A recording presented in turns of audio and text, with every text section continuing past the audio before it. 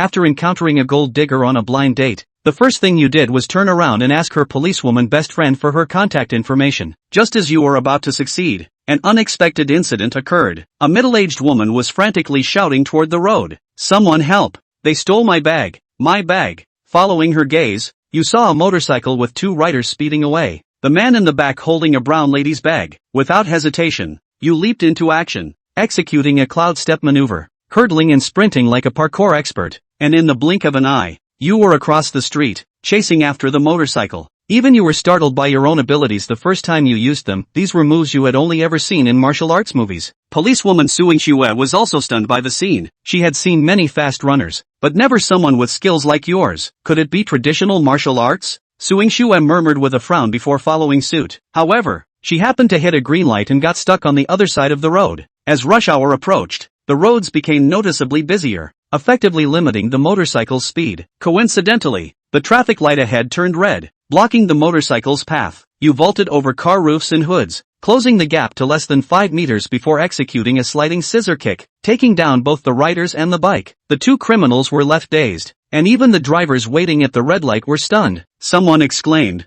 "This is just like a movie. If this gets posted online, it'll definitely go viral." The yellow-haired thug scrambled up from the ground and immediately pulled a dagger from his waistband, pointing it at you. "Kid, blades don't have eyes. I suggest you mind your own business." Normally in such situations, most good Samaritans would hesitate. Risking one's life over a bag isn't worth it. But when you turned around and saw Suing Xue rushing toward the scene, you recognized a golden opportunity to impress her. How could you let it slip? You stepped forward swiftly, your fingers coiling around the thug's knife-wielding wrist like agile vines. With a slight flick, seemingly effortless, the thug let out a sharp cry as the dagger clattered to the ground. Then, you slapped him across the face. "Do blades have eyes now?" 5 crimson finger marks immediately bloomed on his cheek, leaving him dazed and barely registering your words. You slapped him again with the back of your hand. "I asked if blades have eyes?" Alternating slaps left and right, the thug's cheeks swelled symmetrically until he finally snapped back to reality and frantically nodded. Yes, they do." The other robber, a heavy-set man, saw the tide turning and tried to flee, but you were quicker, grabbing his hair and yanking him backward. A chorus of wails followed. "Big bro, stop.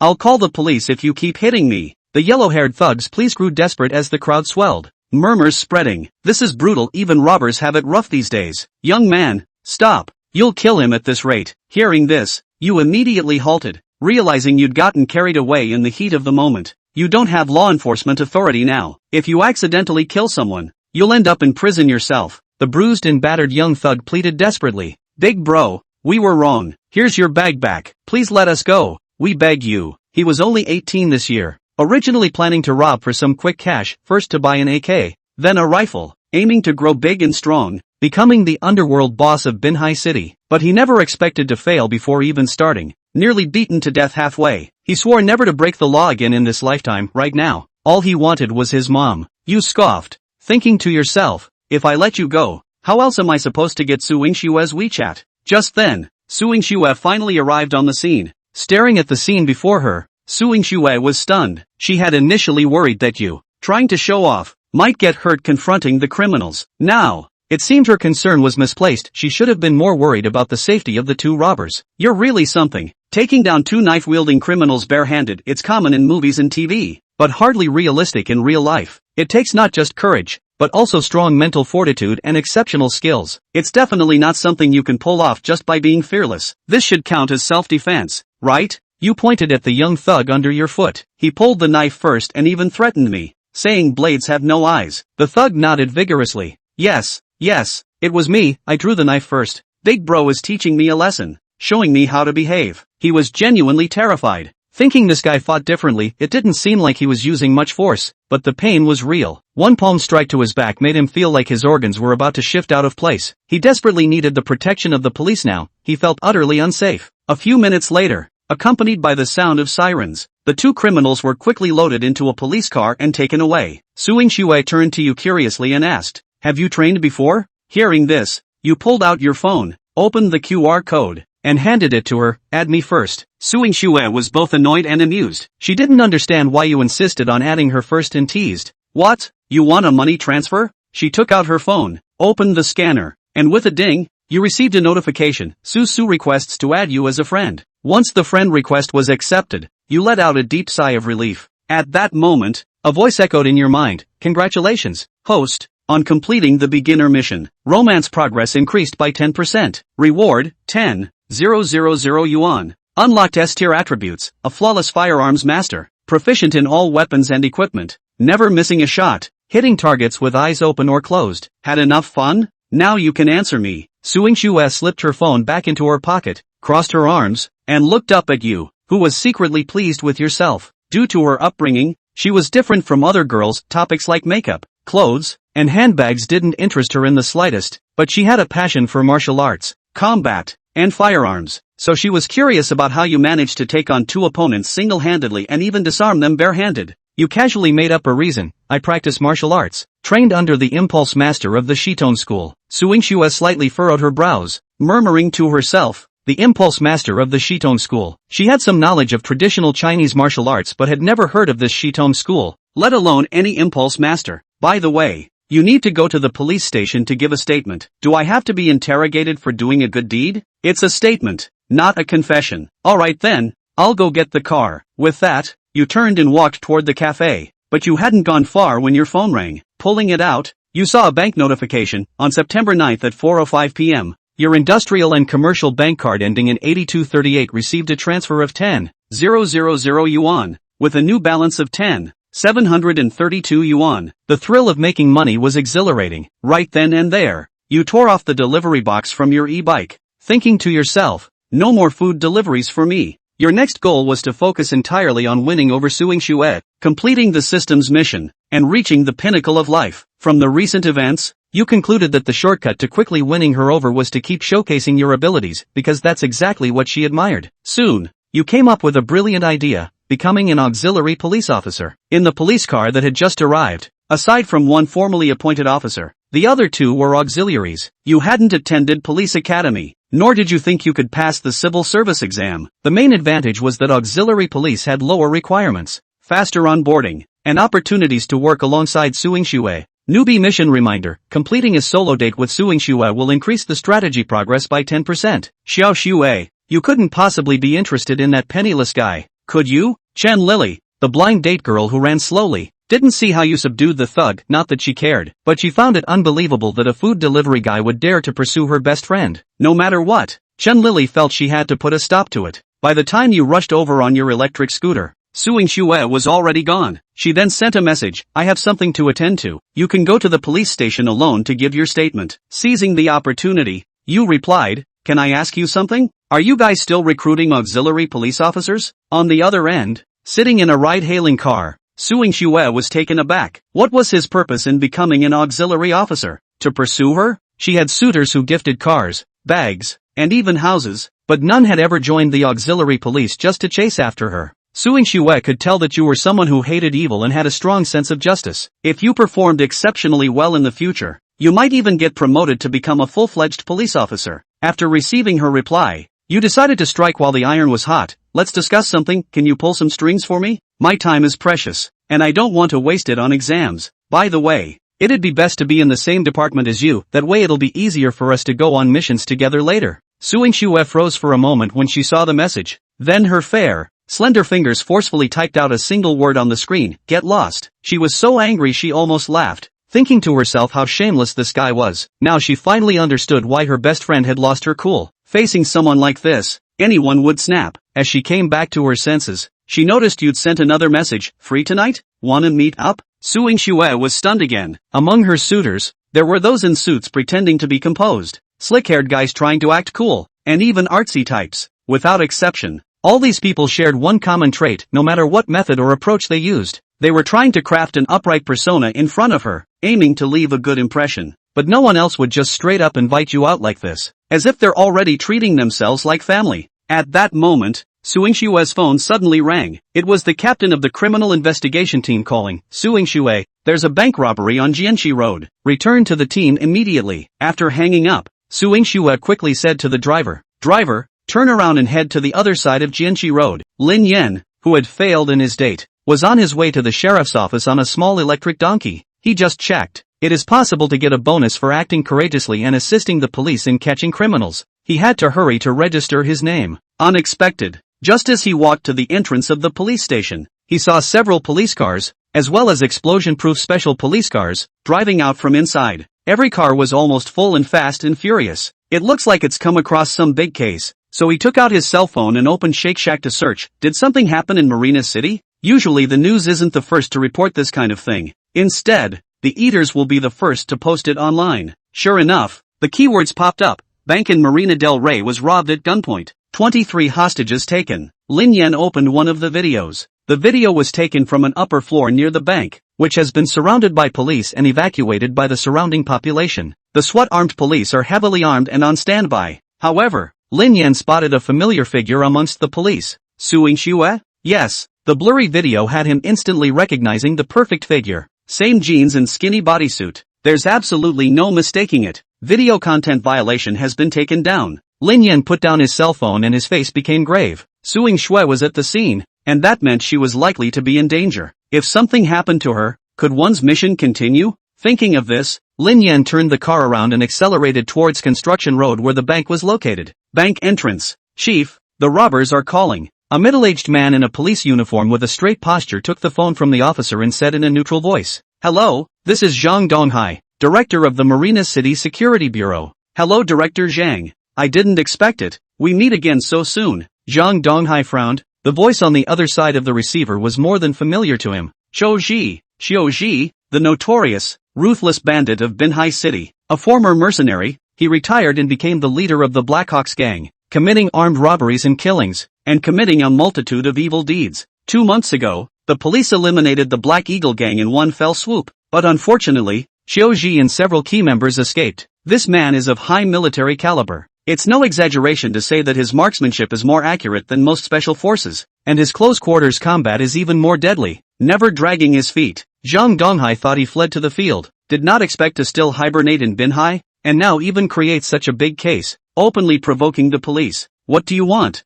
Zhang Donghai asked in a deep voice. Haha, Cho Chi laughed. "Of course I want to live. You've laid a dragnet and won't give me a chance to live, so I'll just have to figure it out on my own." Marina City has full control over him, and his only hope today is to flee abroad. The only way to have a chance of survival is to take a helicopter to the open sea and board a receiving vessel. Zhang Donghai snapped. "Xiao Ji, the only way for you to live now is to release the hostages. Put down your weapons and surrender." Xiao Ji sneered. "Director Zhang, do you think I'm a 3-year-old child? And I won't beat around the bush with you. I want a helicopter and 200 million virtual dollars. If you don't, I'll kill a hostage every half hour. If you don't believe me." The sound of a bullet being loaded came over the receiver. "I'll kill one right now and show you." The words fell. Immediately the panicked cries of the hostages came through the receiver. Zhang Donghai frowned tightly and said in a deep voice, 200 million virtual coins is not a small amount. I can't make the decision. I need to report to my superiors. He knew Xiaoji's tactics and character well, and when Xiaoji said he would kill one in half an hour,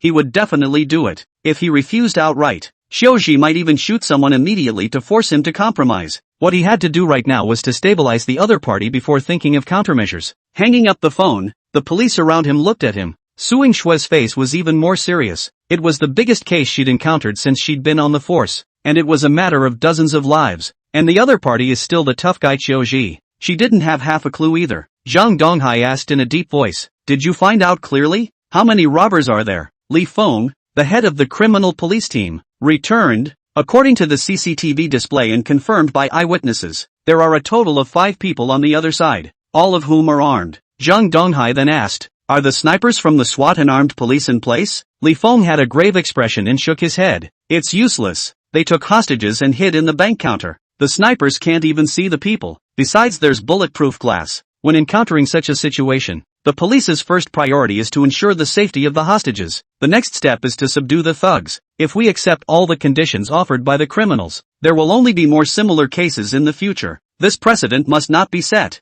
both to save the hostages, but also cannot let the criminals escape. Zhang Donghai at the moment at a loss. The pressure is enormous. The police around them also fell silent. It seems that no one can think of a better way to keep the hostages alive than to compromise. Yet just then, a Yardi miniature donkey braked to a stop just outside the cordon. "Hurry up!" The police officer in charge of the alert immediately stepped forward to remove it. Lin Yan looked towards the inside and quickly spotted Suing Xue's figure. He waved his hand and shouted, "Honey, I'm here to assist you in saving the hostages." "Wife." The gazes of the two officers looked at Suing Xue. Then they looked at each other and landed on Lin Yan. You're her husband? Chapter 5 You even dare to rob a police gun? Suing Shui heard the commotion and looked back. Lin Yan? What's he doing here? Seeing this, Huang Wenchuan, a member of the criminal police team, asked, Xiao Shui, do you recognize this person? Before Suing Shui could say anything, the police officer in charge of the alert trotted over and said, Officer Su, that man said he's your husband and is coming to assist you in rescuing the hostages. When these words came out,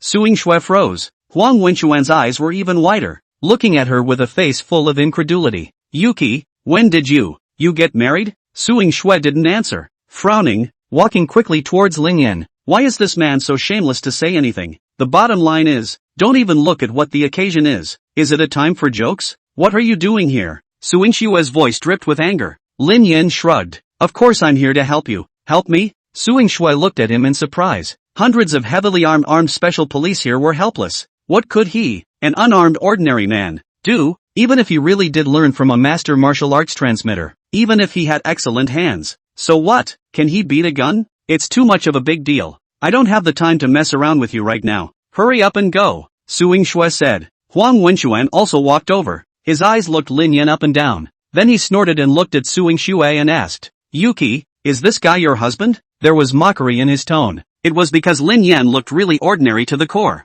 and riding a little electric donkey. For those who don't know, they think he's rushing to make a delivery. How can such a man marry a police goddess? Don't even take a piss and look at yourself. He's not my husband. Suing Shui directly denied it. It wasn't that he was afraid of Huang Wenchuan being jealous, he was just stating the facts. She had never even been in love. How could she tolerate Lin Yan impersonating her husband? If it wasn't for the situation, she would have wanted to punch this guy. It was so shameless. Hearing her reply, Huang Wenchuan's face revealed smugness as he looked at Lin Yan and snapped, Get out of here and don't make a mess or you'll be charged with obstruction. What's going on? Zhang Donghai walked over and swept his gaze at Lin Yan and asked, Director. Suing Shui was just about to open her mouth, but unexpectedly, she was interrupted by Lin Yan who interjected, Leader, I'm here to help you solve your problems. When Zhang Donghai heard this, he raised an eyebrow. Solving the problem? Lin Yan nodded. Yes, I have a way to save the hostages. On the way here, he had already thought out a countermeasure in conjunction with his abilities.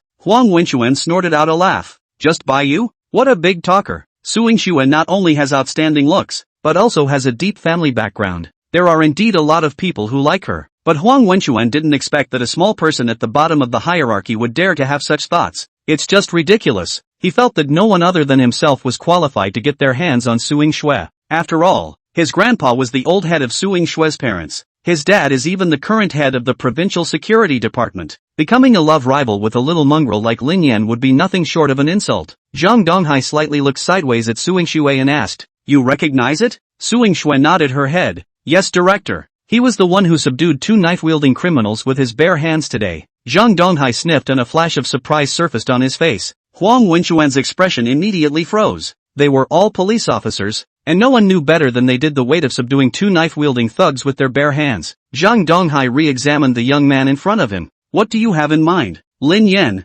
without being humble, opened his mouth and asked, Can I ask, what is the demand the robbers are making right now? He had watched police movies and knew that in such situations, the robbers would usually make some conditions to ensure that they could escape with their lives. Director, this is confidential and cannot be revealed to him. Huang Wenchuan reminded. Suing Shui retorted, Then do you have another way now? When she saw how serious Lin Yan was, the preconceived notions in her heart began to waver. After all, Lin Yan had real skills, so maybe, he could really come up with something. Huang Wenchuan was dumbfounded. Even the secretary is at his wit's end. What can he do? Zhang Donghai fell into silence. He had just reported the situation to his superiors, but after decades of being a police officer, no one knows the current situation better than he does, no matter what instructions are given by your superiors. In the end, he was needed to solve the problem. Even if we agree to Qiu Zhi's conditions, can we definitely guarantee the safety of the hostages? Make a deal with an outlaw. Expect them to keep their word? It's a pipe dream. In the end, when things go wrong,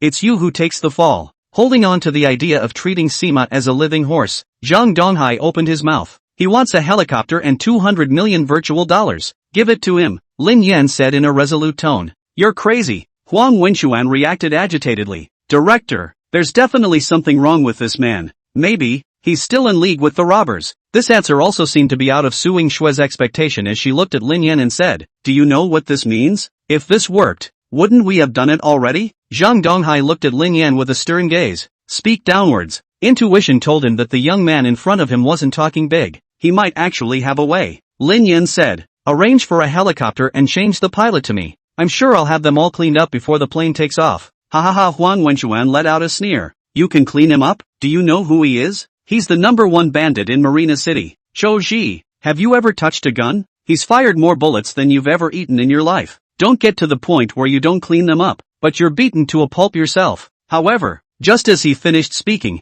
Lin Yan suddenly moved. He came to Huang Wenchuan's side in a lightning-fast manner, and reached for the holster on his waist. Huang Wenchuan was shocked. However, before he had time to react, his own sidearm had been drawn by Lin Yan. Click click click. A few crisp metallic scrapes sounded. Less than 2 seconds. The police pistol, then, had been dismantled into a bare frame. Only a blackened gun barrel remained against Huang Wenchuan's head. You're the one who talks the most. Chapter 6, the policewoman begins to fall. The scene fooled a few of the police officers in charge of guarding the area. It also looked dumbfounded at Suing Xue. Huang Wenchuan's mouth was slightly open, but he couldn't make half a sound. Zhang Donghai's frown tightened. Having touched guns for half his life, no one in the room knew better than him what had just happened in the past 2 seconds meant. The young man in front of him had an understanding of firearms that was nothing short of terrifying. No shots were fired though, and yet no one dared to doubt his marksmanship anymore. Suing Xue was shocked twice in a row within a day. The first time he grabbed a knife with his bare hands to subdue a mugger was shocking enough.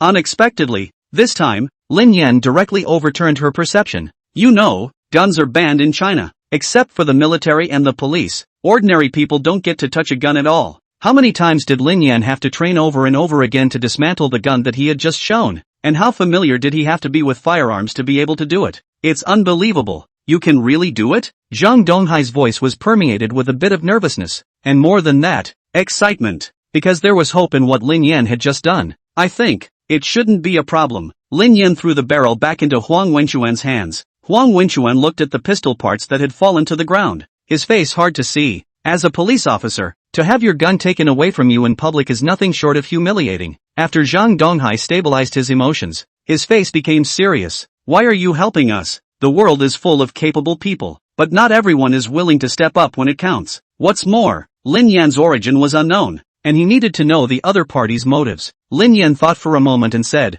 For one, I want to become an auxiliary police officer. But I don't want to take the test. He looked at Suing Xue on the side. Secondly, I wanted to ask her out, but she didn't agree. Zhang Donghai, Huang Wenchuan, Suing Xue, surrounding police officers, Suing Xue was confused. What the hell is wrong with this person to make such a request in such a serious occasion? Is he 2 brains in the wrong place? Huang Wenchuan was dumbfounded. He had never seen such a bold toad. When the director of the security bureau and so many policemen are really in front of him, he offered to YP with a policewoman in public? Eat the bear's heart and leopard's gall for food? Cough. Zhang Donghai coughed lightly twice. That, I can promise you the first condition. As for the rest, I can't make the call. Impossible. Suing Xue immediately added. Lin Yan frowned. Crooked. It's just a meal. Do you have to react so much? Suing Xue reacted. Thinking to myself, is he talking about an appointment? Not that appointment? Is it your own thinking? Her cheeks flushed slightly at the thought.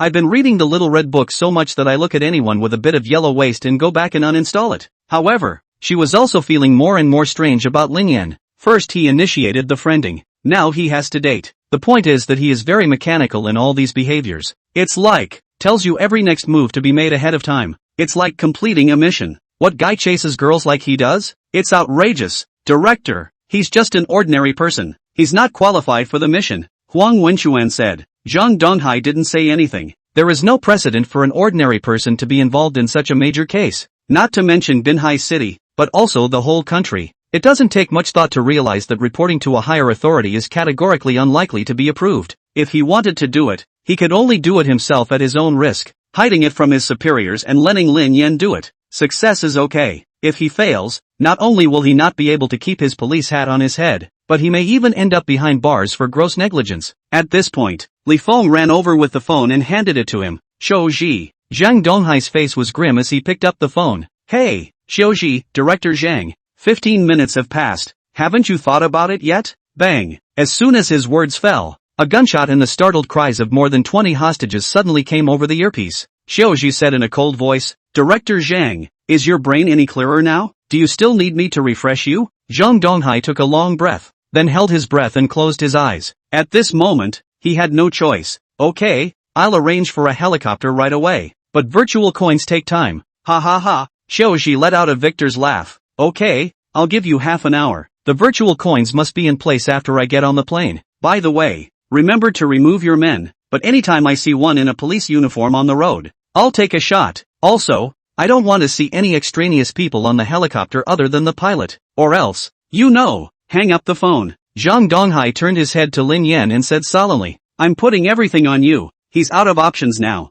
In the face of rules and human life, he could only choose to do what he knew was wrong. Responsibility. Someone always needs to take it. Chief, this is against the rules, Chief. What Huang Wenquan cared about wasn't really the rules. He just simply didn't want Lin Yan to be in the limelight. Zhang Donghai ignored it and instead gave orders towards Li Feng. Arrange for a helicopter. Yes, Chief. A few minutes later, cars to the Esplanade tarmac are ready. Lin Yan was about to get into his car when Suing Shui called out to him. Wait. Lin Yan turned around. What for? Suing Shui bit her lips tightly and hesitated for a long time before speaking. This has nothing to do with you. You don't have to fight for me. She had only just met Lin Yan today, and the other man had first greeted her and added her WeChat, then said he was going to apply for the auxiliary police, and that he was going to go on a date. Doesn't that series of events, when strung together, tell you enough? It's the police's job to catch thugs and save hostages. However, for Lin Yan, this was not his part of the job. Lin Yan snorted. Don't flatter yourself. I'm not doing this for you. Bang. He lifted his foot into the car, closed the door and rolled down the window, speaking absently. I'm doing it for me. He wasn't lying. The system told him to raid Suing Shui, and in his mind it was just a mission. And Suing Shui is like an NPC. Lin Yan did what he did just to gain the NPC's favor. Complete the quest as soon as possible, and get the reward. Nothing to do with emotions. At least not at the moment. Not to mention who they sacrificed for. He's not that noble yet. As for why you're risking your life, the main reason is that he obtained the S-rank words perfect grade gunsmith and transmission martial master. Absolute control over firearms coupled with transmission of martial arts stance. It would still be easy to face a few ordinary robbers. With absolute certainty, Lin Yan dared to volunteer to take on this task on his own initiative. Both saved people and made a merit, and also gained Suing Shui's favor. One for all. By the way, you can also complete the second mission. What's not to like? Looking at the police car that gradually drove away, Suing Shui had a complicated mood. The man is strange, terribly capable, but full of. The mouth is full of concern, but the heart is full of justice. The moment he got on the car just now, Suing Shui actually saw a hint of a lone hero's temperament. She slowly took out her cell phone, opened WeChat and tapped on Lin Yan's chat box and typed in a paragraph. Make sure you come back alive. I promise to go out with you. Things like dating paled into insignificance in the face of what Lin Yan was about to do. But what could one do now but fulfill the small request he had made? Xiao Shui. This kind of person will only show off. If the mission fails, we'll have to suffer together. Huang Wenquan looked at the direction Lin Yan left and snorted disdainfully. Immediately attracted Suing Shui's blank stare. If you're good, you're on. Huang Wenquan was dumbfounded by his dislike. Chapter 7. Welcome to the Hunt Hour. Half an hour later, the entire street on Construction Road is blocked off. The roads leading to the tarmac at Beach Road are also under full martial law. There wasn't a single car on the road, much less a pedestrian. It was as if the whole city had been pressed to pause, and the air was filled with tension and depression. Empty bank entrance. There was only one center bus with all black glass parked there. A strong-built robber wearing a black hood and black short sleeves, with an AK slung over his body, strutted out. He stood in the doorway and looked around for a week, then gestured toward the inside of the bank. Immediately after, another hooded robber, escorting several hostages with their hands tied behind their backs, came out of it and went straight to the center bus. They have a clear division of labor and a plan. No more than 2 persons are exposed to view at a time. The threat to the lives of the hostages was maintained at all times. In this way, even if there were police snipers ambushed around, they would categorically not dare to shoot. A few minutes later, all 20-odd hostages were escorted to the car. A man in a tactical suit with a rifle slung across his chest stepped out of it. He was tall, with a thin face and a predator-like ferocity in his eyes. There was a smile on his face, but it was incredibly chilling. He stood in front of the bank, tapped 2 fingers to his forehead, made a provocative gesture toward the camera, and then got into the minibus. This man is none other than the coastal bandit Xiuji. Boss, the police agreed to our conditions so dryly. There shouldn't be any fraud, right? One of the hijackers asked suspiciously as the bus headed for the Beach Road tarmac. Xiuji strangled a female bank employee and laughed. Let him try it then. As long as he's not afraid to bury these 20-odd people with him. He had already made plans to sink the helicopter once it reached the open sea. Release? These can be his life preservers. How can I put it? 10 minutes or so later, CMB arrives at the beach road tarmac. The moment. There was no sign of any police nearby, only a transport helicopter parked there. It can be seen from a distance. The helicopter's hatch was open and a man wearing sunglasses sat in the pilot's seat. Operations Command Center. A large screen with multiple cameras showed the situation around the tarmac. The crowd's breath caught as they watched the center bus come into view. Especially Zhang Donghai. He was under tremendous pressure to put Lin Yan on. So if this goes wrong, Chief, a call from the provincial office. Zhang Donghai's brows furrowed as he sniffed. Hey, this is Zhang Donghai. A growl then came from the other side of the receiver. Zhang Donghai, you really have the audacity of a dog, privately allowing an ordinary person to carry out such a major mission. Do you know what this means? It means that you abandoned the safety of the people. It means that you have departed from your beliefs and forgotten the responsibility of the people's police. Director Huang, you are right in criticizing. It was my dereliction of duty. It was me who didn't take the big picture into consideration. Zhang Donghai explained. I originally wanted to report to my superiors before taking action, but the situation was really urgent and there was no time left. Don't give me a ing reason. Now immediately tell that Lin Yan what's his name to stop moving. The tone of the opposite party was not to be questioned. Zhang Donghai gazed at the big screen and shook his head. It can't be stopped, because the center bus had pulled up next to the helicopter. Zhang Donghai, I'll remove you from your post now. The voice inside the earpiece was so loud that the entire combat command center heard it. The chief isn't crazy, is he? Letting an ordinary man rescue a hostage? Who says it isn't? That moment when he gave the order, I thought something was fishy. How could the provincial office agree to such a ridiculous decision? Alas, it's over. Bureau Chief Zhang's position is not guaranteed, and we may have to follow suit. Listening to the people on duty just now, that Lin Yan seems to have called Su Su's wife and pissed off Huang Wenxuan. This little report shouldn't be from him, right? Then why ask? That even more finished calf. His father is the director. That will not be Zhang Bureau to death. The other side. Xiaoji jumped out of the car and his sharp eyes looked around. Then he said towards one of his men, Old Four, you go check the airplane and keep an eye on him. He lifted his chin toward the driver's seat. Yes, boss. The somewhat scrawny robber held his gun and hopped into the helicopter to take a round before sitting in the passenger seat. His gun pressed against Lin Yan's head. Then the search begins. After making sure he didn't have a gun on him, he added a warning. Be honest, or I'll buy you a gun. Lin Yan held up his sunglasses and turned his head to look at him. Couldn't see his eyes through the darkened lenses. Come on, don't dawdle. Several of the robbers kicked the hostages and escorted them to the helicopter. Big brother, do me a favor and let me go. I have an old man and a young man. My family can't live without me. A middle-aged man wearing glasses begged bitterly. He knew very well in his heart that there was a vast ocean in front of him, and that once he boarded the plane, it meant that he might never come back. Off. The scar-faced robber kicked over. If you keep around, I'll shoot you. Ah. At that moment, a beautiful young woman let out a scream as her clothes were directly torn by the robbers, leaving only her underwear inside. She clasped her hands to her chest in panic and faced the robbers' lewd laughter. Panic and desperation written all over her face. At the moment, she was like a lamb to the slaughter, and the answer to exactly how she would be cooked seemed to be in her mind. She didn't want to get on the plane. Don't want to, but it was out of her hands now. The hijacker yanked her by the hair and dragged her hard to the hatch position like a chicken. Just a few minutes, all 24 hostages were taken on board the helicopter. Only Vengeance Chi was left standing outside, arrogantly making mouth and provocative gestures in a certain direction on the tarmac. The scar-faced robber suddenly frowned. The gun in the front passenger seat had been pointed at the driver motionless for a while. He bowed forward and tapped the shoulder of the robber in the passenger seat. Lao Si, don't you wander off. Keep an eye on the man. It was also at this point, the robber known as Lao Si's head suddenly drooped and the AK rifle in his hand fell. The entire person was like a collapsed statue, planting straight toward the front. Scarface was shocked, his eyes looking at the driver's seat in horror, yet he was greeted by the blackened muzzle of a gun. Bang! Without any chance to react, Scarface's brow was pierced through. Bang! Bang! Bang! 3 shots rang out at almost no interval. The few remaining robbers hadn't even had time for their brains to process the information they had received. Their eyebrows were then pierced by bullets and blood splattered. Ah! With a loud roar, the 20 or so hostages then reacted, and the cabin was instantly in chaos. Xiao Ji, who was originally victorious and standing on the tarmac madly mocking the police, suddenly changed his face the moment he heard the gunshot. Extremely high military literacy made his body subconsciously make a rolling motion, quickly dodged to the aft position for cover. His brow was furrowed deeply, his eyes occupied with gravity, for he had guessed what had just happened in the cabin in that instant. Chapter 8 Shocking the entire police system. The shots were from a police pistol. Just 4 shots. That meant that all of his own people were dead. These were his diehards,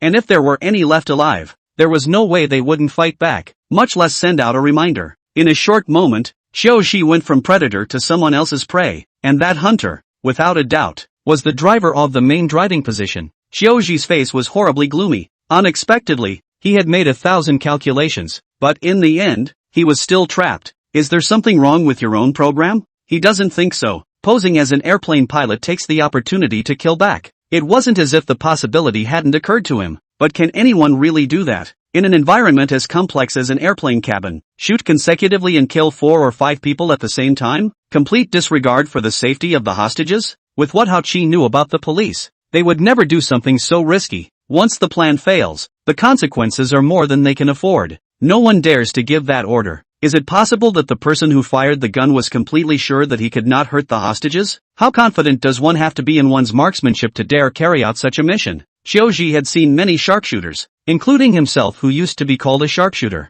He was pretty sure as well as certain that he couldn't have done it. Calming down, Xiaoxi began to analyze the situation at hand. His only hope now was to kill his opponent back and regain control of the hostages. Facing an unprecedentedly powerful enemy, even he couldn't help but start to get nervous. His palms sweating and his atmosphere not daring to breathe. Fully focused and alert, he watched every move around him. However, the cabin was too noisy for him to hear the footsteps. Lin Yan's ears twitched slightly in the cabin. There was no cover around the tarmac. That meant the only hiding place for Xiaoxi now was the tail of the airplane. He picked up the hijacker's AK and then jumped right in. No one shoots faster than he does, and no one is more accurate than him. Operations Command Center. Everyone held their breath nervously when they saw this scene. 1v5. He actually countered with 4 kills. Even the fiercest Xiaoxi seemed like a frightened kitten in his eyes at this moment, hiding in the tail of the plane, not daring to take a breath. On the contrary, Lin Yan, without any fear at all, just swaggered towards the rear of the plane, where Xiaoxi was hiding, holding his gun. Those who had just questioned him were all dumbfounded. Their eyes were filled with disbelief. Can anyone really do that, and accomplish an extreme comeback in that situation? I'll go.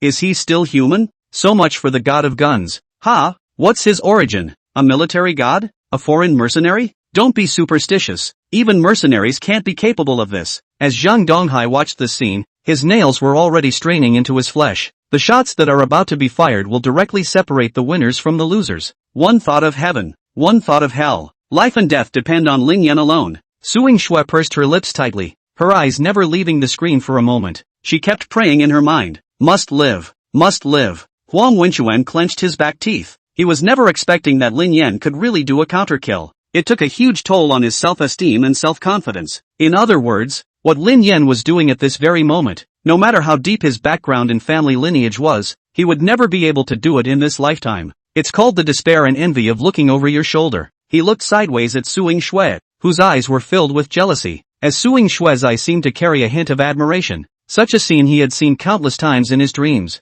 I didn't expect that it would actually happen to this person called Lin Yan. Provincial office. Nonsense. Simply nonsense. Huang Weiyong slapped his desk and roared angrily. He was never expecting that Zhang Donghai would dare to let an ordinary person intervene in such a major case, just in case the robbers get pushy and shoot a few hostages. Not only will Zhang Donghai go to jail, even he, the director, will be implicated. Just now, if it wasn't for his own son and the Marina City Interpol team calling, he would have been left in the dark. It's unbelievable. It's unbelievably lawless. Director, what do we do now? Chief of Staff Fu Yuan asked with a frown. Huang Weiyang pondered for a moment and said, hurry up and notify the Marine Police and the military, and find ways to intercept the helicopter as well. That's right. Immediately give the order to remove Zhang Donghai from his post and lock him up. Yet just then, a staff member hurriedly ran in and said, Director, the Binhai City Security Bureau just called to say that Qiu Ji has been arrested and the remaining 4 thugs were killed on the spot. Huang Weiyong and Fu Yuan looked at each other and asked in unison, where are the hostages? The staff member said, except for one man who received a gunshot wound in the leg, the rest are all fine. The words fell. Huang Weiyong fell heavily into his office chair, his face pale. He had the feeling that he had suddenly risen from hell to heaven. Bureau Chief Zhang, the provincial office side asked you to. The 2 policemen looked at Zhang Donghai with some difficulty. He nodded, then removed his own police hat and sighed. To be expected. When he finished speaking, He turned his head to look at the large screen repeating the image. Lin Yan, wearing sunglasses and carrying an AK-47, came toward the camera with more than 20 hostages. Immediately afterward, countless police cars, ambulances, surrounded him. Zhang Donghai took a long breath, then smiled. The only time I've ever sat at a gambling table by myself. The bet was won. Enough. He never wanted to gamble again in his life. Day 2. The bank robbery is barely heard of on the internet, except for local talk in Marina del Rey. The occasional video or post that appears is quickly deleted. Wang Er sisters' big stall. Lin Yan and Suing Xue sat opposite each other. She was wearing a floral dress today, her soft hair cascading over her shoulders, pale lipstick with a clean scent. Obviously, she had dressed herself up today. At this time, the table was set with a plate of steamed pork, a serving of white pork with garlic paste, and a plate of cold cucumber. No, this is what you invite me to eat on a date? Suing Xue asked, pointing at the dishes on the table. Lin Yan nodded his head as he served the rice. The general environment is bad. Saving a little is a little. Suing Xue took the rice bowl and smiled helplessly. Not that she cared what she ate. Rather, I find it strange. It was surprising that a date that Lin Yan cared so much about would take place in such a big stall. Is this a date? If you didn't know better, you'd think it was a work dinner. If you can go and apply for a bonus for me, then I'll treat you to a big meal. How about that? Lin Yan said seriously. 2 times for bravery, even if it's 10,000 a time, that's still $20,000. Not a small fortune. This is not under my control. Suing Xue picked up a piece of cucumber and stuffed it into her mouth. Don't say,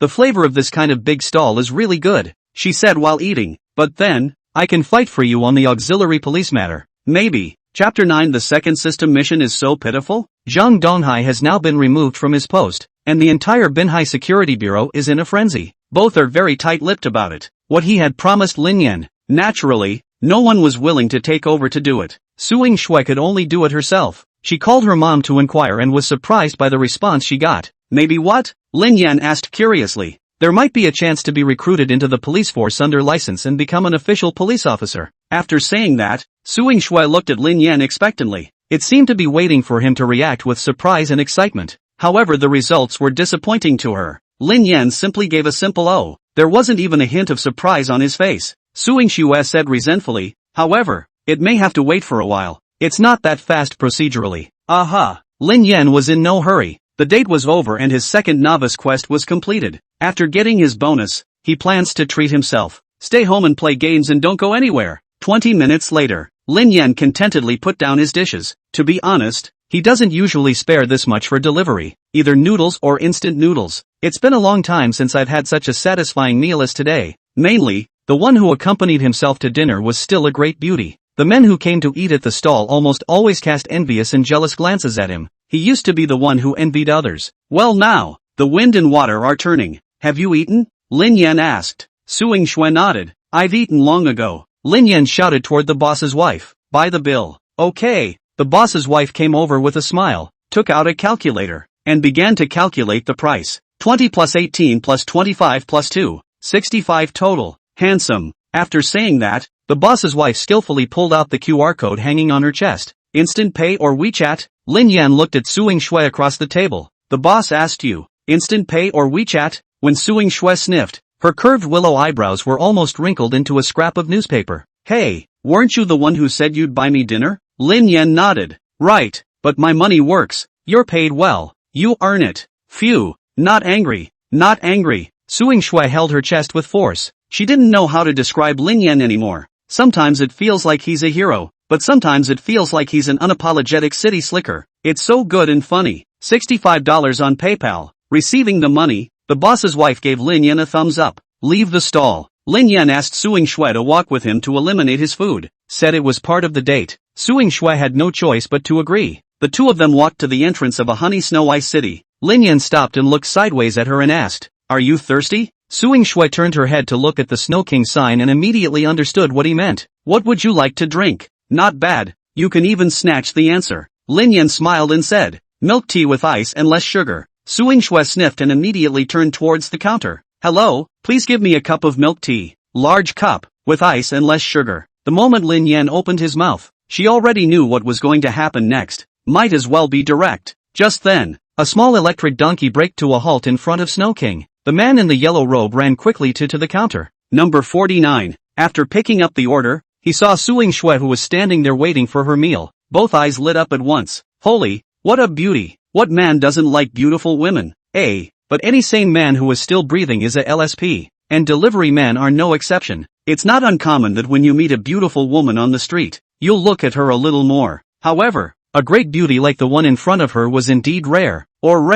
Chen Fan looked at it for several seconds before leaving the counter with a fondness for it. A goddess like this, no matter how beautiful she was, he could only have an eyeful. Then he cursed in his heart. RNM, all the good cabbages have been swept away by pigs. He had just put the milk tea in the takeout box and got on the little electric donkey when he spotted a familiar figure. Lin Yan? Lin Yan turned his head and his eyes lit up. Ha, fancy, two people together in the coastal city delivery, but also rented in the same neighborhood. Usually a good relationship. Chen Fan asked curiously, how the hell do you have the leisure to hang around here today? Aren't you going to work? After he finished speaking, his gaze went to the beautiful woman in front of the counter, and a meaningful smile pulled out on his face as he took a step and jumped in front of Lin Yan, raising his hand in a quiet gesture. Are you boys looking at pretty girls here? Lin Yan glanced back at Suing Shui and thought, do I even need to look? Chen Fan continued, TSK, tisk this body, real skin, and that face, more than a star still top. Look at a glance less. Lin Yan said faintly, is it that good? It's just SOSO. Chen Fan cut out, don't even pretend in front of me. With that, he sighed, if only I had a girlfriend, I'd break my ribs and make soup for her. Lin Yan raised his eyebrows, patted his shoulder and said in a serious tone, young man, have some ambition, okay? Can't a man be tough and not be a lickspittle? Chen Fan rolled his eyes. I don't believe it. In your place, you won't lick it? Just then, Suing Shui walked over carrying milk tea and reached out to Lin Yan. Here, add ice and less sugar. Chen Fan turned his head in surprise. The moment he saw Suing Shui, he was confused. There was a 3-second hesitation. His eyes quickly switched back and forth between Lin Yan and Suing Shui. No, Gorman child. Lin Yan didn't take the milk tea, but said faintly, plug it in. Suing Shui sniffed and grunted, taking out a straw from the bag and inserting it before handing it over again. Lin Yan had made such a great achievement. Even if he had some excessive demands, Suing Shui didn't want to bother with him. Just think of it as coaxing a child. So good. Lin Yan nodded with satisfaction, picked up the milk tea and took a sip, then looked at Chen Fan and introduced, this is my friend, Chen Fan. Suing Shui politely smiled and nodded, facing the greeting from the beautiful woman. Chen Fan bowed nervously and helplessly in response. Can't even speak. Let's go. Let's eat together some other day. Lin Yan patted him on the shoulder, then took Suing Shui and left. Chen Fan looked at the backs of the two. The heart is mixed. Froze there for a good 10 seconds before coming back to his senses. He wanted so badly to slap himself and tell himself that none of this was real. The ING delivery boy has such a beautiful girlfriend. It was worse than killing him. It was getting dark. Suing Shui accompanied Lin Yan and walked back and forth 5 times on the commercial street. Her feet were sore. It's okay to wander. The point is the man didn't buy a single thing. What are you shopping for if you don't buy anything? And shop over and over again? Fritters. Still shopping? Suing Shui finally couldn't help but speak. There were even a few hints of uniquely girlish pettiness in his tone. Don't be in a hurry. Just hang out a little longer. Lin Yan didn't want to either.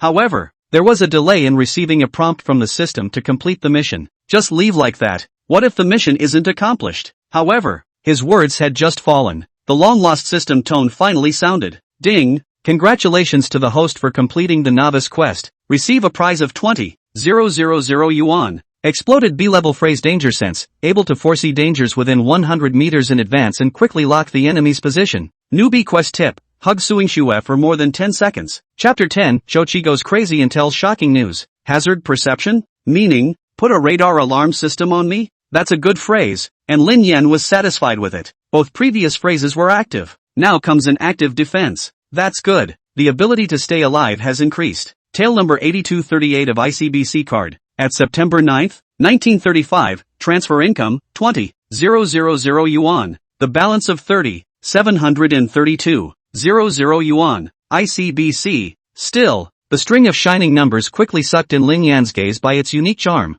$20,000. Earn $30,000 a day. If it were before, he would not even dare to think. It's cool. It's so cool. Go back and have to consume. In his excitement, Lin Yan looked to the third stage of the system's mission, hugging for more than 10 seconds. With his understanding of Suing Shui, coupled with their current relationship, it could only be said that the difficulty was not small. Suing Shui frowned slightly when she saw this. This was the second time she'd seen Lin Yan orgasm into the air. The covetous eyes, the ragged breathing, the rolling knots in his throat. If he didn't interrupt him again, Su Ying-shui was really afraid that he would do something shocking in public. It's time to finish. Lin Yan's thoughts were interrupted and he looked at her sideways, immediately reacting and spreading his hands in regret. I was all the way to the door, but unfortunately you scared me back. Su Ying-shui gave him a contemptuous blank look. By the way, aren't you a people's policeman? Lin Yan asked again. Yes. Su Ying-shui's rhetorical eyes met his. Lin Yan said in a serious manner. Isn't it your duty to serve the people?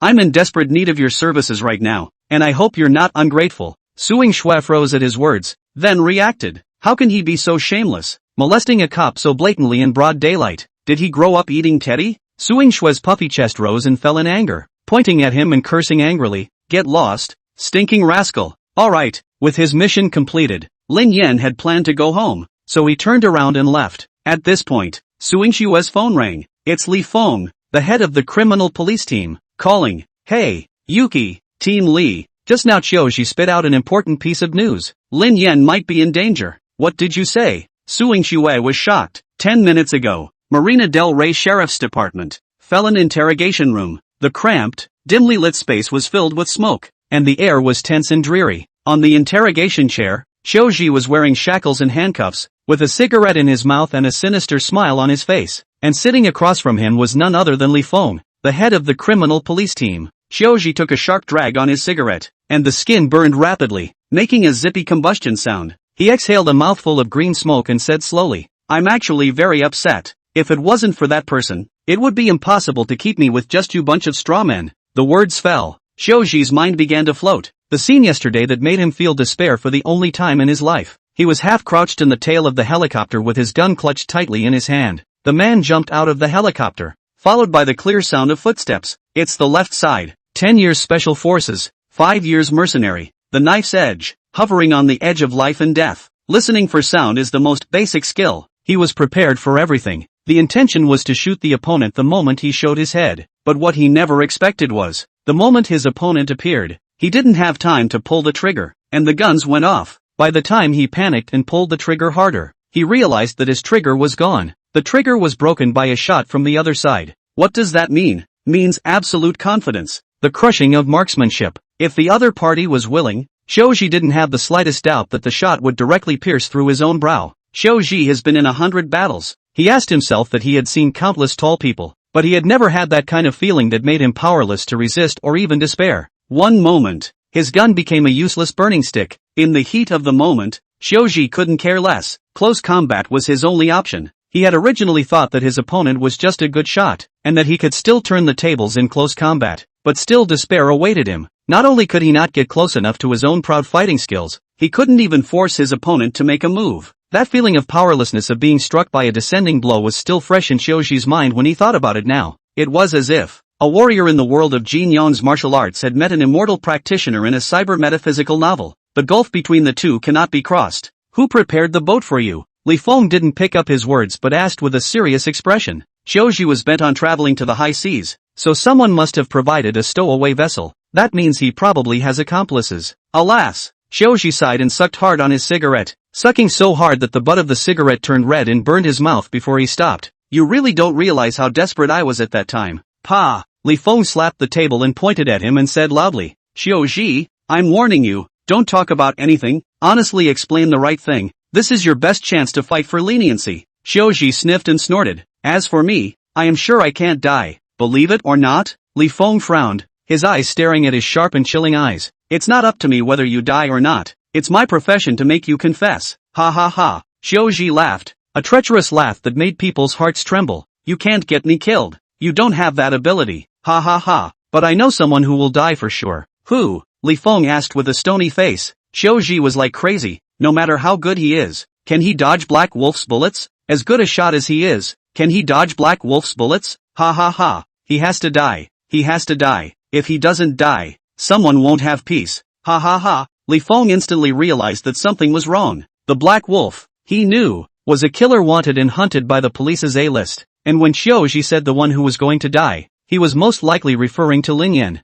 Thinking of this, he hurriedly walked out of the interrogation room and called Su Ying-shui. That's right, Qiuji said it himself, and besides, I don't see him in a state where he's making things up, so you need to tell him to pay attention. It's best if he stays in a safe place and doesn't go anywhere. Li Feng paused then said, I'll go to the leaders later and see if I can apply for police protection. Hang up the phone. Li Feng walked straight towards the deputy director's office. Zhang Donghai was removed from his post. Currently the Marina City Security Bureau is headed by Deputy Director Wang Wenxin. Knock, knock, enter. Wang Wenxin looked to be around his early 50s, with thinning hair and a figure like a door. He looked up and saw Li Feng, frowning as he asked, Any results from the interrogation? Li Feng shook his head. No, but Xiaozhi revealed that it's very likely that someone will go after Lin Yan. Wang Wenxin's face tightened at his words. Who? Li Feng said. Black Wolf. What? Wang Wenxin instantly stood up straight and said in surprise. Are you saying that Black Wolf wants to assassinate him? Chapter 11. Suing Shui after bath is tempting. Li Feng nodded. That's why I wanted to come and request police protection for Lin Yan from you. When Wang Wenxin heard this, he slowly sat down his body and shook his head after a moment of contemplation. No, Xiaozhi is now behind bars. How would he know what's going on outside? He must have been trying to use the opportunity to disrupt our security agencies and interfere with our judgment. We are determined not to be fooled. But Bureau Wang, Li Feng didn't want to give up. Xiaozhi doesn't look like he's making things up. Just now, it was the first time that Li Feng saw something like despair in the eyes of a tough guy like Xiaozhi. He seems to be very irritated. The whole thing is mentally unstable. But Xiaozhi was excited and thrilled when he said those words. It seemed to be more than a little less about wishing for Lin Yan to be killed. Instead, he was expecting Black Wolf to run into Lin Yan and kill him or not. Alright, Wang Wenxin raised his hand to interrupt. Now that so many things have happened to the bureau and manpower is desperately needed, we can't make a big deal out of Xiaozhi's words. This will just be a pointless strain. Someone wants to kill Lin Yan? Suing Shui muttered a sentence, immediately coming back to her senses, looking towards the tall and thin back that was gradually moving away, and immediately chased after him. Wait! She rushed to Lin Yan and looked up at him, gasping for air. You can't go back now for a while. I just got a call from the police force saying that someone might take a shot at you. Take a shot at me? Lin Yan pointed to the tip of his nose. He hasn't spit in the takeout or ridden Granny across the street. For one thing, he really couldn't think of anyone he would offend. Suing Shui nodded. I'm not too sure about the specifics, but the captain just said that the Black Wolf might go after you. The name Black Wolf was equally as familiar in the Lingnan province police system. Xiaozhi is in the light. Black Wolf is in the dark. 10 short years. The number of black and white people he assassinated was as many as 30, including the one-time head of the sheriff's department. He leaves a Black Wolf's head mark after each kill. That's why everyone calls him Black Wolf. This person came and went without a trace, and all means of detection and surveillance equipment seemed to be useless against him. If he wanted to, he could appear unknowingly where the target location was, carry out assassinations. Black Wolf? Lin Yan frowned slightly. Clearly the name struck him as unfamiliar. However, he suddenly remembered that when he captured Xiaozhi alive yesterday, the other party said that to him when he was taken away by the police. You're the strongest person I've ever met, but you shouldn't be wading through this mess. At first, Lin Yan didn't think anything of it. Now it seems that the implication of Xiaozhi's words is that he has become a spoiler. The interests of certain people lurking behind the scenes have been moved, so it will be removed. But Lin Yan wasn't very worried, because he had just completed the quest when the system gave a phrase, hazard perception. Within 100 meters, he could sense danger. With his stature, it was enough if he could foresee the danger in advance. But it's not 100% safe. After all, he didn't have a gun to pull off a counter-kill in the first place. As the saying goes, even the best kung fu is afraid of a chopper. In case the other party was hiding in the dark and shooting, it would be difficult for him or her to do so,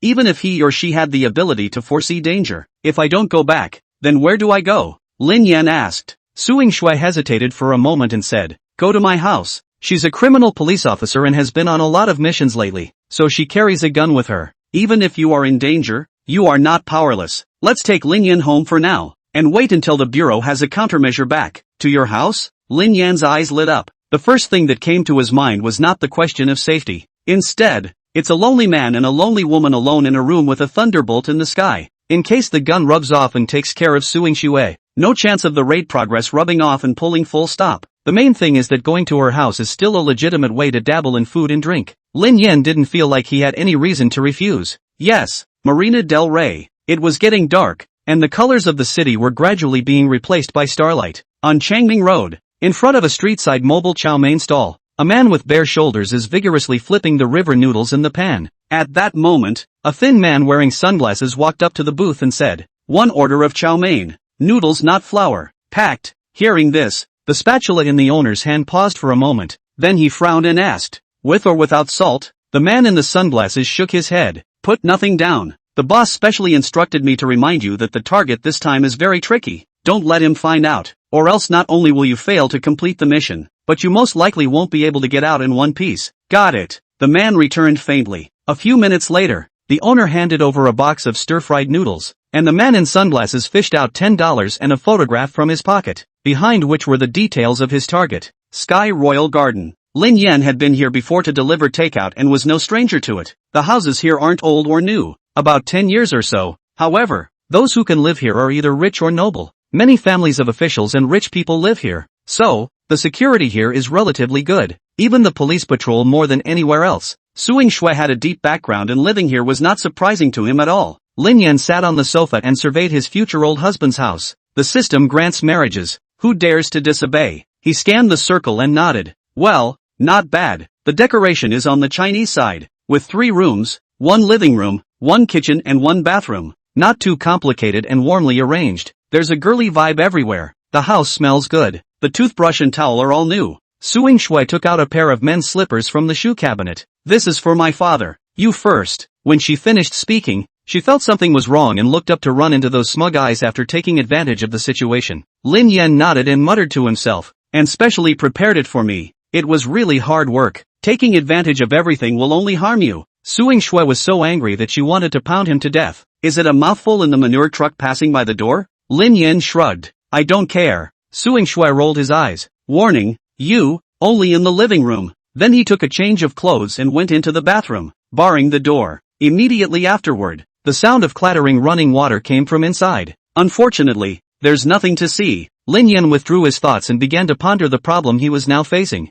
Suing Shui lives on the 15th floor. There is no building outside the living room balcony. The bedroom windows do look out onto the next building. If you stay inside all the time and don't go out, you can be safe by relying on your danger foreknowledge. Unless the opponent fires an RPG. The only problem is, you can't go out. However, now that the enemy was in the dark, and he wasn't sure if Qiuji was an alarmist, Lin Yan decided that he would observe for 2 days before saying anything. Anyway, in Suing Shui's house, there was no worry about food or drink, and there was no delay in doing the quest. No panic. 20 minutes later, Lin Yan lay on the sofa in a kudzu position, looking at the beauty who had just gotten out of the bath. The bathroom door opened and a hot breath wrapped around Suing Shui. She walked out. She was wearing a beige silk nightgown. A large portion of her snow-white skin was exposed, and her delicate collarbone and long, seductive legs exuded a fatal attraction. With her wet hair casually draped behind her head, Suing Shui at this moment showed her feminine charm to the fullest. Lin Yan felt his entire body's blood boiling as his most primal urges began to awaken. Sure enough, when you stay with a beautiful woman, either your son is sticky or your son is sticky-handed. Suing Shui was holding a bath towel in her hand, tilting her head to wipe her hair,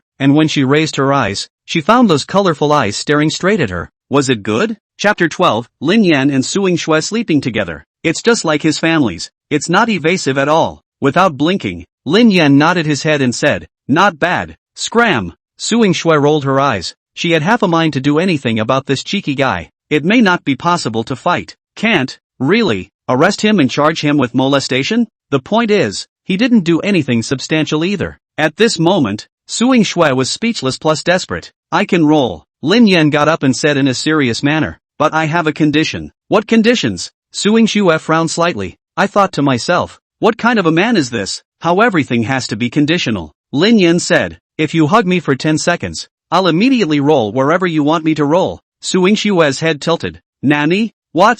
What's he talking about? A hug? And it has to be for 10 seconds? He's got a brain twisted out of Teddy's neck, doesn't he? There is a UFO coming at you southwest of you. Warning, there is a UFO coming at you southwest of you. Warning." When it was too late, Suing Shui copied the slippers under her feet and threw them at Lin Yan. Shoo! Lin Yan reacted quickly with a perfect dropkick. The slippers flew past his body, accurately hitting the Maotai wine on the mirror cabinet behind him. Clang a sound. The bottle shattered all over the place. Suing Shui shrunk her neck in fear. "That's Dad's precious wine."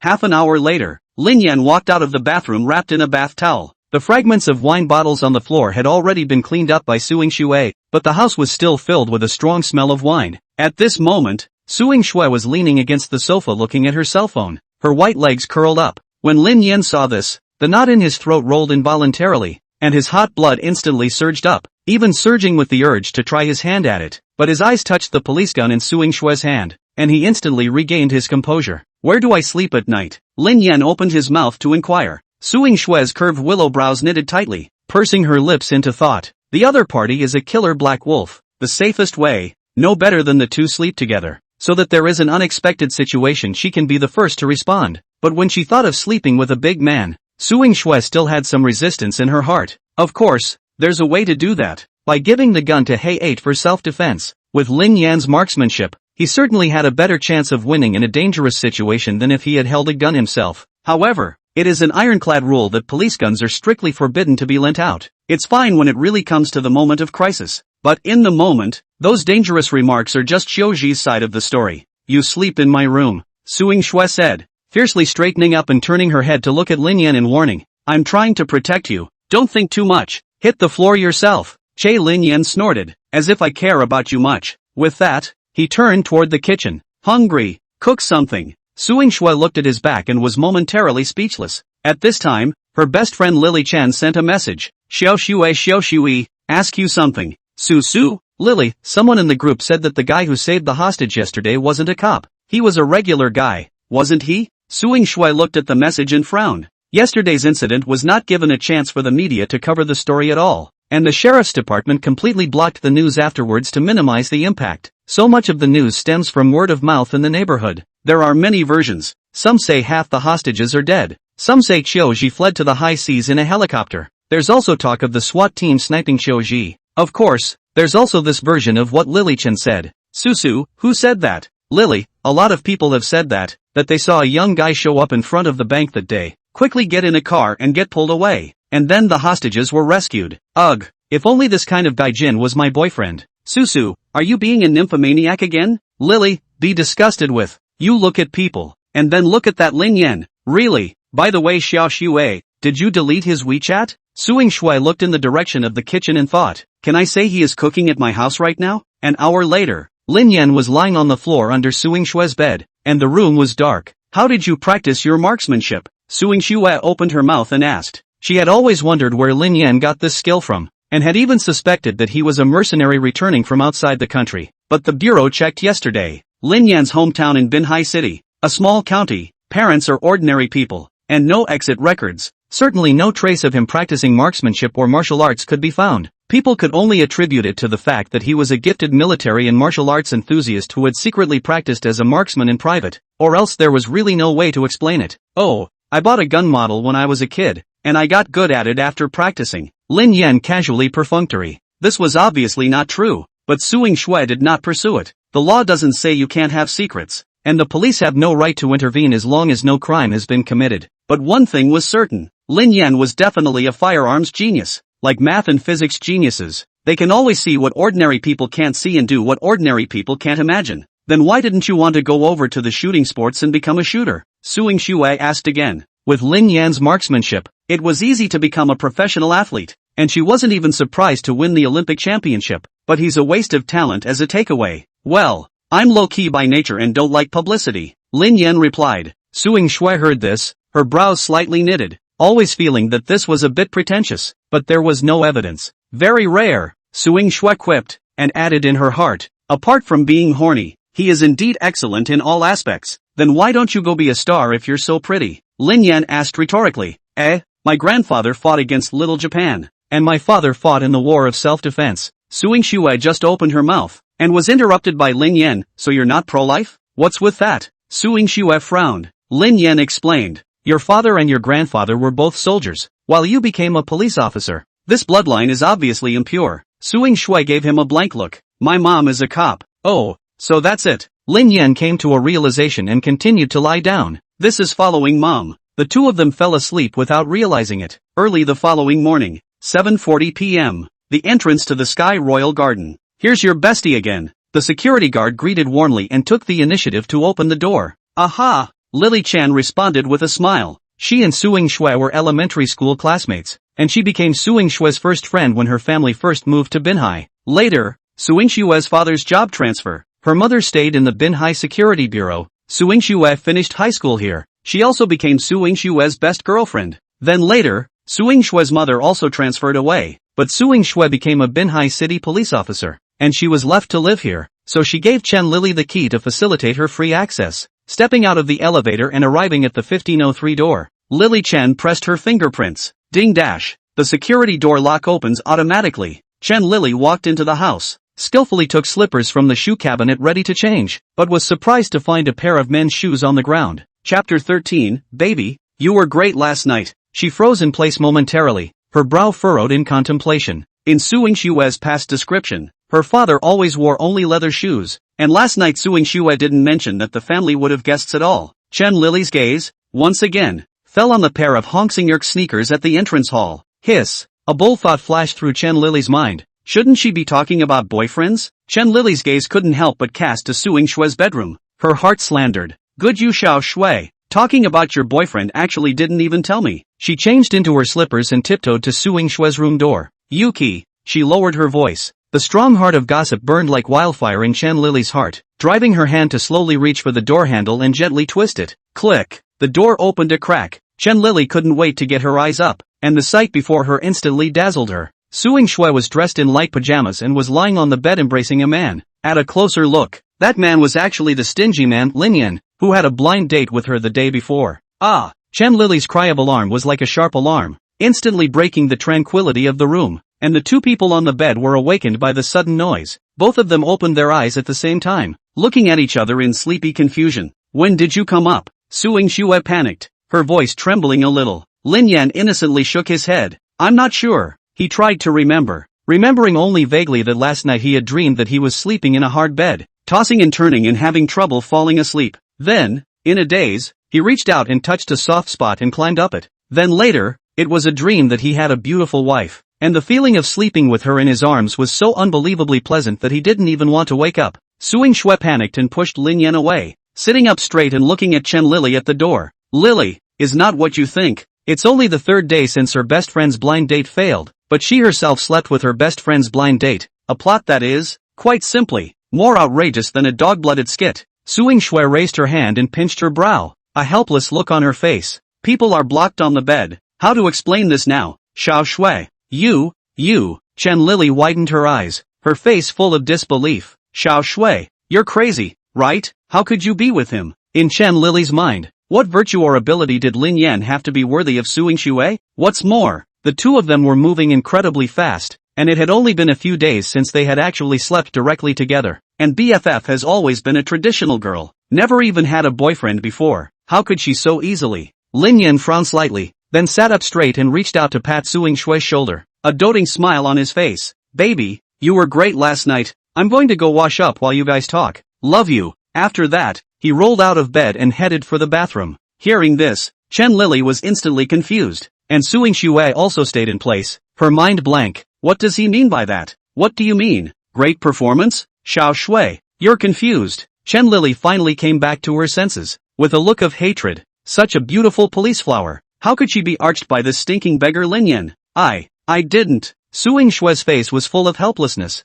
and her eyes showed a kind of aggression that she had a mouth to feed. Lin Yan walked into the bathroom, closed the door, and instantly opened the system interface. As luck would have it, the mission posted yesterday went off without a hitch. Congratulations to the host for completing the system mission. Rate progress plus 10. Receive a prize of 30,000 yen. Newbie quest tip. Hold hands with Suing Shue for no less than 1 minute. 30% of current strategy progress. Lin Yan looked at the system rewards with a satisfied smile on his face. How could he not have expected this mission to be accomplished so easily? Originally, he was going to rack his brain and think of all sorts of ways to cuddle with Suing Shue for 10 seconds, but he didn't realize that he had taken care of it after a nap. The feeling is like buying 4 football strings and waking up the next day to find that you've actually won them all. It was just so unexpected and awesome. Tale number 8238, ICBC card. On September 10th, 7:58, transfer income, 30,000 yuan. The balance of 60,732,000 yuan. ICBC. Watching the deposit balance grow, Lin Yan was even a little reluctant to spend it. Who understands the joy of saving money from 3 figures to 5 figures and then 7 and 8 figures in the future? A few minutes later, Suing Shue finally sent Chen Lili away by some unknown method. Lin Yan didn't care about these things between her girlfriends. In fact, he had never had much goodwill towards Chen Lili, and seeing her suffer defeat, he felt quite painful in his heart instead. Lin Yan was brushing his teeth when Suing Shui walked into the bathroom in her pajamas, a layer of frost shrouding her fair face. When she went to bed last night, she just kept feeling something against her. She thought she was dreaming. Only now do I realize that it's the guy who's the guy who's the guy. Eh? Lin Yan turned his head in surprise, slurring his words with a toothpaste bubble in his mouth. It's against the law to lynch someone, and as a police officer, you can't know how to break the law. Humph. Suing Shui gave him a blank look and turned around to walk out of the bathroom. When Lin Yan came out after washing up, Suing Shui had already tied her apron and walked into the kitchen. The pink apron was printed with a yukui dog pattern, sweeping away the coldness from before and instead adding a bit of girlishness to her. Suing Shui moved skillfully to fry eggs, cook noodles and warm milk. Lin Yan lamented that a girl like her, who had both a background and a face, had chosen to become a police officer and was extremely capable of taking care of herself. On the contrary, Lily Chen, it's like two extremes. You and that thing, how come you don't seem to play well together? Lin Yan asked suspiciously. Which? Suing Shui frowned sideways, then reacted that he was referring to his best friend. Chapter 14, Suing Shui suspects Lin Yan is Teddy's reincarnation, she said as she stirred the pot of spaghetti. The formation of each person's character is influenced by both innate and acquired factors. The key to being able to be friends with someone is how he or she treats you, not how they treat others. Besides, she and I knew each other a long time ago, and she wasn't like this at that time. Lin Yan deflated. It had to be said that Suing Shui's words made sense. It is just like one's iron buddy who has been playing with him since childhood. Even if he suddenly becomes a murderer one day, in one's heart, he is still the good buddy who has grown up together and has only broken the law. And one will not deny the friendship between the two over the years just because he has broken the law. What are you going to do next to deal with the Black Wolf? Suing Shui asked. Well, Hayashi Yan cupped his chin and fell into deep thought. Before he could say anything, Suing Shui turned her head and looked at him with a firm gaze. This incident started because of me. And although the sheriff's department has not yet sent a police force to protect you, I will manage it to the end. So you can count me in when you make your plans. Hearing this, Lin Yan was slightly touched in his heart. I have to say, Suing Shui is really good. Great looks, great body, great hands, great personality, and a sense of responsibility. What a joy it would be to bring home a wife like that. What's his name? Black Wolf. Any specifics? There is a saying in the art of war, know the enemy and know yourself and you will not be in danger in 100 battles. Even though Lin Yan didn't put too much stock in that Black Wolf or whatever it was right now, but being careful is always a good idea. Knowing a little more makes you feel more comfortable in your own mind. No. Suing Shui served breakfast on the table, removed her apron, and turned her head to look at Lin Yan with a grave expression. The former director of the provincial department died in his hands. Lin Yan's brows tightened as he sniffed. TV those what gold medal killer, silver medal killer. Most of them are more fame than strength. Really fight is just like that. However, this Black Wolf, who even dared to assassinate the head of the police, showed that there was really something in his hands. However, that's just Shouji's side of the story, and it's doubtful whether he really wants to assassinate Ri. Hearing her words, Lin Yan replied with great certainty. What he said is true. His judgment came from the phrase danger warning. The system is giving words, so there's still a home. How do you know? Intuition. Anyway, we can't take this lightly. You eat first, I'll go wash up. Suing Shui turned around and walked into the bathroom. Lin Yan looked at the sumptuous breakfast in front of him, not realizing that in these 2 short days, half of his dream of a wife and children in a hotbed had already been reached. Now all that's missing is the baby. Plant one for her someday. Well, it's happily decided. Lin Yan picked up his chopsticks and feasted. Now that he was living here in Suing Shui, the doors and windows were tightly closed, and if Black Wolf wanted to assassinate him, the prerequisite was that he had to enter the house. And he himself now has multiple awesome words next to him and a danger warning, plus the wall of Suing Shui. Without being modest, no matter if he was a black wolf or a white wolf, if he dared to enter this door, he would surely die. So it's safe to stay here for now. But Lin Yan thought of another problem. He can't always hide in the house. 3 to 5 days is okay. 10 days and half a month is not a problem. If the time had been longer, I'm afraid that his son with Suing Shui would have come out soon. Thinking about it, Lin Yan felt that he should take the initiative. Bring out the Black Wolf. What's his name? 10 minutes later. What? You want to borrow a gun? Suing Shui, who was eating breakfast, was shocked. He's actually going to take a gun to a firefight with the Black Wolf? What kind of strange idea is that? What's more, it's a basic rule to keep your gun with you as a police officer, let alone lending it to a commoner like him and taking it to the line against a killer. Once exposed, not only her, but also her leader would have to follow the melon fall. What else? Lin Yan spread his hands helplessly. It's not like you police are capable of protecting me. I'm unarmed. I can't live my life in fear all the time, right? Suing Shui had just called Li Feng and got the reply that Wang Wenxian did not agree to send police force to protect Lin Yan. Now it seems that it's up to them to figure out how to deal with the crisis. But Lin Yan's idea was too risky, and she really couldn't rest assured. You're in the light, he's in the dark, even with a gun. What can you do? I naturally have my plans. Lin Yan leaned on the back of his chair, confidence in his eyes. Instead of being scared all day long, it's better to lure the snake out of the hole, once and for all. Suing Shui pondered for a moment, but still shook her head. No, in case something happens, I can't explain. In fact, she was more worried about Lin Yan's well-being than being unable to account for it. It feels like one's lover is about to go on a mission where life and death are uncertain. Lin Yan leaned his body forward, closing the distance between the two of them, staring tightly into Suing Shui's eyes as he asked, would you feel guilty if I didn't take the initiative and ended up being assassinated by the Black Wolf? Does one wonder if the tragedy might have been avoided if they had lent me the gun in the first place? Suing Shui fell into silence. Lin Yan was right. If something like that really happened, she would regret it. So there's no point in mending. Hearing his words, Suing Shui was in a tangle. Lin Yan's voice suddenly became calm and steady, and his eyes looking at Suing Shui were incomparably firm. Believe me, in the firearms department, marksmen are just the threshold for meeting me, a mere assassin of the district. It's not enough. Suing Shui raised her head and looked into Lin Yan's deep eyes. From his eyes, a powerful confidence emanated that one could not help but choose to believe. Suing Shui slowly pushed the pistol on the table in front of Lin Yan. No matter what, you must keep yourself safe. Her tone was like a command, and like a promise before a lover's parting. Lin Yan took the gun, his fingers gently rubbing the cold body of the gun, and a sense of security came over him. It's so comfortable. I wish I could carry a gun all year round. Suing Shui glanced at him, her face full of disgust. What is going on in this guy's head when he can look mesmerized by touching a gun? Lin Yan suddenly sat up straight and asked, do you guys want to capture the Black Wolf alive? What live? Suing Shui didn't react for a moment. Haven't you guys never seen Black Wolf's true colors? Do you want to catch it alive? You still want to catch a live one? Suing Shui was furious and amused. It's this time of the day. He actually still has the heart to joke. Doesn't he know how worried he is about him? If you want, I'll get you back. Lin Yan had a relaxed face. Suing Shui smiled helplessly. Of course they wanted to capture Black Wolf alive. Black Wolf had committed so many cases. If they could pry the mastermind behind it out of his mouth, they would be able to eradicate this dark force once and for all. If you want to, go ahead and grab it. Yes. Lin Yan smiled wryly, but I have a condition. If I succeed in capturing the Black Wolf alive, you let me hold your hand for a minute.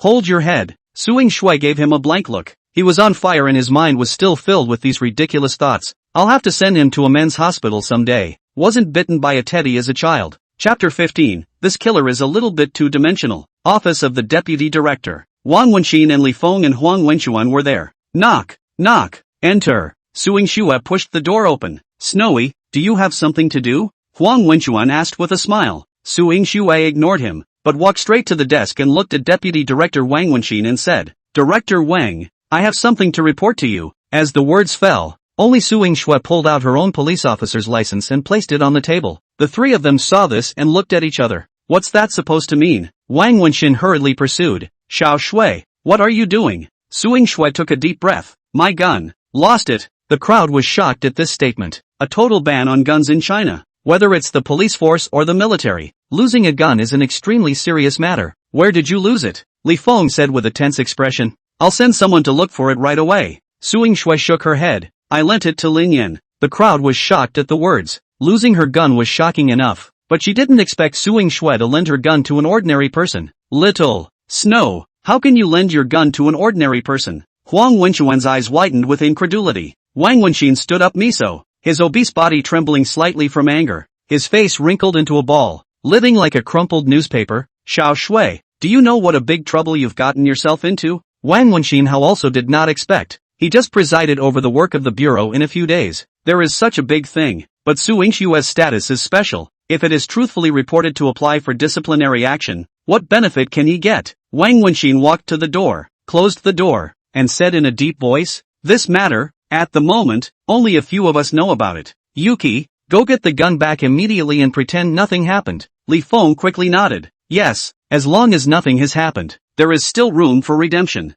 Huang Wenxuan followed suit. Xiao Shui, how many times have I told you that Lin Yan is not a good person? Well now, he's cheated you out of your gun, and there's no telling what he's going to cheat you out of in the future. Suing Shui coldly glanced at Huang Wenxian and turned to Wang Wenxian. This is my own decision. I'll bear the consequences myself. Lin Yan went to find Black Wolf. What? The three of them spoke in unison, shock written all over their faces. Pa! Wang Wenxin slapped his hand on the table, causing the papers on the table to jump. Ridiculous. The police have been tracking the Black Wolf for so many years and haven't even seen the shadow of the Black Wolf. How dare he say he wants to capture the Black Wolf alive? What? Is he trying to show off that he's competent and reflecting on the fact that we cops are all losers? Huang Wenchuan sneered. Last time, he was lucky enough to catch Zhou Ji, but he doesn't know who he is. The head of the provincial department all died in the hands of the Black Wolf. He's just an ordinary man with better marksmanship. When he meets the Black Wolf, I'm afraid he won't even know how he died. Li Feng said with a serious expression and a sharp tone. Xiao Shui, it's just as well that Lin Yan doesn't know the heights of heaven and earth. Why are you also following the nonsense? When things go wrong, who can afford to take the blame? Get on the phone, ask him where he is, and go get the gun right now. Woodland Park neighborhood. There is an old street in front of the neighborhood with stores, but basically they are all small stalls and stores. The traffic is heavy and basically dominated by electric bikes. There was a steady stream of takeouts and deliveries. Just a few steps out, a tricycle full of cartons followed him into the neighborhood. Lin Yan afterglow glanced back. Pedaling is a bare-shoulders middle-aged man, dark skin, hair disheveled. Lin Yan quickened his pace and headed toward the stairway of the third building. Into the stairway, he deliberately stopped to look back. The middle-aged man really carried a cardboard box to follow. Lin Yan slowed his pace and began to climb the stairs. The man close behind. Lin Yan stopped at the doorway of 302, one hand cupping the key, the other quietly feeling for the pistol in his pocket. As soon as the system's danger alarm went off, he would shoot decisively. The man carried the large cardboard box slowly up the stairs. The two were getting closer and closer, and the air in the entire stairwell seemed to freeze instantly, so oppressive that people couldn't breathe. Young man, please lend a hand. Oh, Lin Yan answered and hurriedly inserted the key to open the iron door and enter the house. Who? Lin Yan took a long breath and shook his head with a bitter smile. So it was because he was overly concerned. This is a set of 3-room old house. The decoration is old. A total of 3 people live. The other 2 Lin Yan seldom see. Always seems to come back in the middle of the night. Lin Yan walked to the innermost room and pulled out the key to open the door. The door to the room had just been pushed open, and a blackened gun barrel was in plain sight, along with the face of a middle-aged man. You're finally back. Lin Yan instantly reacted that the person in front of him should be the legendary Black Wolf. He was dark-skinned, simple and honest-looking, like an ordinary man who worked outside all the time, very different from the image of the legendary killer. Of course, top hunters tend to show up as prey, and there's nothing wrong with that. Perhaps it was because of his deceptive appearance that he was repeatedly successful and managed to escape the police several times. But at this moment, Lin Yan was full of doubts. Why didn't the system sound the alarm? That shouldn't be the case. The Black Wolf spoke. Someone warned me that you are not easy to deal with and told me not to get close to you, or else I would probably fall into your hands. So, the corner of Lin Yan's mouth curved up. You want to try? The Black Wolf looked calm. It has been seen, but before he could finish his words, he only felt a huge force hitting his wrist, and the gun in his hand instantly dropped. Immediately afterward, he was struck in the stomach with a violent knee strike, and his entire body flew backwards uncontrollably. The Black Wolf curled up his body, his expression in agony. The other party made him completely lose his fighting power with just one move. This strength was simply terrifying. Lin Yan snorted. With this strength, you still dare to pretend in front of me? He now finally understood why he left a mark after every kill. Turns out it's an old centerfold. Likes to pretend. Alas, pretending is really going to get you struck by lightning. Lin Yan ripped a data cable from the plugboard and walked up, stepping on the Black Wolf's back with one foot and tying its hands behind its back. The Black Wolf screamed out in agony. A generation of killers, and that's the end of it. Black Wolf looked at the young man in front of him incredulously. He was not expecting the other party to be so fast that he didn't even have time to pull the trigger. It's horrible. It's unbelievable. Who are you? Fear permeated Black Wolf's voice. As a professional killer, this was the first time he felt this way. I'm your father. Lin Yan got up and clapped his hands. If you don't act like one, maybe you'll live a few more years. Really, in your next life, remember not to be a middle child again. After saying that, he picked up the gun on the ground and dialed Suing Shui. Chapter 16, Lin Yan successfully lives with a policewoman. In the office, Wang Wenxin and the others were as anxious as ants on a hot pan. Little Shui, you're in big trouble this time. Li Feng's face was filled with hatred. Wang Wenxin said in a deep voice, hurry up and send someone to arrest Lin Yan. We must bring back the man and the gun as soon as possible. Just then, Suing Shui's cell phone suddenly rang, and at a glance, it was Lin Yan calling. Hey, how are you doing? Nothing much, I've got the man. He's in the Forest Garden neighborhood. Building 3, Building 302, alive. You guys hurry up and send someone to take him away. What? Su Yingxue was shocked. Wang Wenxin and Li Feng looked at each other and hurriedly asked, what happened? Huang Wenxuan came over. It couldn't be that Lin Yan was killed, could it? Su Yingxue put down the phone. A shocked face, looked at Wang Wenxin said, Wang Bureau, he said, that the black wolf was caught, or alive. Li Feng sniffed and slapped his thigh. Oops, I knew it was going to be bad. He was caught. That's not dead. Eh? No, what did you say? It's Black Wolf who was captured. Su Yingxue nodded. That's what he said. In the Lin Yuan neighborhood. 3 Building 302. Hearing this, the three looked at each other. Separately, shock was evident in their respective eyes. Really got the Black Wolf? No, top killers you just arrest? Don't you want to lose face as a cop? Woodland Park neighborhood. Oola oola oola oola. Several police cars were followed by 2 SWAT cars. Bang, bang, bang. The brakes opened the door and loaded police began to cordon off the scene, instantly rendering the smoky streets a layer of tension. Pedestrians looked confused and stopped to get ready for a big bite of melon. Holy, what's going on in the Woodland Park neighborhood? This is a battle. So much for catching a murderer, isn't it? Asterisk asterisk asterisk asterisk. There's not a terrorist in the Woodland Park neighborhood, is there?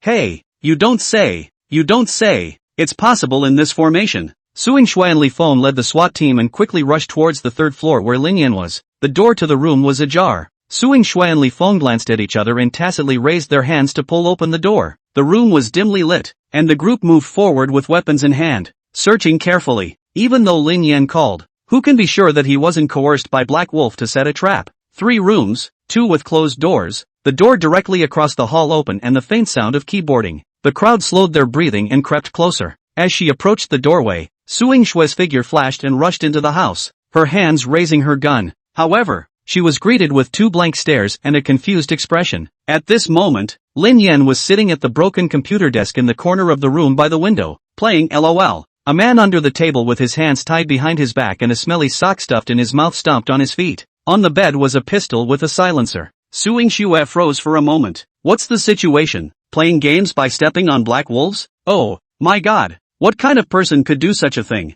Li Feng and the others rushed in as well. In a split second, the not-so-large room was packed.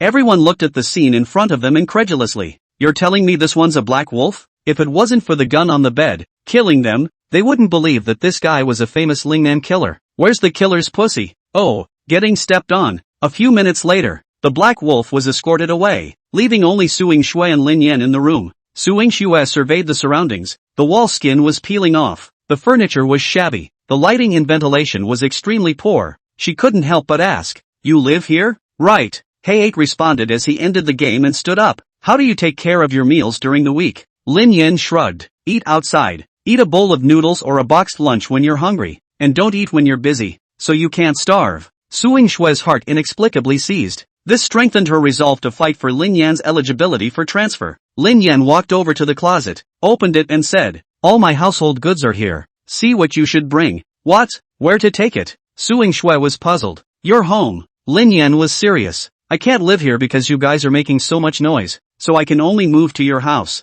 Moving my house? And live there for a long time? Su Yingxue's jaw dropped. Lin Yan nodded, pulling out his cell phone to show the WeChat chat logs. Look, I even told the landlord to check out. Su Yingxue was completely confused. Lin Yan sighed. When I said earlier that I would help you guys capture the black wolf alive and let me hold your hand for a minute, you didn't agree. Then it's good to use the credit against the rent. Su Yingxue sighed helplessly. Compared to holding hands, against the rent she was more acceptable. But the thought of living with this man, who is also a blind date for her best friend, makes her heart squirm. In the end, Su Yingxue was unable to refuse. Was it because Lin Yan's living environment was too bad? Or was it a quid pro quo for capturing the black wolf alive? Or some other reason that even he couldn't tell? In short, the words of refusal never came out. Chapter 17, Lin Yan's name resounded through the conference hall. Provincial Office Conference Room. The participants were all members of the leadership team of the provincial office. Huang Weiyang glanced around the crowd and opened his mouth, regarding Comrade Zhang Donghai,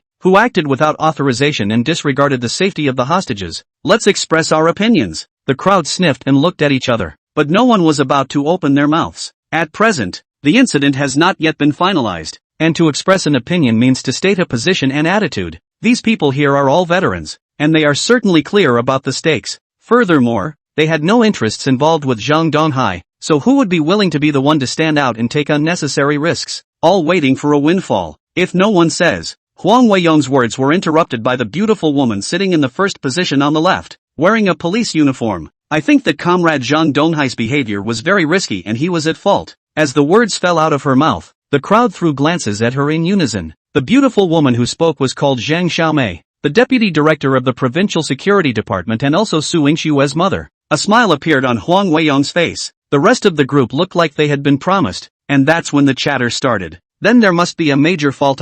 It is good that the hostages are safe and okay, otherwise who can take the responsibility? That's right, this matter is not in line with the procedures for one thing, and for another, the risk was not assessed at all, and he dared to make a decision in a hot-headed manner, and he is really bold to let an ordinary person carry out the mission. In my opinion, it must be severely penalized to set a typical example for all levels of units in the country. Huang Weiyong gazed at Zhang Xiaomei. Deputy Director Zhang, tell us your opinion. Zhang Xiaomei put down her pen and said in a softer tone, Comrade Zhang Donghai is certainly at fault, but there is one thing that we can't deny or ignore. Hearing this, the crowd looked at each other. Why does it feel like there's a contradiction between the two statements she made? The first sentence was criticizing, while the latter sentence had the intention of trying to absolve Zhang Donghai. Even Huang Weiyong couldn't help but frown. Zhang Xiaomei continued, all of you are old men in the criminal investigation system, having worked as police officers all your lives. Let's put ourselves in his shoes. If we were Zhang Donghai and stood in his shoes, what were we facing at that time?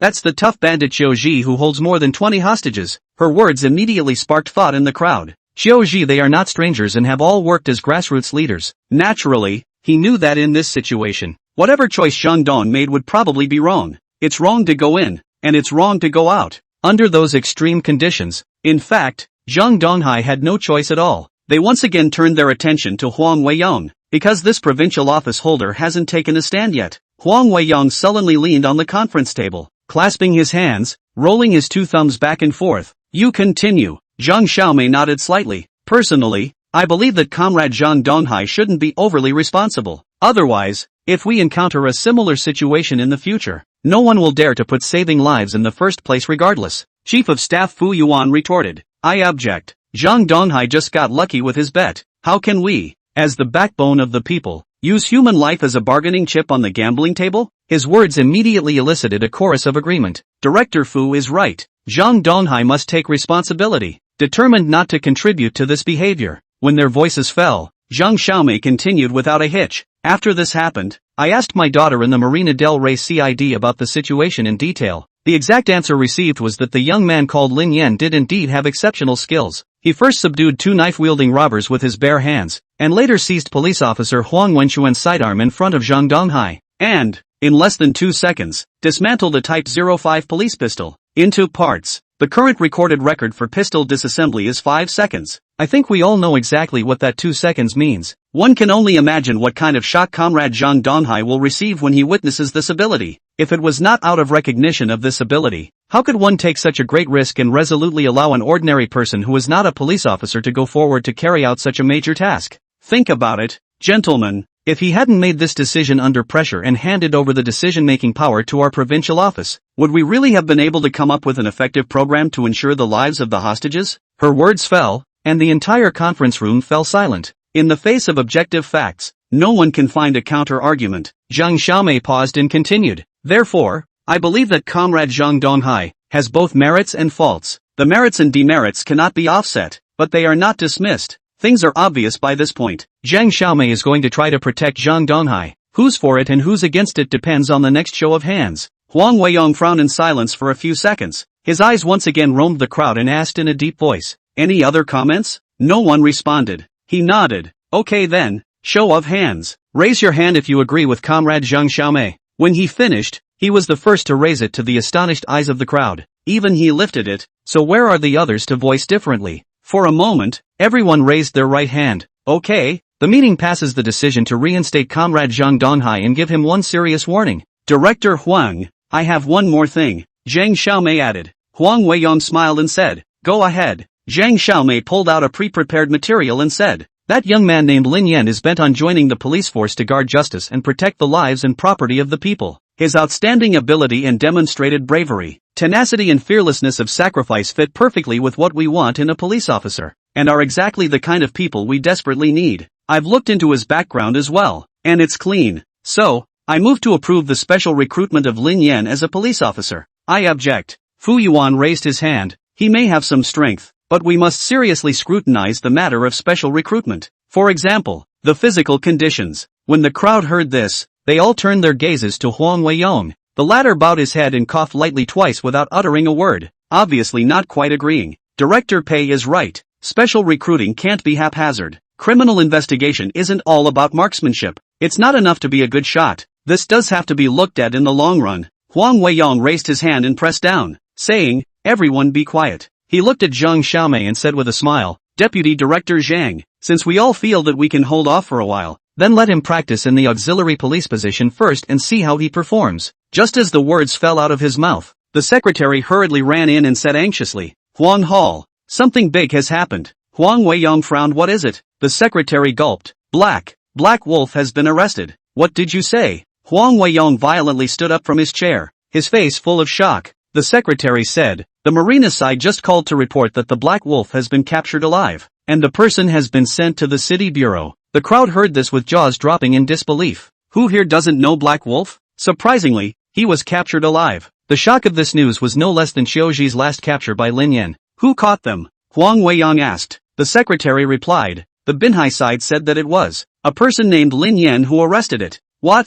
The crowd was once again stunned. And it was Lin Yan again. Zhang Xiaomei wore a smile and said, "I think a talent like him joining the police force is not an honor for him, but a blessing for the people and the people. We need that kind of talent." Chapter 18, Uniformed Policewoman Comes to Help. Suing Xuet agreed to him moving there though, but said to wait a few days and discuss it with my parents. So, it's still a couple days away. Lin Yan washed up and spread out on the bed, clicking on the game while thinking back on everything that had happened in the past few days. Excitement, anticipation, repeatedly filled the mind. His life began to look different. Even something as small as playing a game makes a difference. It used to be a matter of squeezing time out of a busy schedule to play, and there was still a string tightening in my brain. You have to work hard. You have to go to work. You have to make money. You have to buy a house. You have to buy a car. You have to get a wife. And now, all that car and house. He's going to enjoy life. It's over if it's cool. The other side. Suing Shui returned home and after washing up, she sat in the study and started writing materials. Although Lin Yan had accomplished great feats, his status was that of an ordinary person. In normal times, it would be, at most, a certificate of honor and an incentive payment. Since Lin Yan has the intention to be an auxiliary police officer, why not take this opportunity to make an effort to directly special recruitment to regularization? Procedurally feasible, but someone has to take the lead on this, otherwise no one is going to ask for trouble for someone they don't know. Suing Shui felt that Lin Yan had given so much for himself, then one should respond in kind. It'll help him get a formal job, so he won't have to deliver in the future. Moreover, with Lin Yan's ability, he might still be able to shine in the police force, and might even be able to grow into an existence that even she couldn't hope for in the future. Thinking of this, the corner of Suing Shui's mouth hooked up a faint arc. It was the first time she had ever asked her mom for help over this. Buzz. The cell phone on the table vibrated twice. Suing Shui hurriedly picked it up to check it out. It turned out to be from BFF Lily Chen. Lily Chen, Snow, you and that Lin Yan. No contact, right? I don't know why, but just the thought of Lin Yan and Suing Shui. She was just all over the place. Lily Chen felt that she should always knock her best friend to avoid falling into the fire pit. Suing Shui was silent for a moment and replied, "Had dinner with him." Lily Chen, shocked. "JPG, he actually invited you to dinner? What's for dinner?" Suing Shui, "The big stall." Chen Lily, "Look at this. Look at what I'm saying. This man is stingy to what extent? Treating a girl to dinner, even going to a big stall. Spending a couple $dozen on a meal to chase a girl is ridiculous. Yuki, don't socialize with this kind of person. It'll bring down your status." Suing Shui, he didn't pay for it. I did. She was just trying to state objective facts that showed that Lin Yan wasn't trying to spend a few $dozen to chase a girl, because he is not wanting to spend a dime. Seeing these words, Chen Lily completely cracked up. "Yuki, you're crazy, aren't you? You're even backwards." She thought the world had gone mad. Suing Shui, so beautiful a beautiful woman still need to paste a poor boy. Say out that shall not let people laugh off the teeth? She has to be stopped. Chen Lily suddenly thought of someone. Huang Wenchuan. He added Chen Lily's WeChat in order to chase Suing Shui. Often there's even a little gift to talk her up in hopes that she'll say something nice in front of her girlfriends. Chen Lily felt that she couldn't stop it by herself anymore. Help had to be found. So she sent a message to Huang Wenchuan. "Officer Huang, do you know who Yuki went on a date with today? When Huang Wenxuan saw this message, he tensed and hurriedly asked, who? Lily Chen, that poor guy Lin Yan. Seeing the word Lin Yan, Huang Wenxuan's heartbeat missed a beat. The most feared thing, indeed, happened. Noon. Lin Yan woke up. It feels so good to sleep until you wake up naturally. And don't worry about money. That's the way he wants to live his life. Lay in bed for half an hour. Get up and wash up and order takeout. After eating, Lin Yan came to the computer. Looking at the uncovered case, he frowned. We're all rich now. How can we still use this crappy computer? As the saying goes, you can't be poor enough to play the game. And you can't be bitter enough to configure it. Lin Yan was painfully determined to go to the computer city to buy a computer. It's a well-known fact that computer cities specialize in pits for white people. For insurance purposes, Lin Yan sent a message over to Suing Shui. Do me a favor. The other side. Suing Shui, who had just walked out from the cafeteria after eating, saw the news and stopped in her tracks, and her originally gloomy and stunningly beautiful face began to slowly stretch. Her white fingers tapped out a word on the screen. Speak. Lin Yan, are you free this afternoon? Suing Shui, say something. Lin Yan, accompany me to the computer city. By the way, better wear a police uniform. What's the point of wearing a police uniform? Suing Shui looked at the message and frowned slightly. What kind of abstraction is this guy up to again? Yuki. Huang Wenxuan also walked out from the cafeteria. Suing Shui turned around, and when she saw that it was him, her originally stretched brows frowned again. What is it? Huang Wenxuan smiled and said, there's a case that needs to be visited. Why don't you come with me this afternoon? If he didn't accept the invitation, then he would use work as an excuse. And he felt that, with Suing Shui's character, he definitely wouldn't refuse. I have something to do. You find someone else. Suing Shui said, turning around and walking away. The smile on Huang Wenxuan's face instantly turned gloomy. Ever since that Lin Yan appeared, Suing Shui's attitude towards herself became colder and colder.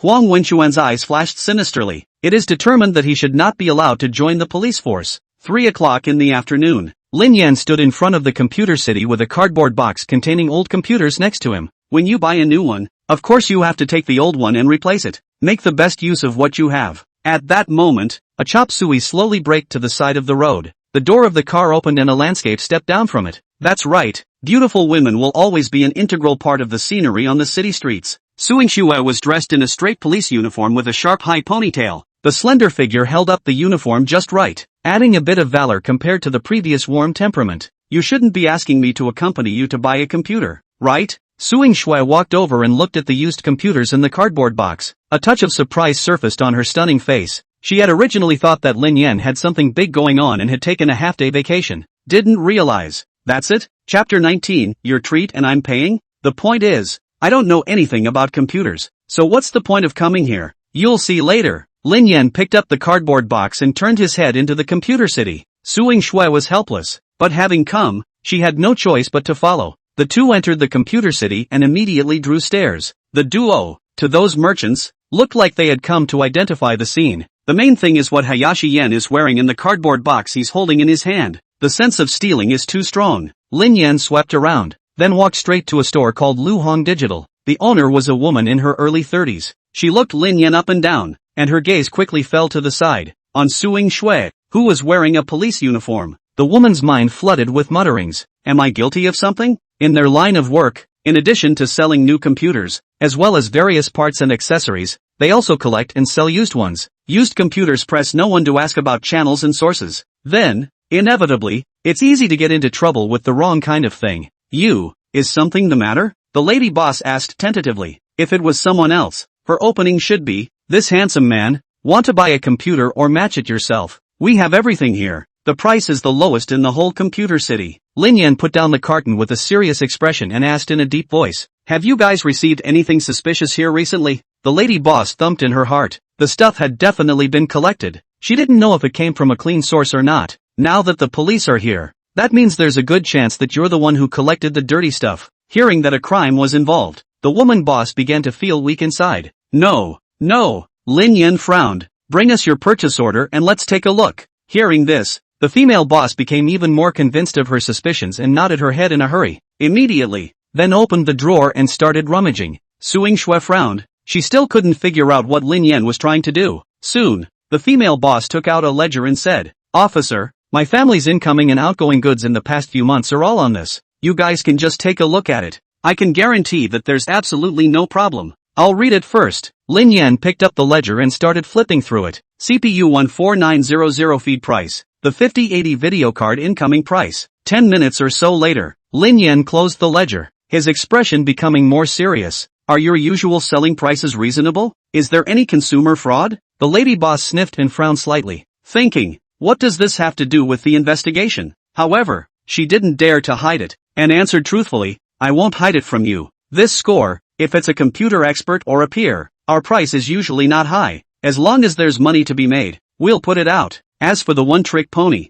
then we'll definitely sell at a higher price. But officer, this is a normal business deal. One for the other. That's how we all do business. We're not breaking the law. Lin Yan nodded. That's fine. With that, he fished a note out of his pocket. It says a computer configuration set. CPU, Intel 14900. Video card, 5080. With that, he picked up the pen on the counter and added the purchase price after each accessory. Then I grabbed my calculator and cracked it up. Plus, the result is equal to 19,500. Seeing this, Suingshua finally came to a realization. It turns out that Lin Yan, under the guise of investigating the case, looked through the seller's records of incoming and outgoing shipments. Then he took out the configuration sheet he had prepared in advance and calculated the price of a complete set of goods, then cut the price with the seller. Understanding the cause and effect, Suingshua was angry and amused. He was at least a people's policeman, and he was dragged in as a toolman. Lin Yan handed the configuration list to the female boss and asked, this set of configuration, how much out? The lady boss was confused for a moment. What the hell? I said, aren't you here to investigate the case? Why are you asking for a price? She took the configuration sheet suspiciously and glanced at it, then her eyes rolled back in her head. It was only then that she finally reacted to the fact that she had been duped. The kid had actually cost her out already, based on the price of entry. After a lifetime of playing Eagle,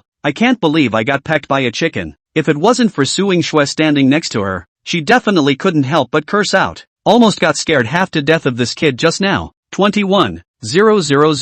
The lady boss returned without a word of humor. This setup, if you sell it to an uninitiated hack, add at least 2,000 or 3,000. What should I do now that the other party knows the purchase price? Not selling to him? When you're open for business, there's no reason to throw customers out. Sell it to him. The heart is a little bit not in the right place again. Solely quoted a not so low price. Lin Yan frowned at his words. He learned this configuration at Shake Shack. The online price match is about the same. Only, buying online would take at least a couple days to arrive, and he wasn't willing to wait. Is 20,000 for sale? The lady boss shook her head. 20,000. I only earn you 500. Now I can earn so much from just the video card. Not for sale. Lin Yan nodded. Okay, add another 200. You earn 700. That's always okay. Making 700 for a set of computers is a lot. The lady boss hesitated. Okay.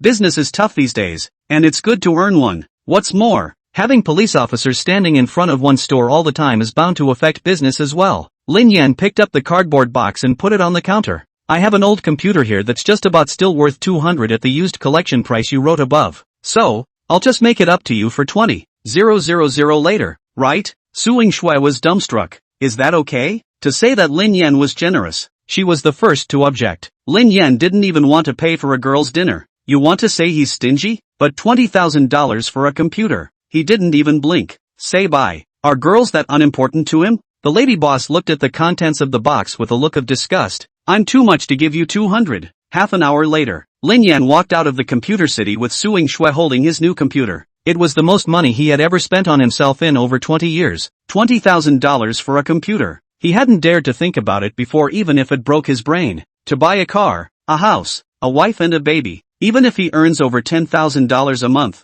then there is no way he can afford to take $20,000 out to buy a computer. Arriving in front of Suingshua's chopped pepperfish head, Lin Yan said, "Open your car door a little. Do you still want me to send you home?" Suingshua felt that she was lucky that she didn't blame him for delaying her work, but she even dared to make this kind of request with a thick skin. Lin Yan said in a serious manner, "Not for nothing. I'll treat you to dinner later. You saved me so much money today. I had to buy you a meal. The kind where you treat and I pay?" Suingshua asked rhetorically. Chapter 20, Spending 20,000 on a computer. Lin Yan, I'm treating. I'm paying. If you don't believe me, I'll transfer the money to you first later, and we'll go eat. Suingshua was a bit surprised. Why am I so unconvinced? The words offer to treat actually came out of his iron rooster's mouth. Okay, then you transfer it to me first. No problem. Why don't you open the car door and I'll put the computer in? Putting the computer away, Lin Yan took the initiative to touch his cell phone, opened WeChat and started transferring money. Immediately after,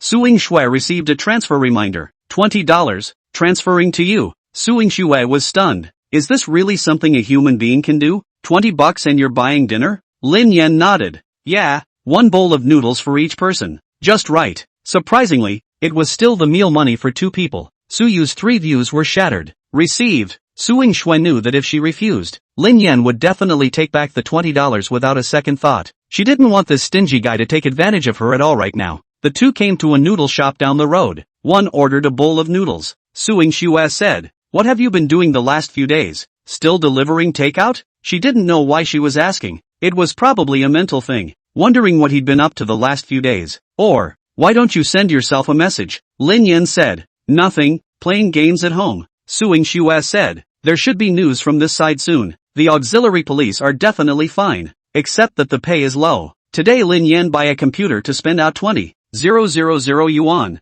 She is afraid of the mistake to think that the auxiliary police pay is very high. Began to spend a lot of money. I know, Lin Yan wasn't running for a paycheck in the first place." Suing Shui continued, "Anyway, no matter what, with your ability, you will definitely be reused. Even if you don't get special recruited this time, you'll have a chance later." Yet just then, an abrupt voice interrupted the 2. "Yuki." Suing Shui frowned and looked up to find Huang Wenquan standing on the sidewalk outside the store. With him was another female police officer from the force. Lin Yan turned his head and narrowed his eyes, recognizing that this man was the same policeman whose gun he had taken away that day. When Huang Wenquan saw Lin Yan, his heart felt like he had received a heavy hammer blow. He invited Suing Shui 3 times, but the other party said she was not available. "Now I can't believe I'm free to eat noodles on the side of the road with a poor kid. Something wrong?" Suing Shui asked. The main reason she didn't treat Huang Wenquan well was because he wasn't inviting. The 2 had known each other at a very young age, and he was a vindictive man with a small heart. As long as it was something he wanted, he had to have it. "When I was a kid it was a cry for help.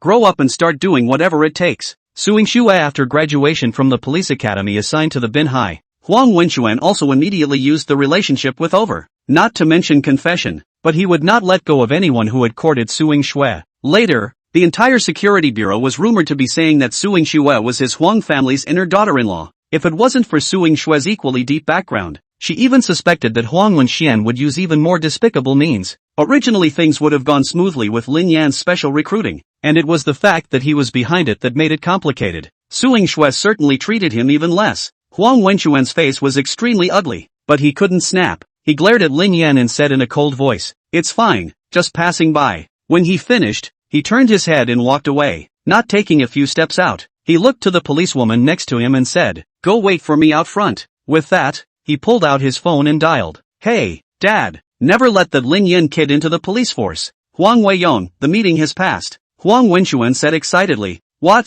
Dad? Didn't you promise me? How did you give him back his pass?" "Huang Weiyong, it was recommended by Zhang Xiaomei." He was very supportive of his son's pursuit of Suing Shui. In addition to Suing Shui herself being excellent and beautiful, it was also because of her family background. Suing Shui's father is now a hand in the military region. If he could facilitate this marriage, then his Huang family's position in Lingnan province would be more secure. However, today, at the meeting, Zhang Xiaomei made it clear that she wanted to protect Zhang Donghai, and she also strongly recommended this young man named Lin Yan. If he insisted on opposing it, it would mean that the 2 families would most likely have to tie the knot. Naturally, Huang Weiyong would not lose out on a small amount of money. Hearing this, Huang Wenquan muttered, "She strongly recommended it." Meaning, Huang Weiyong said, "What happens next is up to you." Woodland Park neighborhood. The chopped fish had slowed to a stop. Lin Yan got out of the car, carried out the computer, and waved it towards Suing Shui. "Thank you." Suing Shui rolled her eyes and took off with a kick of the gas.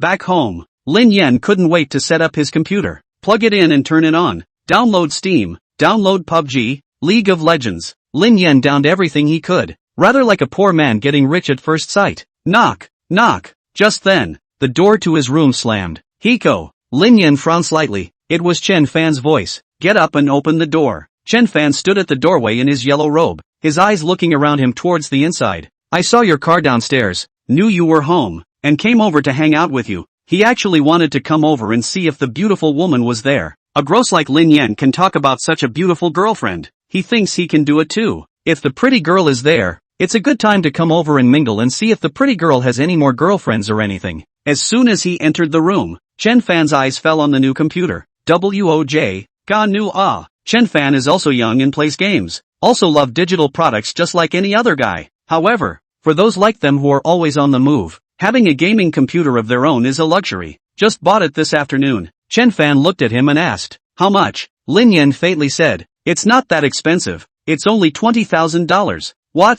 Chen Fan let out a sharp stormy cry. Do you want to listen to what you're saying? 20,000 isn't expensive? But he didn't believe it. Lin Yan only earns a few $1,000s a month, and after deducting his expenses, he doesn't have much left, not to mention spending $20,000 on a computer. It's doubtful he has that kind of money in his pocket. You boys are blowing awesome with me, aren't you? A $20,000 computer. Is that something people like us can afford? Chapter 21, Spending money on mom and dad doesn't hurt at all. Lin Yan picked up a cup of water and took a sip. His voice was flat as he said, "Actually, I don't really care about the price. I just think that the experience will be better when playing games with a computer of this configuration. Men, you can't save when you need to spend. If you don't treat yourself right, do you save your money to be a lickspittle?" Hearing this, Chen Fan felt like he was being connoted. He chased a girl for 3 whole years, give gifts when there are holidays and create conditions when there are no holidays, in addition to attempting to sensitize the other person with their sincerity and dedication, and trying to take the opportunity to talk to the girls more. Even during the Qingming festival, he wanted to buy a bouquet of flowers to see each other. This is not. Last month, in order to give the goddess birthday, Chen Fan Frugal saved 2 months to buy each other a Oppo cell phone. It also turned out to be smacked for not being an iPhone. That's why it was harder and harder for him to see Lin Yan walking with such a beautiful woman that day. It's all hanging hair. Why is he better off than you? Really $20,000 for it? Chen Fan still didn't believe it. Lin Yan smiled and nodded. Why would I lie to you? Let's see. Chen Fan picked up the mouse and clicked on Master Lu on the desktop. Check out the computer configuration. Hey, don't say it. This computer runs real silky smooth. Chen Fan couldn't help but marvel as he stared at the screen. The picture quality was so smooth that he couldn't help but marvel. The moment the configuration sheet popped up, his eyes went straight. CPU, Intel 14900. Motherboard, Z790. Video card, 5080. Great guys, all the top-of-the-line configurations he had his heart set on. Yesterday, when he brushed Shakeology and saw others installing this kind of computer, he was still greedy, but he didn't expect to see it with his own eyes today. What he didn't expect was that the computers was actually Lin Yan's. We're all delivery danglers. We don't even have a regular computer ourselves. What makes him use such a nice one? This really didn't make Chen Fan feel good in his heart. This computer, you didn't buy it yourself, did you? Chen Fan turned around and asked, pointing at Lin Yan with a serious face. Lin Yan looked at his eyes that were so jealous they were on fire and nodded his head in agreement. Yes, yes, yes, I told you. Where did you get so much money to buy such a good computer? Chen Fan's heart was a little more comfortable. We are all beggars. We should be in the same starting line. This is only reasonable. Your friend bought it to put in your place temporarily, or? Chen Fan casually asked. That's for sure. I'm so poor. How can I afford such a good computer? Lin Yan replied along with his words. Chen Fan smiled and said, that friend of yours is quite rich, huh? TSK. This computer is really good. Lin Yan said, it's average. She doesn't play games, so she bought it and threw it at me. What does he mean by that? Chen Fan heard a hint of something wrong in his words and instantly his smile froze. Is it a woman who buys such a nice computer without playing games? It's not that pretty girl from last time, is it? I know. Chen Fan's body began to tremble, because he associated it with a terrible truth. Lin Yan has been bagged by a rich woman, and a huge, beautiful one at that. His brain buzzed, his eyes went black, and his blood rushed straight to the top of his head. If Lin Yan had bought this $20,000 computer by himself, he could still barely accept it, but if it's really from a beautiful woman, Chen Fan could already feel his heart dripping blood. I'm so mad at him. Why is his life so good if he's just a hangnail? Chen Fan walked away with an obscure look on his face. Lin Yan snorted and sat back down at his computer. He knew all too well what was in the minds of these surface buddies. It's the same old saying, I'm afraid of my brother's suffering, and I'm afraid of my brother's driving a Land Rover. It's okay that you're a worse mixer than he is. If you're better than him, you'll be lucky if you don't curse you behind your back. Of course, there are those kinds of friends who actually make friends, just far fewer of them. As he was thinking about it, his cell phone rang, and it was his mom. Hey, Mom, hey, 8. Mom, what's up? Why can't I call you if there's nothing else to do? You're such a brat. You don't even call home for days. You're alone in the city. You have to take care of yourself. Don't be in a hurry when you're delivering food. Don't run red lights. Safety first, got it? Lin Yan's nose was sore. It was true that he rarely called home or went home in the past. The reason is also simple. I'm in my late 20s. I have no money or career. I want to honor my parents, but I can't even take care of myself, and always worrying mom and dad. I know. Mom, by the way. Mom, good news for you. What good news? Wang Xiufang on the other end of the phone froze for a moment. You found a girlfriend? No, I changed jobs. What job? Police. When Lin Yan finished speaking, the earpiece went quiet for a moment. Police? Police? Wang Xiufang pursued. It's the auxiliary police kind, right? She knew how much her own son weighed. She didn't expect to become a full-fledged police officer. Lin Yan responded. Aha. Wang Xiufang smiled. Good. At least it's safer than delivering takeaways and less tiring. Do a good job in the police force. Mom supports you. Listening to his mom's happy laughter, Lin Yan's heart warmed. Wang Xiufang said, by the way, on the 8th day of next month, your cousin will get married. Your uncle specially asked me to inform you. Don't forget to come back. Cousin is getting married? Lin Yan frowned, but still answered. Okay, got it. Wang Xiufang added, relatives and friends met asked you to get an object yet. When you can lead a girlfriend back, mom will be happy. Okay. Lin Yan understood what his old mom had in mind. In the past, he wouldn't have dared to agree so dryly, but now he has a system. Moreover, there was Suing Shui around. When the time comes, just bring her back to mom as her daughter-in-law. After a few more instructions, he hung up. After buying the computer, Lin Yan had more than 40,000 left on his card. Mom's back is bad. He wants to buy a better massage chair. Dad loves to fish and he wants to give a set of high-end fishing gear. He opened Poundland and was just about to click in when he suddenly reacted. You're a rich man yourself now. What's the point of being on Poundland? Decidedly quit and opened up somewhere east. Picked out an $18,000 massage chair and a $12,000 fishing tackle set for a total of $30,000 with $10,000 left on the card. Spending money on mom and dad didn't hurt Lin Yan at all. After raising him for more than 20 years, his heart was full of fulfillment when he was finally able to pay them back. Chapter 22, You'll be the first to be considered for a daughter-in-law in the future.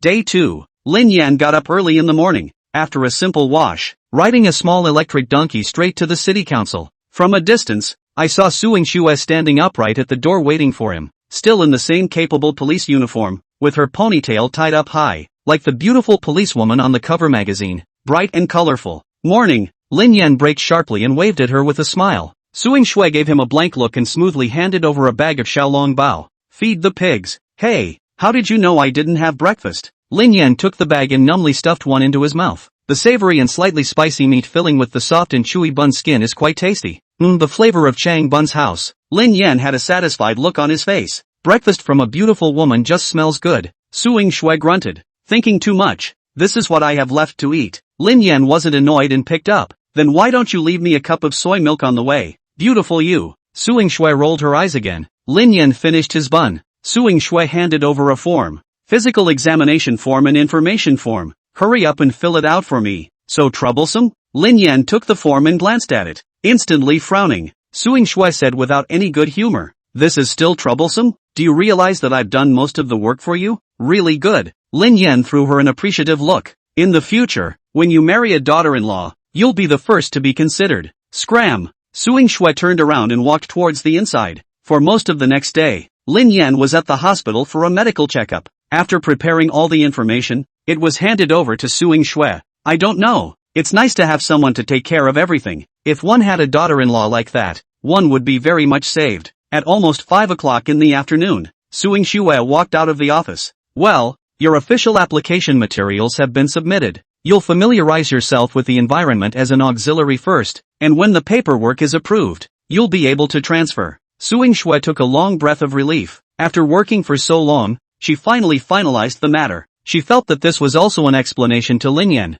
repaying him for braving death and saving so many hostages before. How can I repay you for helping me so much? Suing Shui reflexively returned. No need for you to buy dinner. Lin Yan helplessly spread his hands. It was you who refused. Ah, in the future don't say that I didn't invite you. Shay. Suing Shui blanked him again. Are you free later? What for? Lin Yan asked. Accompany me to the boxing gym. You want to be my sandbag? It's not clear who's sandbagging who. The cut-ups the two had agreed to when they first met were spoiled by a bank robbery. Suing Shui has never had the opportunity to see Lin Yan's hands with her own eyes, and she has always thought about it in her heart. wanting to take advantage of this opportunity to see it. More than 10 minutes later, Suing Shui drove the chopped pepper fish head, parked the car, and Lin Yan get off together. Lin Yan looked up at the signboard in front of him, Listening Spring Martial Arts Center. Solid wood carvings, antique colors, and door curtains decorated with antique style charm. He was a little taken aback. Nowadays, most people learn free sparring in kickboxing and stuff. You don't see many martial arts schools like this. Suing Shui had already changed into a sportswear and yoga pants, and it had to be said that her long and straight legs, set off by the yoga pants, became more and more eye-catching. All along the way, Lin Yan was observing with admiring eyes. I can't say anything about the body. I just don't know how it feels in my hands, Lin Yan thought in his heart. Suing Shui picked up the small bag containing her equipment from the back seat. The owner of this martial arts school is Suing Shui's father's old comrade in arms. She often followed her father when she was a child, and the basic skills of martial arts were laid down here. After the self-media fire, a bunch of martial arts transmission masters popped up on the internet, followed by a number of professional and amateur fighters who fought fake fighters. At first, so many people were convinced that Xia transmission martial arts was awesome, but then, those masters of martial arts transmission were KO'd over and over again, and the scene was as comical as it could be. Slowly, everyone became disillusioned with Chuan Wu. Maybe Chuan Wu was a bit better than ordinary people, but when it comes to those who practice grappling and modern fighting arts, they can't really beat them. But in Suing Shui's heart, the Lu family fist of the Listening Spring Martial Arts School was still somewhat of a real skill. Didn't you say you studied under the Western Tone School?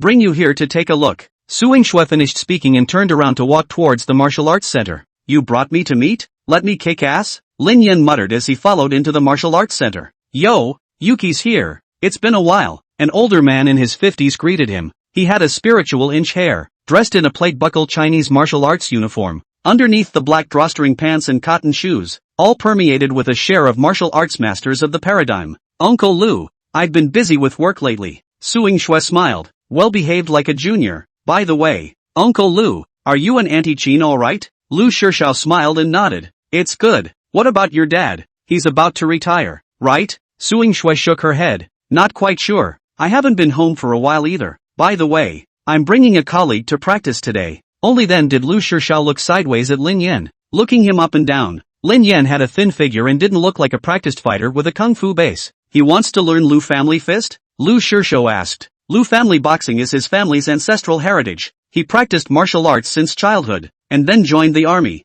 Retired from the army in Binhai City, opened this martial arts school. In earlier years, there were many apprentices in martial arts schools, but then there were more and more gyms and boxing gyms of all kinds, and fewer people learned to pass on martial arts. Good in the house is their own. There is a pension. Lu Shizhao has been insisting on, and occasionally shoot some video shivering, both for the attraction, but also want to give the Huaxia Chuanwu to do some publicity. Suing Shui explained. No, he is also a transmission martial inheritor. Oh, Lu Shizhao came down with interest and went forward to ask, little brother, what sect is your teacher? The transmission of martial arts pay attention to inheritance. Each school has a unique skill. The connoisseur a shot will know there is no. Look at a glance can estimate the other side of the division. The late master of the Western Tong School, Master Chong Dong. Lin Yan babbled with a serious face. West Tong sect? Lu Shizhao was filled with doubt. He knew quite a lot about Chinese martial arts transmission and had exchanges with various major sects, but this Shitong sect, he had never heard of it at all. Does your sect follow the internal or external path? Lu Shizhao asked next. Chapter 23, How dare you scold my daughter-in-law? Lin Yan blurted out. Inside and out. If you can do anything, you can do it both inside and out. At this time, the inner room out of a young man, also wearing martial arts clothing, looks in Lu Shizhao as 6 or 7 points similar. He had an upright posture, sharp eyes, and looked very lean. Little Sister Snow, you're here? When he saw Suing Shui, his originally taut face instantly opened up with a smile. Brother Ziwu. Suing Shui greeted with a smile. Lu Jiwu's gaze turned and landed on Lin Yan, and his smile immediately disappeared. And this is? Suing Shui introduced. My colleague. He also practices transmission martial arts, so I brought him here to take a look. Lu Jiwu's brows furrowed as he listened. In all these years, Suing Shui had never brought a male friend to the martial arts school, and a strong sense of crisis made him hostile to Lin Yan. Chuan Wu? Lu Jiwu clasped his fists. Dare I ask what is your name? Lin Yan returned the salute. Lin Yan. Under the Western Tong School, Master Chong Dong. He knew the other man was sure to ask, so he simply said it directly. Lu Jiwu had never even heard of any Shitong school, let alone Master Chong Dong, and a hint of contempt floated at the corner of his mouth. I wonder if Brother Lin is willing to give advice and spar. People who practice martial arts, the best way to communicate is to go through the moves. Win or lose a point, the high and low appear. Say more is useless. Lin Yan didn't answer and looked at Suing Shui. Do I fight? That tone of voice, like asking for permission from his own wife, could make Lu Jiwu look even more upset. Suing Shui hesitated. Originally she wanted to spar with Lin Yan herself. You decide. Then I'll fight. Lin Yan asked Suing Shui just because he was brought by her and they were acquaintances. If this is injured, you have to consider whether you have to pay for the medical expenses and whether it will affect your relationship. After all, the progress of the system Raider would regress, and he had to be cautious. Suing Shui also admonished, Brother Ji Wu, you guys spar. Just stop at the point. She knew Lu Jiwu's kung fu. 3 or 5 adults couldn't get close to him. Although Lin Yan can take the white blade with his empty hands, he is only facing ordinary robbers. But Lu Jiwu is a real practitioner. After saying that, she turned to Lin Yan. Don't be tough if you can't fight. As much as she hated to admit it, but in his heart, he did worry about Lin Yan getting hurt. Lu Jiwu hurriedly interjected. Don't worry, Xiao Xue, I'll be merciful. The way of martial arts is all about sparring. Bullying is not my style of Lu family fist. Lin Yan snorted coldly. I thought, what are you pretending to be in front of me? Just don't cry when you get beat up later. He could have the ability of a transmission martial grandmaster right now, and he really wanted to move. Lu Jiwu was afraid that he wouldn't even be able to catch a single move. Just then, a few people came in from the martial arts center. The leader was tall and muscular. He was followed by a man and a woman. The woman wearing heavy makeup and the man holding a camera. A come hither look. Seeing this, Lu Shishao frowned and asked, are a few of you up to something? It doesn't look like he's here to learn boxing. The tall, burly man at the head of the group took off his sunglasses and said lightly with an aggressive look in his eyes, my name is Violent Zhang, with 2 million followers across the internet. I'm sure you're no strangers, right? He sounded arrogant, like he didn't give a damn about anyone. No wonder it looks so familiar. So it is him. Lu Jiwu heart tightened.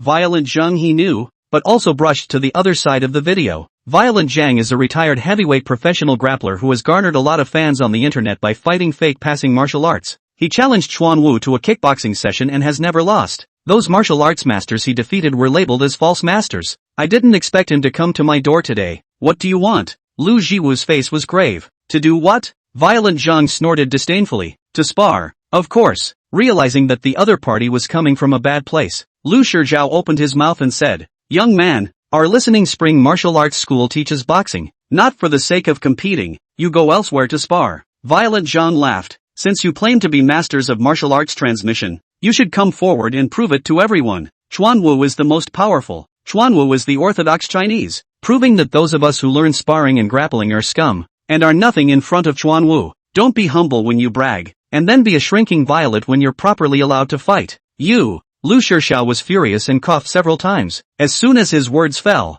the heavily made-up woman behind Violent Zhang said conspiratorially, do not dare to fight also line. Your martial arts hall signboard demolished, and then recorded a video admitting that he is a fake master sent online, so that people do not come to learn boxing to be deceived. We're fighting the fake to save everyone from the thunder, so that they don't fall prey to your beckoning crooks. Record video and send it online? When the Lu family's father and son heard this, their faces were instantly so gloomy that they could drip water. This was clearly a deliberate attempt to pick a fight and humiliate people. Suing Shui looked at the Lu family's father and son, turned her head to Violent Zhang, and coldly said, I advise you not to deliberately pick a fight. As a police officer, she can enforce the law if the other party deliberately picks a fight. The heavily made-up woman clasped her hands on her chest, looked Suing Shui up and down, and said in a conspiratorial manner, yo, quite a marked look. What? You can do too? Why don't you fight for them? It's not impossible. Suing Shui then took out boxing gloves from her bag. Violent Zhang sneered, I'm not in the habit of hitting women. Huang Yan, also known as Violent Zhang's girlfriend, followed with a laugh. There is no need for you to do it. I'll do it for this tender skin. But let's get one thing straight. I don't do it lightly, and I won't pay for any injuries. Huang Yan is an amateur combat instructor, practicing sparring since childhood, and her strikes are really vicious. Lu Shizhao hurriedly spoke out. She is not a member of our martial arts school and cannot fight on our behalf. How can you let a girl child take over when your own martial arts school is being provoked? If word gets out, how can the Hearing Spring Martial Arts Center still open? And the Lu family fist will not be reduced to the laughingstock of the martial arts world? Besides, Suing Shui is the daughter of an old comrade. How can he bear it? Huang Yan snorted. Does it matter if it's a martial arts school? It was time for a hothouse flower like her, who was held up by men, to get a taste of society. Today I'll be the good guy and teach her that a vase should just sit there quietly. Don't talk and don't make a sound. Ha ha ha. As soon as the words left his mouth, Lin Yan pointed at Huang Yan and droned. Can you take a beating? I'm asking if you can take a beating? Chapter 24, You Can Take a Punch? This voice instantly attracted everyone's attention. Violent Zhang was full of surprise. From the time he entered the door until now, he simply did not put Lin Yan, a tall, thin man who looked like he had little fighting ability. He did not expect him to dare to come out. Oh, Violent Zhang sneered. So you can take a beating? Lin Yan did not show any weakness, tilting his head and looking straight at Violent Zhang. Come fight if you don't want to. For some reason, when he heard others mocking Suing Shui, he had an evil fire of courage in his heart. Couldn't resist the urge to punch someone. Huang Yan let out a laugh. I didn't expect to come here today and run into something so interesting. 5. You've got to get a good shot. This is rare material. Suing Shui's heart warmed when she saw Lin Yan stand up for himself, but reason told her that now was not the time to get carried away. She hurriedly whispered a reminder. This man is a professional boxer. Don't be impulsive. She wasn't underestimating Lin Yan. As a fan of combat sparring, she was all too aware of the gap between ordinary people and professionals. Even if Lin Yan knew a little bit about passing martial arts moves, he was fine against ordinary people, but against professional fighters, he had almost no chance of winning. You can't compare the resistance to hits alone. What's more, Violent Zhang was a heavyweight, and an ordinary person's punch on him was no different from scratching an itch. So what if you're a professional boxer? Lin Yan pointed at Violent Zhang and exclaimed, I fight the elite. At this point, Lu Jiwu stepped forward. I'll take it. As the heir of a boxing gym, if he didn't dare to answer the fight in the face of this kind of provocation, it would be even more humiliating to spread the word than losing in the ring. Violent Zhang's eyes lit up. His gaze then shifted away from Lin Yan. He's going to fight Master Transmuker. A little karami like Lin Yan is hitting with no value at all. Not only do they not get traffic, but they also invite ridicule from netizens. He looked to Lu Jiwu and smiled. That's right. That's the kind of bloodthirsty master transmission of martial arts should have. Ha ha ha. Cut the crap. See you in the ring. Lu Jiwu turned around, striding towards the ring. After 10 minutes or so, both men signed the pre-match agreement and stepped into the ring. Lu Jiwu was about 175 tall and thin, standing in stark contrast to Violent Zhang, who was over 190 tall on the opposite side of the room. Violent Zhang's livestream had just opened, and tens of thousands of people had flooded in within just a few minutes. Most of them came to see the fun. They are waiting to see how those so-called fake masters will be KO'd by the pros, and how they will justify their losses and make excuses for passing on martial arts. Of course, there were some people who firmly believed in the strength of Transmuker. Old Zhang. Hit him in the mouth later. Ha ha ha. There are still masters these days? Laugh it up. Why don't you go to a tournament if you can? Chuanwu is a killing technique. What do you know about it? Laughing. In what age do people still believe in Chuanwu? Killing techniques? Why don't you let him kill one? Guess how many rounds end? How many more rounds? If he lasts more than a minute, he's good. Can he win? Lin Yan asked as he looked at Suing Shui. He has the ability to transmit martial arts mastery, but he doesn't know much about sparring and grappling. Suing Shui looked grave and shook her head. Difficult. Violent Zhang has a big advantage in terms of size alone, and is also a retired professional player with a strong resistance to blows. Even if he occasionally revealed a crack,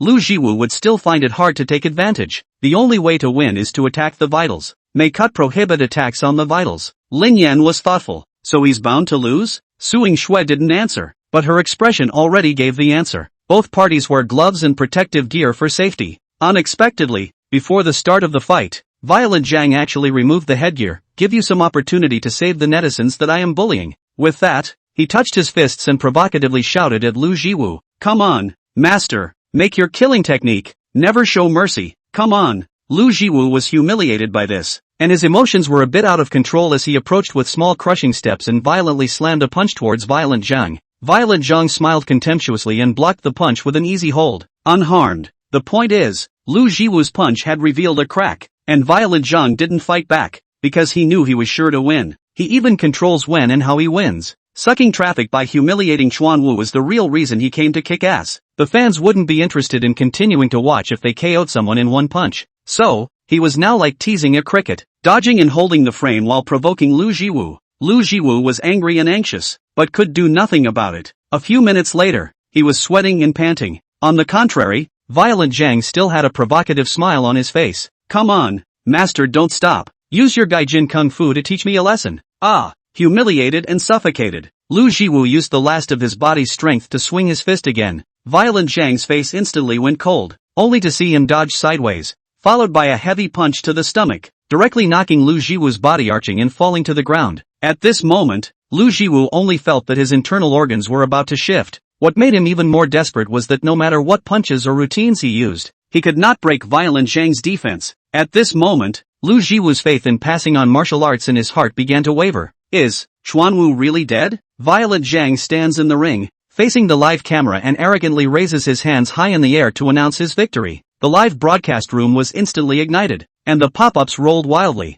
What passes for martial arts? It's all lies and bull ********, and bragging that Chinese kung fu is the best. It's just fart. Look at other people's boxing abroad. That's what it's called. Shucks, you call yourself a master at this level? I could go up there and beat the crap out of him. Master, the ground is cold. Don't lie down and play dead. Get up. At this moment, those who had always believed in the strength of transmission martial were all silent. Facts in front of them, they are simply unable to refute. Can only watch the hope in their hearts be crushed a little bit. Was Xiao Wu Dao? Has it really gone down the drain? Is it really no match for these exotic fighting arts? They were full of resentment, but there was nothing they could do about it. Nowadays, self-media is so developed. If Chuanwu really have real skills, someone should have come forward and fought a beautiful battle to prove to the world that the Chinese Chuanwu is still strong. Chapter 25. So Suing Shui can fight so well. Seeing Lu Jiwu fall to the ground, Suing Shui hurriedly rushed to the ring and anxiously asked, "Brother Jiwu, how are you?"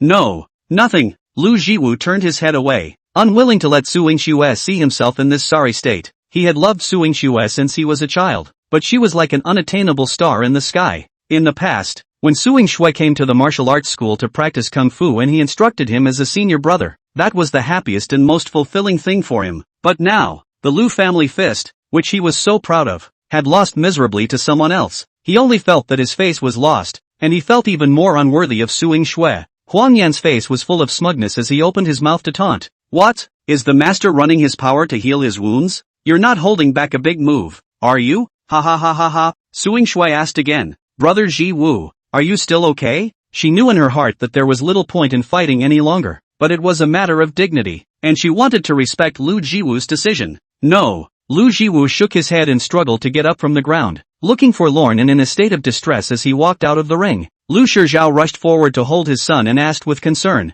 "Jiwu, are you alright?" Lu Jiwu shook his head and blamed himself. "Dad, I'm sorry, I'm useless." Lu Shizhao was filled with heartache and comforted. "Xiao Wu, you did your best, I don't blame you." With that, he turned his head toward the openly violent Zhang in the ring and shouted, "I'll meet you, as the saying goes, fight the tiger pro brother." On the battlefield, father and son soldiers, the son lost, when the father cannot retreat. When Suing Shui heard this, she hurriedly discouraged, "Uncle Lu, you're not well, you can't fight." Lu Shizhao some years ago to find out diabetes. The body is not as good as before. Usually practicing boxing is okay. Really on the ring competition cannot eat. Lu Jiwu also said anxiously, "Dad, don't fight. The big deal is that we don't open this martial arts center." He had just fought Violent Zhang and knew in his heart that even if his father were to take the field, he would never stand a chance of winning. The martial arts school can be left open, but nothing must happen to father. Huang Yan sneered, "Uncle, you are pale and weak. We wouldn't dare to fight you.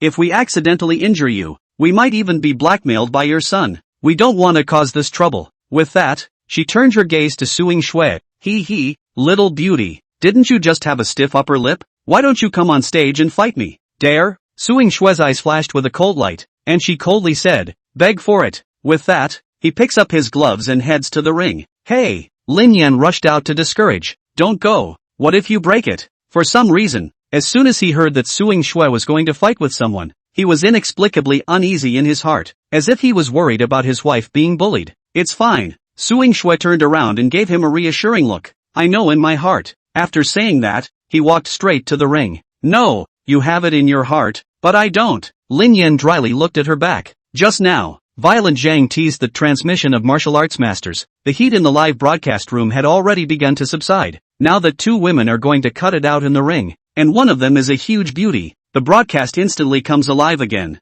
"I'm going to go. This beauty has a great body and is so beautiful. Don't hit me. It hurts. I'm quite a beauty in this game. I can't help it. I'm a face reader. What's the number of the beautiful girl's jitterbug? I'm going to follow it." "Dad, will she be able to do it?" Xiao Shui? Lu Jiwu asked worriedly. Lu Shizhao's face was gloomy. thought for a moment and said, "It's hard to say. The other party dares to be so arrogant. Their strength is definitely not weak." Although Yuki had enjoyed practicing boxing since she was a child and had learned sparring and free sparring in the police force, she was not a professional after all. If the other party is also an amateur, then she has a pretty good chance. Lin Yan heard their conversation from the sidelines and, anxious in his heart, interjected and asked, "What are the chances?" Lu Shishao said, "If they were all at amateur level, I think Snow is 80% sure to win." Only 80%? Lin Yan's heart tightened. The win rate wasn't even 90%. What a fart! At this time, Huang Yan put on his boxing gloves and walked up to the ring with his head bobbing,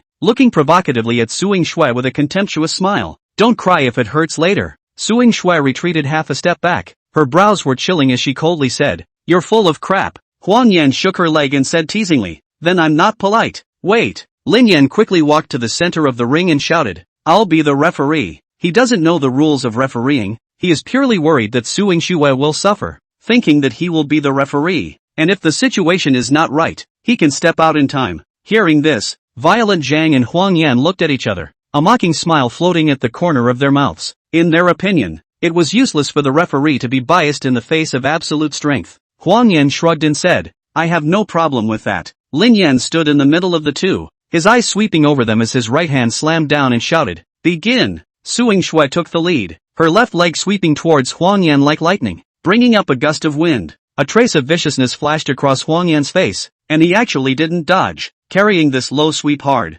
only to hear a thud sound. The two shins collided. In this instant, Huang Yan violently twisted his waist, his right hook punch like a cannonball counterattacked, extremely fast, rubbing Suing Shui's chin flew past. The wind of the fist ruffled a strand of hair around Suing Shui's ear. Somewhat capable, Huang Yan licked his tiger's teeth, and the battle intent in his eyes became even more intense, followed by violently launching a chain of jabs, attacking Suing Shui like a storm. Suing Shui reacted quickly, her body tilted back, the tip of her nose brushing against Huang Yan's fist. Just when Huang Yan thought that the attack was falling short, Suing Shui's waist suddenly exerted force, and a superhuman fist swiftly blasted out from a tricky angle. Bang! Suing Shui's glove smashed hard into Huang Yan's cheek. Chapter 26, The Referee Also Strikes? Huang Yan also reacted quickly, in the moment of the glove's hit, smooth spinning to unload, but even so, the corner of the mouth still overflowed a trace of blood, mixed with sweat splashed to the ringside rope. The live feed instantly exploded. -6,666. This punch is awesome straight to my face. This beauty looks soft and weak. How can she fight so well? Is Huang Yan going to lose? What's the hurry? She's not serious yet. We'll see. Violent Zhang was also a bit surprised when he saw this scene. Originally thought that Suing Shui was just a vase, but I didn't expect the combat power to be so strong. Lin Yan was equally surprised. This was the first time he had seen Suing Shui make a move. No wonder when the two of them first met, she dared to put out harsh words, saying that she would make herself fall down in a minute. She didn't realize that she had real skills. Huang Yan's eyes flinched. She did underestimate Suing Shui before. However, she didn't use her full strength just now. After all, she had to take care of the live broadcast effect. The situation was different now. Since the other party was not weak, she had to get serious as well. I didn't expect that you're really something. Huang Yan's tone was icy cold. However, from now on, I'm going to get real. Suing Shui quickly assumed a fighting stance and responded coldly. I hope your fists are as good as your mouth. Seeing this, Huang Yan instantly rose up, like an arrow off the string pouncing on Suing Shui, jabbing straight into Suing Shui's face. Suing Shui reacted extremely fast, while leaning back to avoid, raised his hand and framed Huang Yan's right hand, followed by lifting his leg in the right direction. A foot hit Huang Yan's chest. Huang Yan stifled a grunt as her entire body flew backwards, hitting the side ropes hard. Suing Shui multiplied her victory and quickly bullied her way up, her fist stopping abruptly at a finger's width away from Huang Yan's face. Huang Yan gasped for air, staring straight at the fist in front of him, filled with disbelief. She had thought that she had a sure victory, but she didn't expect Suing Shui to be so powerful, and she didn't expect that she would lose so quickly. She is really not willing to accept the fact that she lost to this vase. How is this possible? My god, did I see it right? Huang Yan just got KO'd? Why is she such a good fighter? It's a good thing she's not practicing transmission martial arts, or Team Violent Zhang would have planted a big head. You lost. Suing Shui frowned and said coldly, as a police officer, point blank is both a principle and a red line. She withdrew her fist and got up to leave. Huang Yan looked at her back, the strong unwillingness and made her mind hot and lose her mind. With a stomp of his foot, he sneaked towards the back of Suing Shui's head. Watch out. Lu's father and son under the stage exclaimed out in shock at the sight. When Suing Shui sensed the danger, it was already too late to dodge. Just in the nick of time, a large size 42 shoe appeared out of nowhere and kicked Huang Yan hard in the face. Ah! Huang Yan let out a miserable scream. Eyes, mouth, ears and nose by this full force, kicking the abstract deformation. The whole person flew out backwards, teeth mixed with blood splashing out, drawing a beautiful arc in the air. Bang! Her body hit the wall hard, sliding down like a limp noodle. Huang Yan sat against the wall, her eyes closed as if she was asleep. The clear shoe prints on his face and the log of Hongsinger can still be seen faintly. The whole room was shocked. In the center of the ring, Lin Yan's raised foot stance has yet to be retracted, resembling Bruce Lee. Lu's father and son were wide-eyed and full of shock. Violent Zhang and the cameraman also froze, full of doubt. Suing Shui was equally baffled. Suing Shui defeats Huang Yan. The crowd is surprised but can still accept it. But this sudden kick was really out of everyone's expectation. The audience in the live room was also confused. The referee actually made a move? Chapter 27, it's finally my turn. No, who is this guy? This leg method. How a bit of passing martial arts feeling. Don't tell me. You're right. It's got a real flavor to it. You guys don't masturbate. It's hilarious that you can pass the martial arts with a kick. Suing Shui turned around and saw that Huang Yan had flown out of the ring while Lin Yan stood in front of him, his face full of incredulity. Lin Yan slowly lowered his leg. What's wrong with me? She snuck up on me. She deserved to be kicked. Suing Shui was busy explaining. I was trying to ask how you did it. It's so mind-boggling to kick someone so far away. Lin Yan's tone was flat. Isn't it just a matter of having feet? If it wasn't for the fact that he was afraid of kicking Huang Yan to death and retracted his strength in advance, I'm afraid she's embedded herself in the wall and can't pick her way out. Suing Shui frowned with an expression of being pretended to buy him again. Under the stage, Lu's father and son glanced at each other, each seeing shock in the other's eyes. It was because they all recognized the move that Lin Yan was using. Shadowless kick, a famous move in the southern school of Kung Fu. The father and son looked at Lin Yan once again. The eyes became complicated with excitement, emotion, and even redness. It was as if they saw in Lin Yan the hope for the revival of the transmission martial arts. Violent Zhang snapped back to his senses, rushing over to pick up Huang Yan and glaring viciously at Lin Yan. How dare you sneak attack? Lin Yan snorted. Obviously she made the first move. Are your eyes letting the chrysanthemums get caught? Huang Yan seemed to have slowed down. She slowly opened her eyes, and her weak eyes looked at Violent Zhang. Brother, help me take revenge. Don't worry. Violent Zhang put Huang Yan aside, took the boxing gloves from the photographer, walked over to Lin Yan and asked in a condescending and cold voice, do you dare to fight me? Fight. Lin Yan turned his head to Lu Jiwu on the sidelines. Lend me your gloves. If he didn't bring his gloves, he was really afraid that the fight would not be enjoyable if he winced. Good. Lu Jiwu's face was delighted as he hurriedly removed his own fist and sent it over to Lin Yan. After Lin Yan took it, he looked at Violent Zhang. Sign the agreement first. In case I hurt you, I don't want to pay for it. Ha! Violent Zhang sneered. Kid, you already have a way to take your death. The audience in the live room was never expecting it. Originally,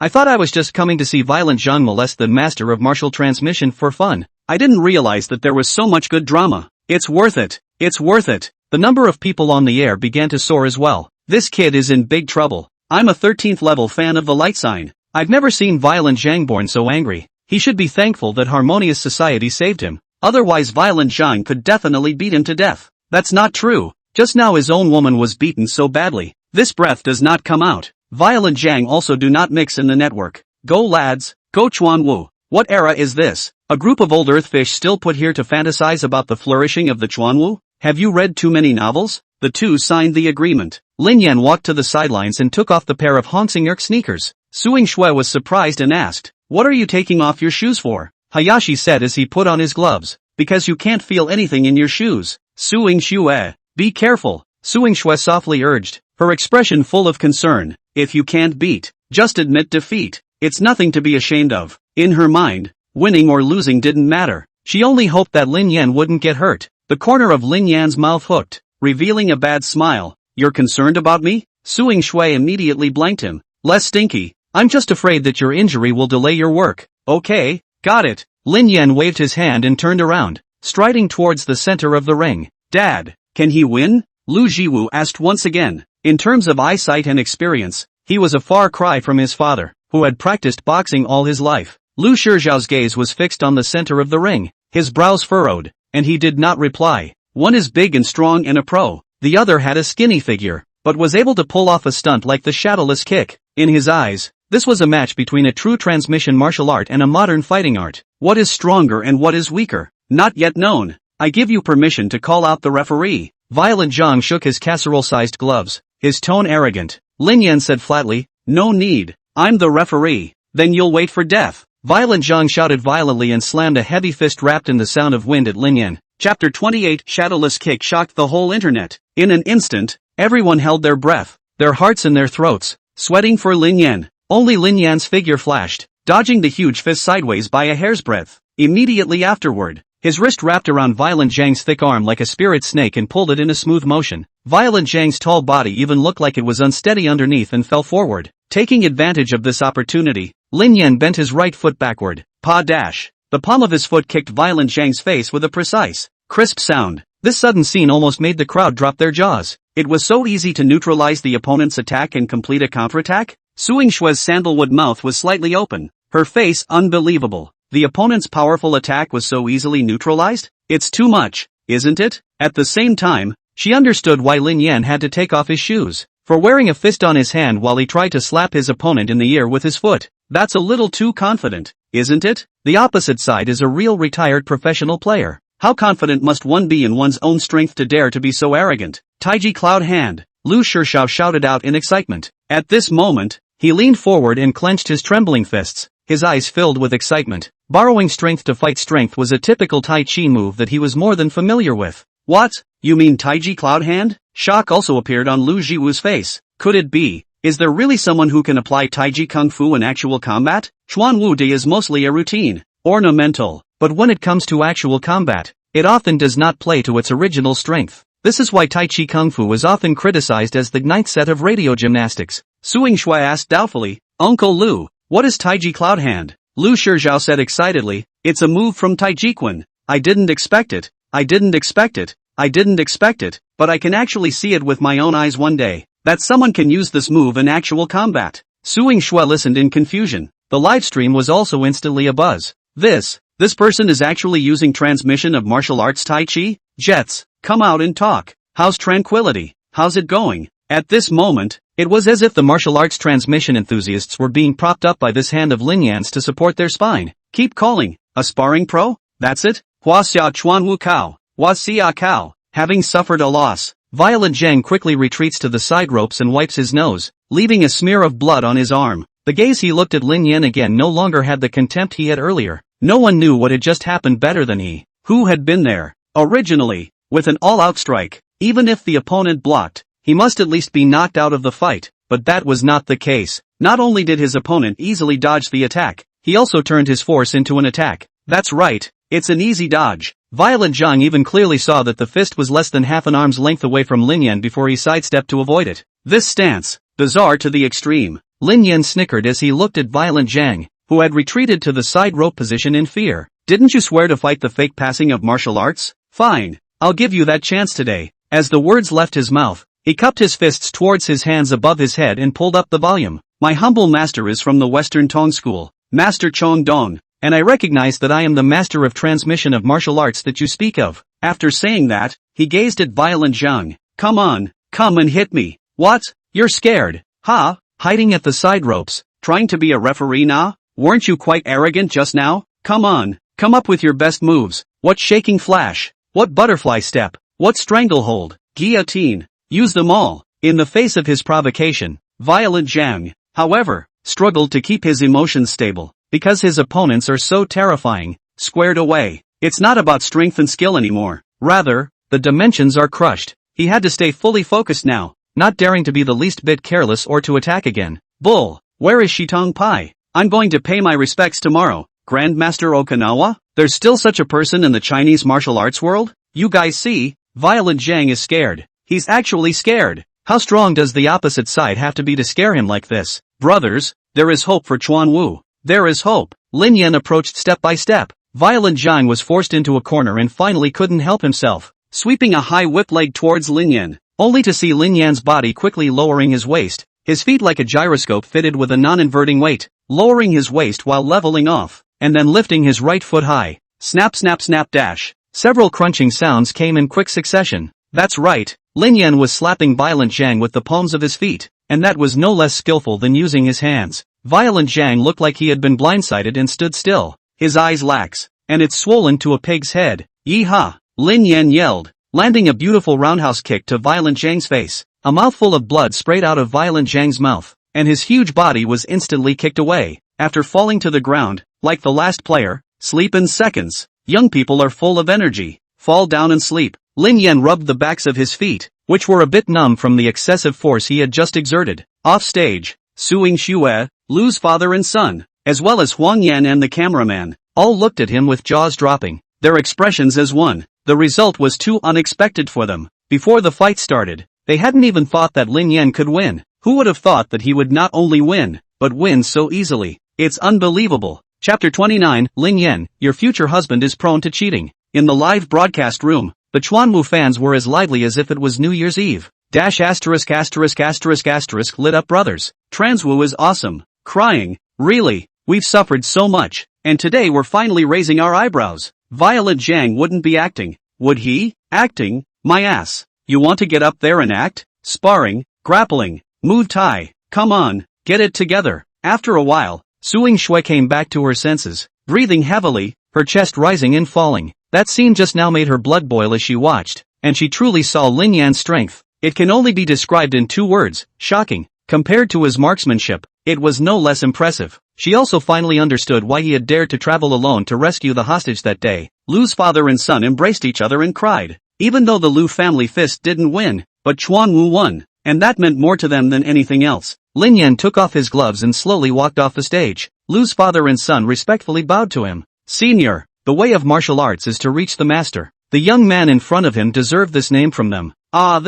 They were like this, and in turn, they embarrassed Lin Yan whole. Mostly, I've never experienced anything like this before. By the way, you can move in. Hearing Suing Xue's words, Lin Yan was confused. What do you mean? Suing Xue looked at him like he was an idiot. Didn't you say you wanted to cover the rent? Lin Yan came to a realization, and then his face lit up with joy. It's finally time to move in with her. The next day, she drove her car, chopped fish head, to help Lin Yan move. As she got out of the car and headed for the stairs, Suing Xue couldn't help but laugh at herself. When did you become so solicitous? Lin Yan had so little that he didn't want any of his pots and pans, intending to leave them for the next receiver. There weren't many clothes, 2 for winter and 2 for summer, barely enough for a change of clothes. All Lin Yan had was a cardboard box for his computer, plus a snakeskin pocket. Is that all you got? Suing Xue was astonished. Are all boys moving so simple and rough? She was sure that if she moved herself, she'd have to get at least a big 6-meter 2 van to fit. As it turned out, Lin Yan took care of it with 1 bag and 1 box.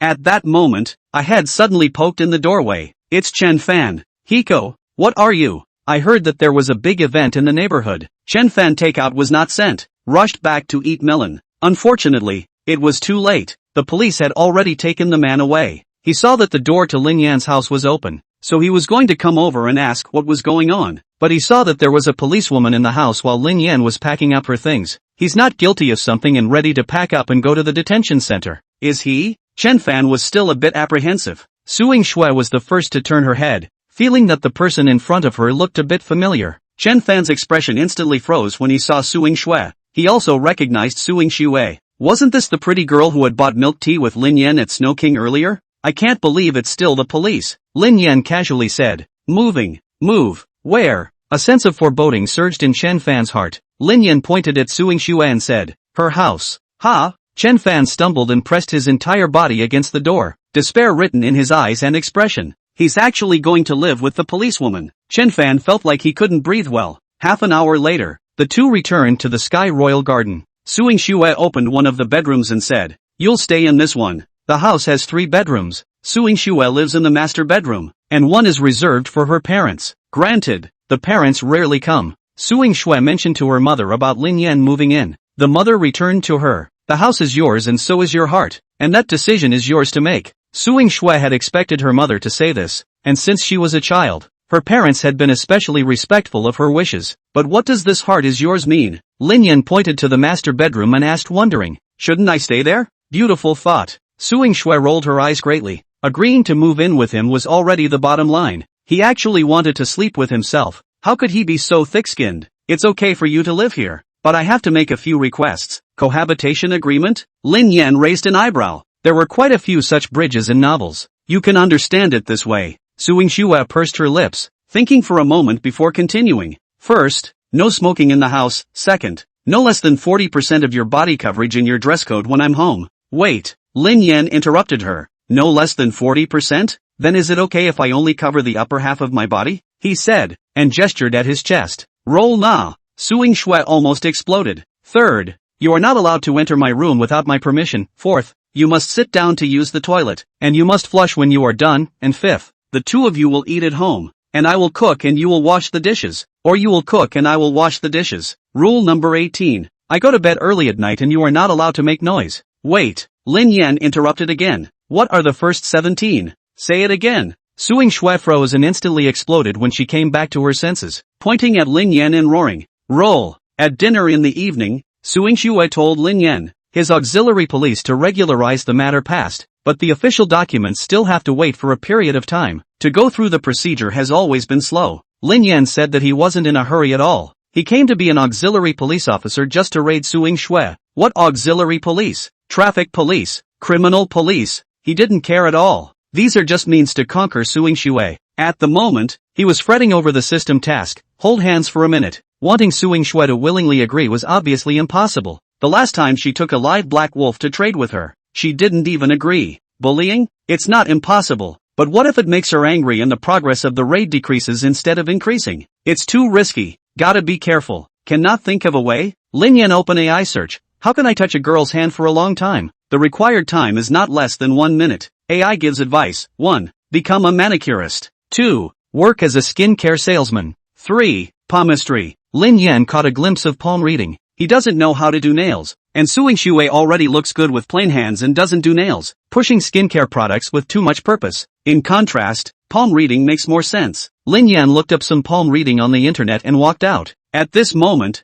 Su Yingxue was sitting on the sofa watching TV, the soft light sprinkled on her. The whole thing is as beautiful as Venus. Lin Yan sat down next to her, glanced at her white and tender palm, shook his head and said, this emotional line of yours isn't going too well. Su Yingxue sniffed and glanced sideways, seeing him staring at his hand with a puzzled expression. What do you mean? Lin Yan put on a deus ex machina demeanor and said in a fervent manner. No, your emotional line shows that your future husband is prone to cheating on you. Chapter 30, Handsome to All. Boring. Su Yingxue said this on her lips, but she was a little apprehensive in her heart. Your own future husband. She had never considered it, and it was hard to avoid some reverie when it was suddenly brought up. Really? I analyzed it based on the trend of your emotional line. Lin Yan continued. And you can read faces? After experiencing these things, even if Lin Yan said he could build a nuclear bomb, Su Yingxue didn't think it was unusual anymore. Even though she was staunchly materialistic, a hint of curiosity was piqued at the moment. Will do. Lin Yan plopped up one leg and said in a serious manner, my master, Master Chong Dong,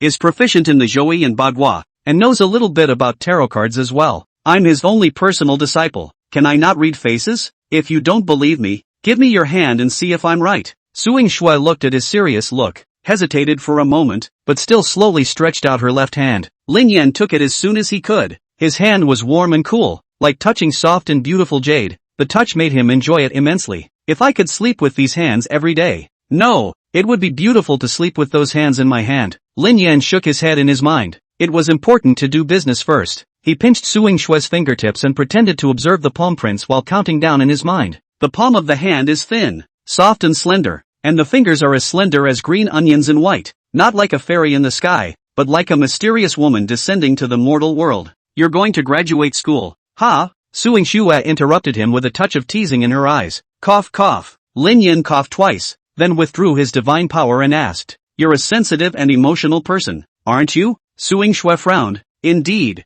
She belonged to the typical cold on the outside and hot on the inside, seemingly rejecting people, but soft and sensual on the inside. Lin Yan was right. Her interest was piqued. And, Lin Yan continued his face reading, you have a good career line and a long lifeline, but the wisdom line as well. What? Su Yingxue's willow brows slightly knitted. Lin Yan shook his head. It doesn't feel too smart. Get lost. Su Yingxue drew back her hand. Luckily, it was enough for 1 minute. Lin Yan smiled meaningfully and got up to go back to his room, waiting for the system prompt. Sure enough, just as he entered the house, the system beep sounded. Ding, congratulations to the host for completing the mission. Receive a prize of $50. 000. Rating progress plus 10%. C-level word that boy is handsome. Your face value will be increased from the current level, but not to the level of alerting the United Nations. Asterisk. Lin Yan was stunned, actually exploding with the coveted phrase. Immediately afterward, he felt that something was wrong with his body. The body, which had been thin and skinny, suddenly gained strength, and the muscles bulged a little, filling up the flabby areas. Touch your face and the contours are quietly changing, just like plastic surgery, and it doesn't hurt at all. He hurriedly opened the cell phone camera, and in the screen, the cheek lines gradually became hard, the nose became high and straight, the eyes became brighter and brighter, and the whole person was more than one-star handsome. Not only that, but the pores on your body and face start to bubble out dirt, like you're giving your skin a good cleaning. In no time, all the acne marks and stuff disappeared and the skin became clean and smooth. Brother, unity is awesome. Lin Yan was shocked. This is only a C-class word. If it were S-class or SS class, how handsome would it be? Newbie quest, kissed by Suing Xue. Lin Yan looked at the contents of the mission and was confused. Asterisk. Are all quests this sick now? It was too unrealistic to let Suing Xue take the initiative to kiss herself. Lin Yan thought that it would be easier for him to kiss Suing Xue, but the big deal was that he would get a beating. Letting Suing Xue take the initiative to kiss herself, at least for now, it was not possible. One had to think long and hard. That's when the bank collection text came in. It's time for his favorite part again. Tail no. 8,238's ICBC card. On September 11th, 2103, transfer income, 50,000 yuan. Balance 60,702.00 yuan. Industrial and Commercial Bank of China. Lin Yan took a deep breath and earned back the money he had spent. More critically, that number will keep growing later. It's comforting to think about. Lin Yan waited for her to fall asleep before going to the bathroom to wash up. Avoid scaring Suing Xue. He planned to change his outfit tomorrow, get a haircut, and do a big costume change, so he could fool her more convincingly then. The next day, Lin Yan slept until he woke up naturally at noon. Opening his eyes, the sunlight poured through the cracks in the curtains, creating a bright column of light. It wasn't long ago that he was in a cramped rented house, with food on the table and no food off the table. Who would have thought that right now, with 6 figures on his bank card, he'd be sleeping in the bed of a beautiful, soft-smelling policewoman. Played with my phone in bed for an hour before getting up, mainly because I was hungry, or I could have gone on lying down. Walking out of the room, Lin Yan saw breakfast on the table. Suing Xue has a stable work and rest schedule, going to bed at 10 p.m. Waking up at 6 a.m. Washing up and eating breakfast, and then going to work. Donuts, soy milk, siu mai, all cold. Apparently, these breakfasts were bought for Lin Yan when she went out. Just a means to please me. Lin Yan picked up a siu mai and took a bite. Although it was cold, his heart was sweet. Put breakfast in the microwave and start washing up. After eating breakfast and arriving at the commercial street, Lin Yan was overwhelmed with emotion. I used to come here to pick up my food, never wandered in as a customer. Now that I have money and come back here, I feel like the air around me is cleaner. Buy yourself a milk tea and consume it first. Looking at the signboards of Honey Snow Ice City and Nisu, Lin Yan decisively chose Snow King. Rich people aren't afraid to spend money. They're afraid of not getting value for money. Who wants to be a bastard? May I take your order? The clerk girl's voice was crisp and clear, and she looked up and froze instantly. Her eyes glazed over, being so handsome by Lin Yan that her eyes were filled with surprise, nervousness, and excitement. A milk tea, large, with ice. Okay, $9. Sweep here. Lin Yan raised his eyebrows. When he used to come to pick up his food, this girl didn't have such a good attitude, usually with a raised eyebrow and a cold.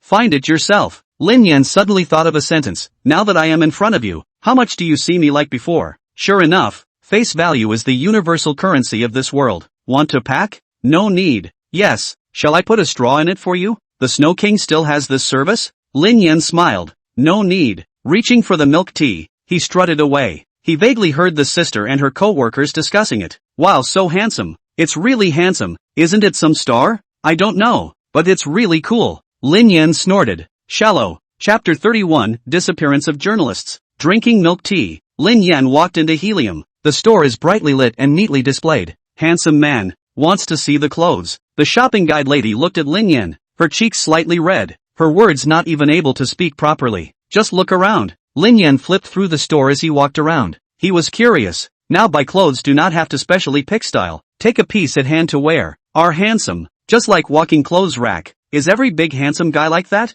Do you guys feel that way? Handsome guy, you look super good in this. The shopping guide lady never took her eyes off of him. Yeah, Lin Yan looked at the big handsome guy in the mirror and muttered. It feels just like that. The shopping guide lady was stunned. This is still average? How do you let people who are not good looking live? After buying clothes, Lin Yan went to the barber store to get her hair done. The store smelled of shampoo and the roar of a blow dryer. The moment he got up from the chair, both the customers and Mr. Tony in the barbershop were stunned. What else could this be if not a star? Handsome, can I add you a VX? The beautiful woman who was doing her hair in the seat next to her interrupted Mr. Tony and looked at Lin Yan with a smile on her face and anticipation in her eyes. A beautiful woman like this. In the past, Lin Yan probably couldn't even lick her. But now, thanks, I have a girlfriend. Lin Yan smiled politely before striding out. The smile on the beautiful woman's face froze and instantly turned flushed. It was the first time she had failed to strike up a conversation. Che, what's so great about being handsome?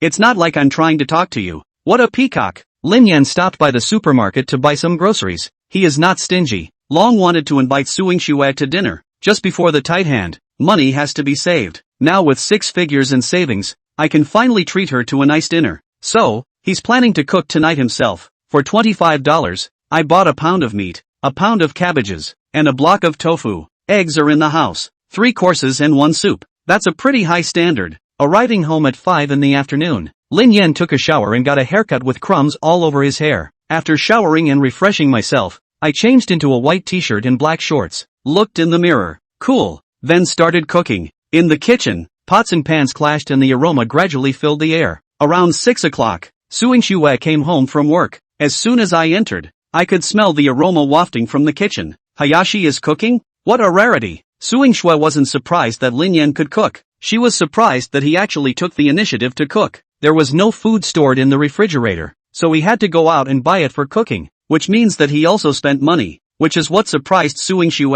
The Iron Duke actually plucked his own feathers. She changed into her slippers and made her way to the kitchen, poking her head in as a familiar yet strangely handsome face came into view. The air was instantly quiet as the two men looked at each other. Suing Shue thought that there was a thief in the house, subconsciously touched her waist and realized that she didn't have a gun. Looking more closely, why does this person look so familiar? Lin Yan? Suing Shue's eyes widened. The surprise in her eyes was like seeing a great-grandfather who had been in the ground for 2.5 years suddenly standing in front of her. Aha! Lin Yan took the spatula and turned back to give her a smile, dotingly saying, hurry up and wash your hands and get ready to eat. Suing Shue froze for more than 10 seconds before coming back to her senses, during which she kept rubbing her eyes. How can you be so handsome with just a change of clothes and a haircut? She couldn't believe her eyes. Suing Shue walked over, reached out and pinched Lin Yan's jaw, tugging on it, and it was actually true. What's the matter with you? You? Her voice was shaking. Lin Yan had already thought of something to say. Oh, the secret martial arts I practiced last night broke through. My power increased greatly, and my body changed a bit. Ha! Suing Shue cocked her head. It's still like that? Lin Yan said in a serious manner. Yeah, haven't you ever practiced Chuanwu? Practicing Chuanwu is like this. Suing Shue shook her head dumbfounded, thinking, this is transmission of martial arts? You're not practicing Southeast Asian magic, are you? For the next few days, Suing Shue went to work and Lin Yan stayed at home, either playing games or playing with his cell phone. In the past, when he was delivering takeout, Lin Yan always squeezed in time to play the game, and cherished every hand extraordinarily. Now that I play every day, I'm tired of playing, and I'd like to find some other hobbies, but there's nothing else to play with at home except for computers and cell phones. Nope, Suing Shue is actually kind of fun. It's just a shame she won't let it be played. Just when Lin Yan was bored, Suing Shue suddenly called. Where are you? At home. Come downstairs in 10 minutes and I'll pick you up. What for? Meet and greet. More than 10 minutes later, Minced Fish Head slowly drove out of the underground parking lot. Suing Shue's face was grave and her brows were locked, and Lin Yan followed suit. Something happened? Aha! Suing Shue answered. 2 reporters are missing. Disappeared? Lin Yan frowned, his eyes becoming deep. Suing Shue said, yes, these 2 reporters are in charge of social investigation, and they have also helped the police to solve human trafficking cases. Some time ago, they received information that a water channel in Qianzhou was seriously polluted, so they went on an unannounced visit to investigate. 3 days ago, the 2 drove to Qianzhou, and that night they also video called their families, and the next day they were completely lost. This morning the family reported to the police. We sent a concordance notice to Qianzhou. and the security bureau over there accessed the surveillance and also sent people to visit the village. But there is still no news, so the bureau asked us to go to Qianzhou to investigate the investigation. Lin Yan pointed at himself, thinking, he's not a cop, so how does that make him a we? No salary, no social security, this is not pure whoring labor. To be precise, the bureau asked me to go with Huang Wenxuan, but I didn't want to go with him. Taking you there is just enough to get you acclimated to police work ahead of time. So it's you who wants to whore me out for nothing? Lin Yan raised an eyebrow. Officer Su, I would like to ask, again, it's a prostitute. Is your kind of behavior illegal? Whore yourself out. Su Yingshui rolled her eyes. You belong to the airborne. If you don't have some ability to investigate cases, people will gossip. She wasn't afraid of what people would say, but she was afraid that Lin Yan wouldn't be able to stand it and his mind would collapse. After all, people talk. No ability to investigate a case? Lin Yan snorted. I'll pull out the S-word and scare you to death. However, if Su Yingshui went to Qianzhou alone, he really couldn't rest assured. Where are you going to start checking? Su Yingshui shook her head. The only information I currently have on hand is their destination. Reporter. Sewage. Investigation. Missing. Lin Yan muttered something under his breath, his gaze looking out the window, lost in thought. The most reminiscent of these messages is that two journalists came to the area to investigate the pollution of the aqueducts and then touched the interests of certain local people and were jailed. After all, this kind of thing isn't quite the kind of thing that would warrant a killing spree. However, Lin Yan always felt as if things were not so simple. To find out the truth, you have to be at the scene and analyze it meticulously based on the clues and evidence at the scene. Chapter 32, Pollutants of all 5 poisons. The two came to the police station.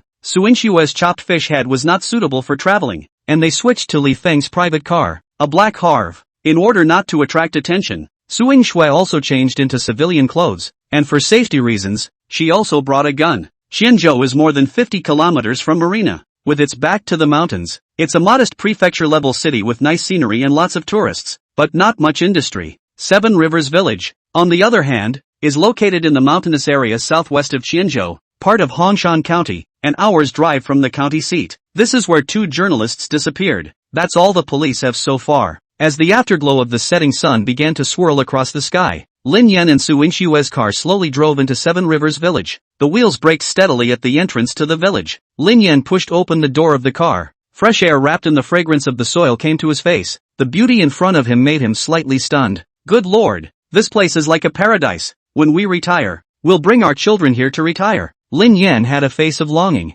Scram! Who's with you, the 2 of us? Su Yingshui held the door of the car with one hand. Her eyes quickly scanned the surroundings, and was equally shocked by the scenery in front of her. The village of 7 Rivers is small and typical of karst landscapes. The staggered green brick houses are hidden between the lush green trees, as if a tranquil idyllic painting. The village was spread out in a circular pattern along a uniquely shaped hill that looked like an ***** tip, with roughly 100 or so families living there. If not for its remote location, this would surely be a popular destination for tourism and leisure. However, a breeze brushed by, and the 2 men's brows instantly furrowed. The pungent, acidic odor in the air intensified. There really is something wrong here. Su Yingshui quickly took out the duffel bag from the car, put on her sun hat, and walked quickly with Lin Yan along the ridge, following the direction of the odor. Previously, the Qianzhou Security Bureau had sent people to the village to investigate, but found nothing. It no longer made much sense for them to visit and ask questions to first figure out what the problem was behind this pollution.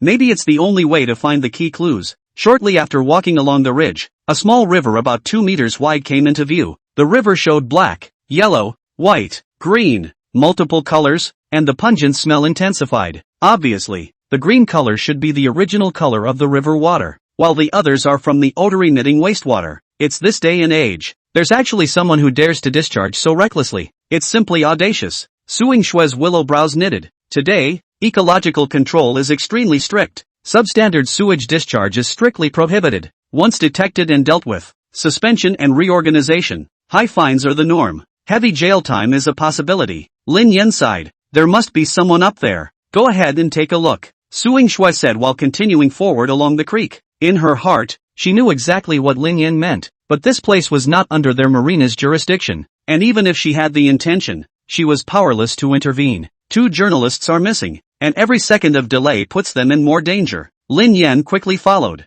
In fact, from the moment he smelled the odor, He had a speculation in his mind, the probability that the disappearance of the two reporters was related to this river. Entanglement of interests is often at the root of such incidents, and someone not wanting journalists to reveal the truth is what led to their disappearance. However, this is only speculation and solid clues and evidence need to be found. Not much farther, an old farmer was grubbing potatoes in the ground. Suing Shui had a warm smile on her face and walked up to greet her. Master, busy. Moncler Outlet Store, straighten up. Your tan face is etched with the marks of age. He first sized up Suing Shui, then turned his gaze to Lin Yan and said with a thick accent, busy, digging up some potatoes to go back and make dinner. Suing Shui kept her smile and smoothly asked, Grandpa, let me ask you something. Why does this river smell so bad? Hearing this, Moncler Outlet Store, his emotions instantly flared up, and a flame of anger burned in his eyes. Can it not stink? Washing clothes with this river water stinks, and even the vegetables grown in the ground carry a strange odor. Take it to town and sell it, and when the buyer hears that it's from Seven Rivers Village,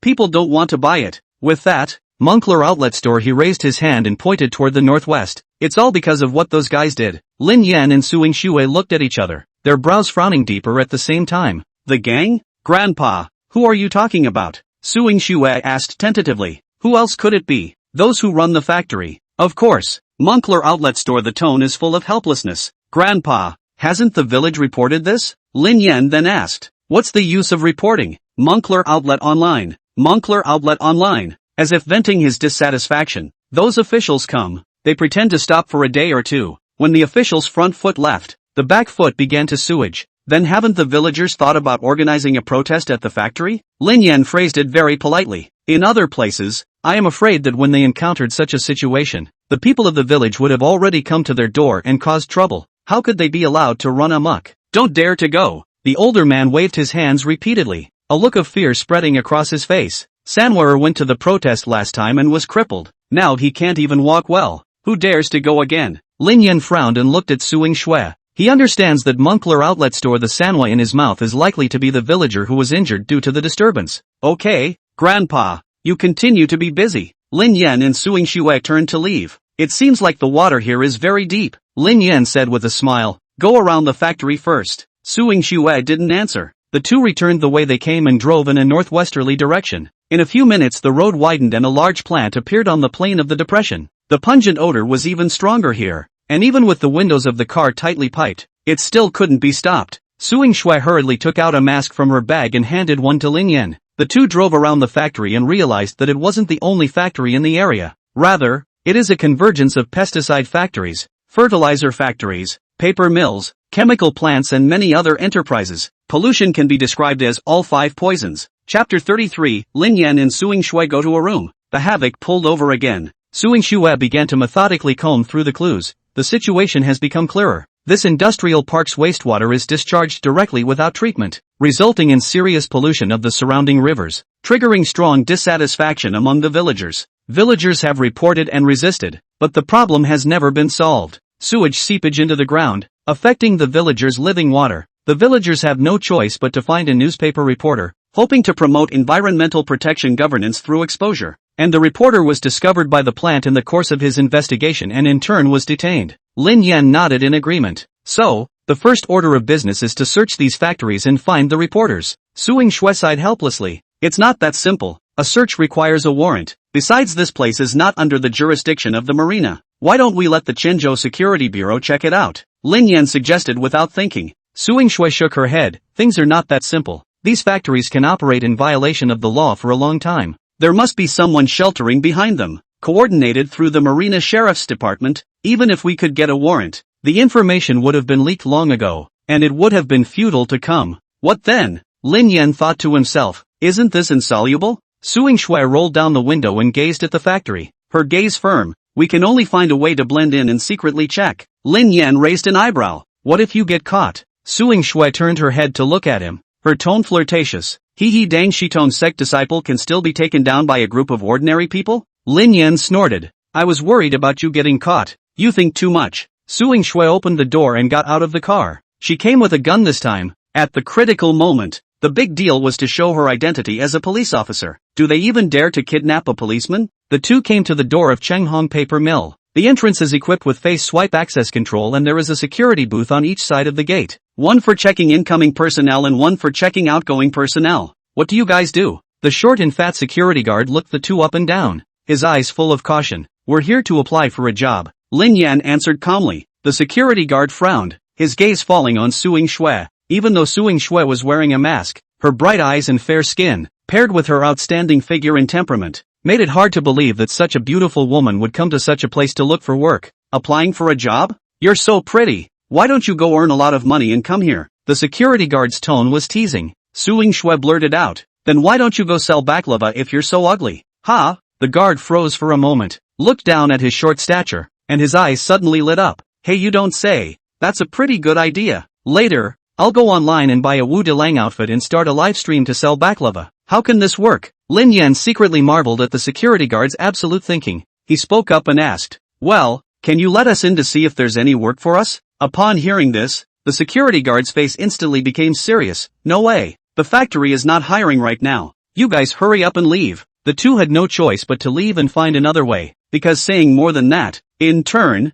leads to suspicion. Back in the car, Lin Yan thought for a moment and suggested, "Why don't we come back at night?" Suing Shui asked in confusion, "Why come at night?" Lin Yan pointed to the factory's 3-meter-high fence with barbed wire at the top. "Scroll over the wall at night and get in. God knows what." Suing Shui turned her head to look at the fence, her eyes full of surprise. "So high, and with barbed wire. How to flip? Even if you flip in, how do you get out?" Is it hard?" Lin Yan patted his thigh. "Isn't this just a matter of having legs?" However, what responded to him was Suing Shui's big blank stare. "Come to the county seat of Hongshan." Suing Shui booked 2 rooms online. "Park the car and get ready to go to the front desk to get your room card." "Give me your ID card," Suing Shui said. "What ID card?" Lin Yan had a wooden look on his face. "You go out without an ID card?" Suing Shui stared at him with disgusted eyes. Who has nothing to do but carry their ID card on their person all day long? Lin Yan rationalized. "Ugh." Suing Shui sighed heavily, then checked out both rooms and changed to a standard room.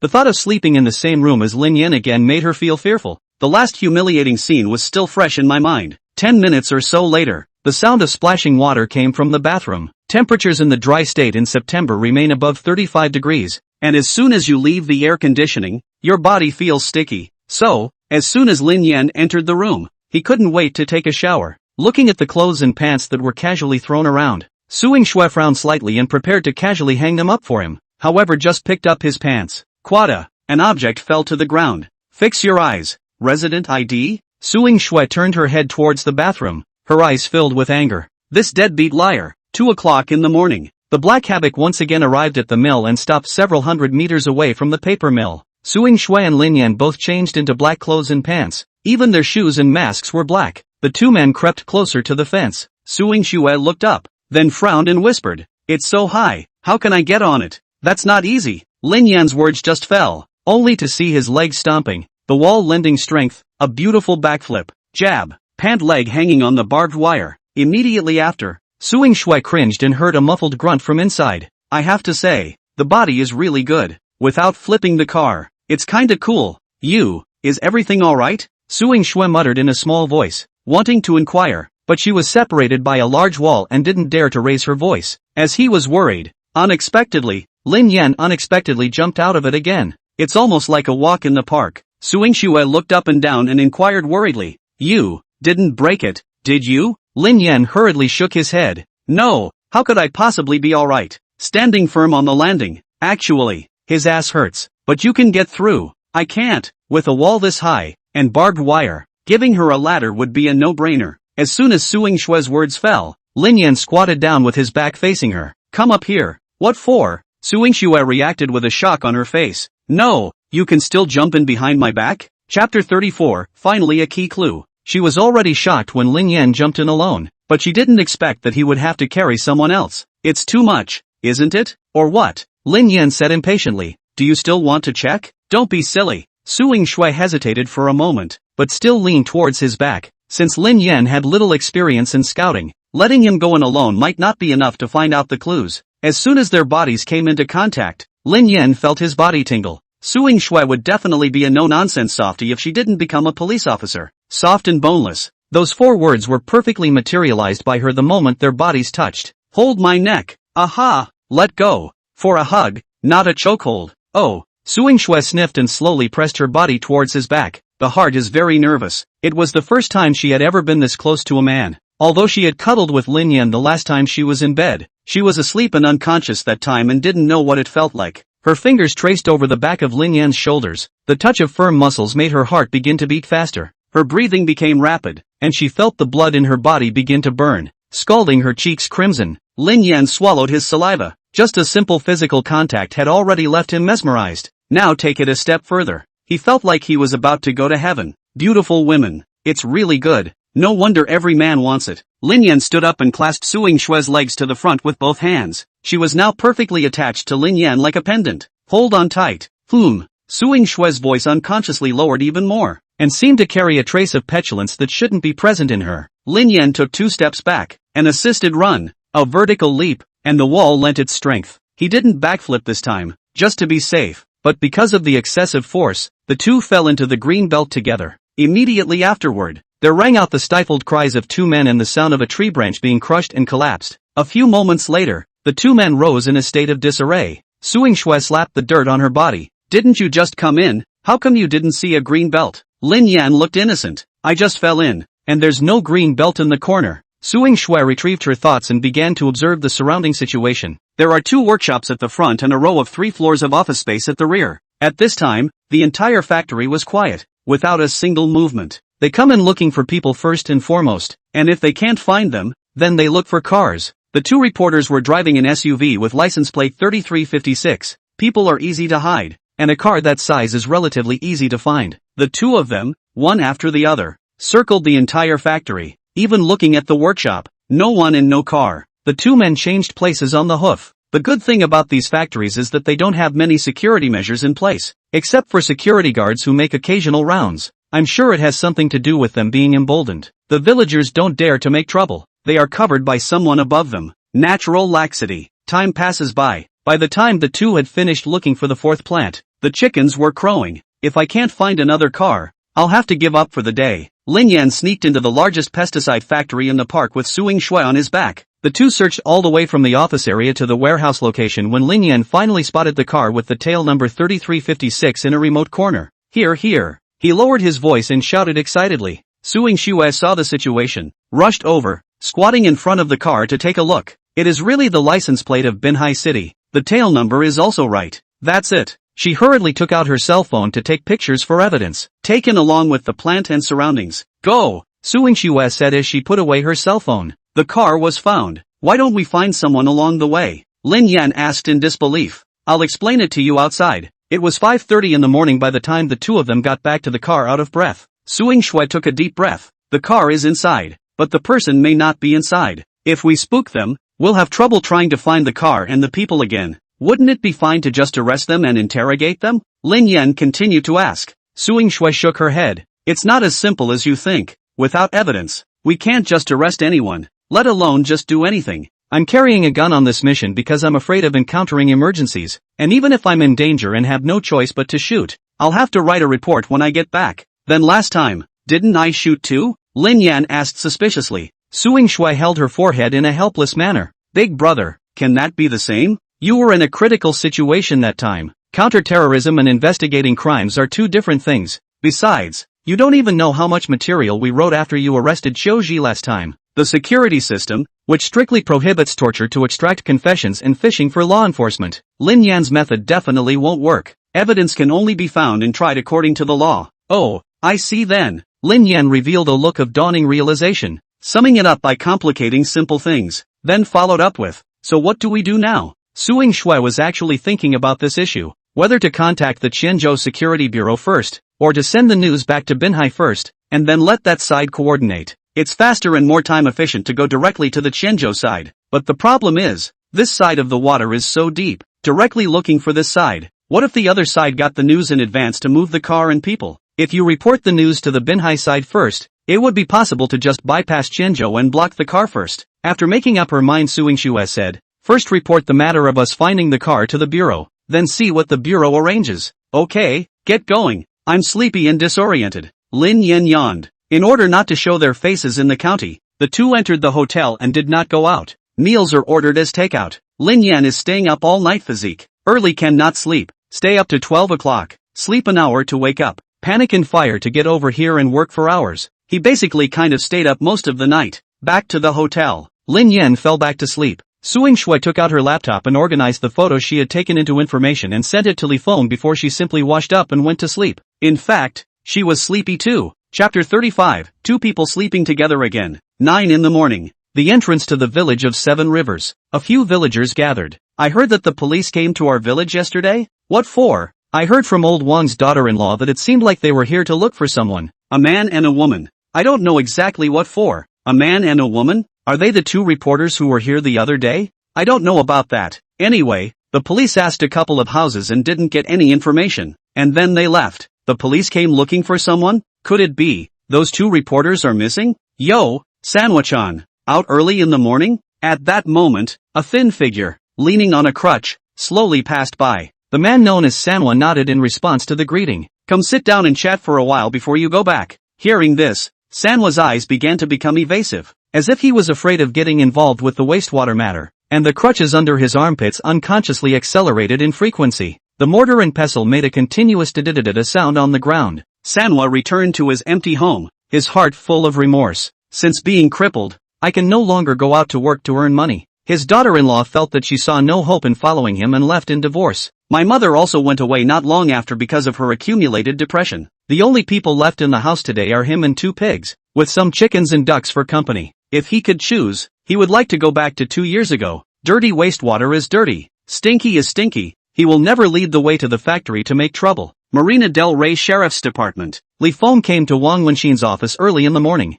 Zhang Donghai has not yet returned. The bureau's current affairs are still presided over by him. It's up to him to make the decisions on cases like this one that cross geographic boundaries. Bureau Wang. Xiao Shui thinks that the water is very deep over there in Xianzhou, and wants us to bypass that side directly and bring someone over to capture the stolen goods first. Li Feng also agreed with this idea. If word got out, it wouldn't be so easy to find it again. Wang Wenxin read the material and frowned in deep thought. After a moment, he slowly shook his head. The idea is good, but it's not in line with the rules. If we just cross over to the other side and make a bit of a scene on the ground and have some sort of accident, who's going to take the blame for that? Li Feng knew what he meant. Wang Wenxin felt that he is now only acting as the work of the security bureau. If something goes wrong, his chance to remove the word deputy in front of his position will be fizzled out. The old, cunning thing would never let itself get the short end of the stick. It's okay to have no credit, but you should never have it. What then? Li Feng asked. Wang Wenxin pondered for a moment and then said, first contact the Qianzhou side and ask the other side to send out some people, and then we will send some people over from our side. In that case, it will be considered to be in line with the program.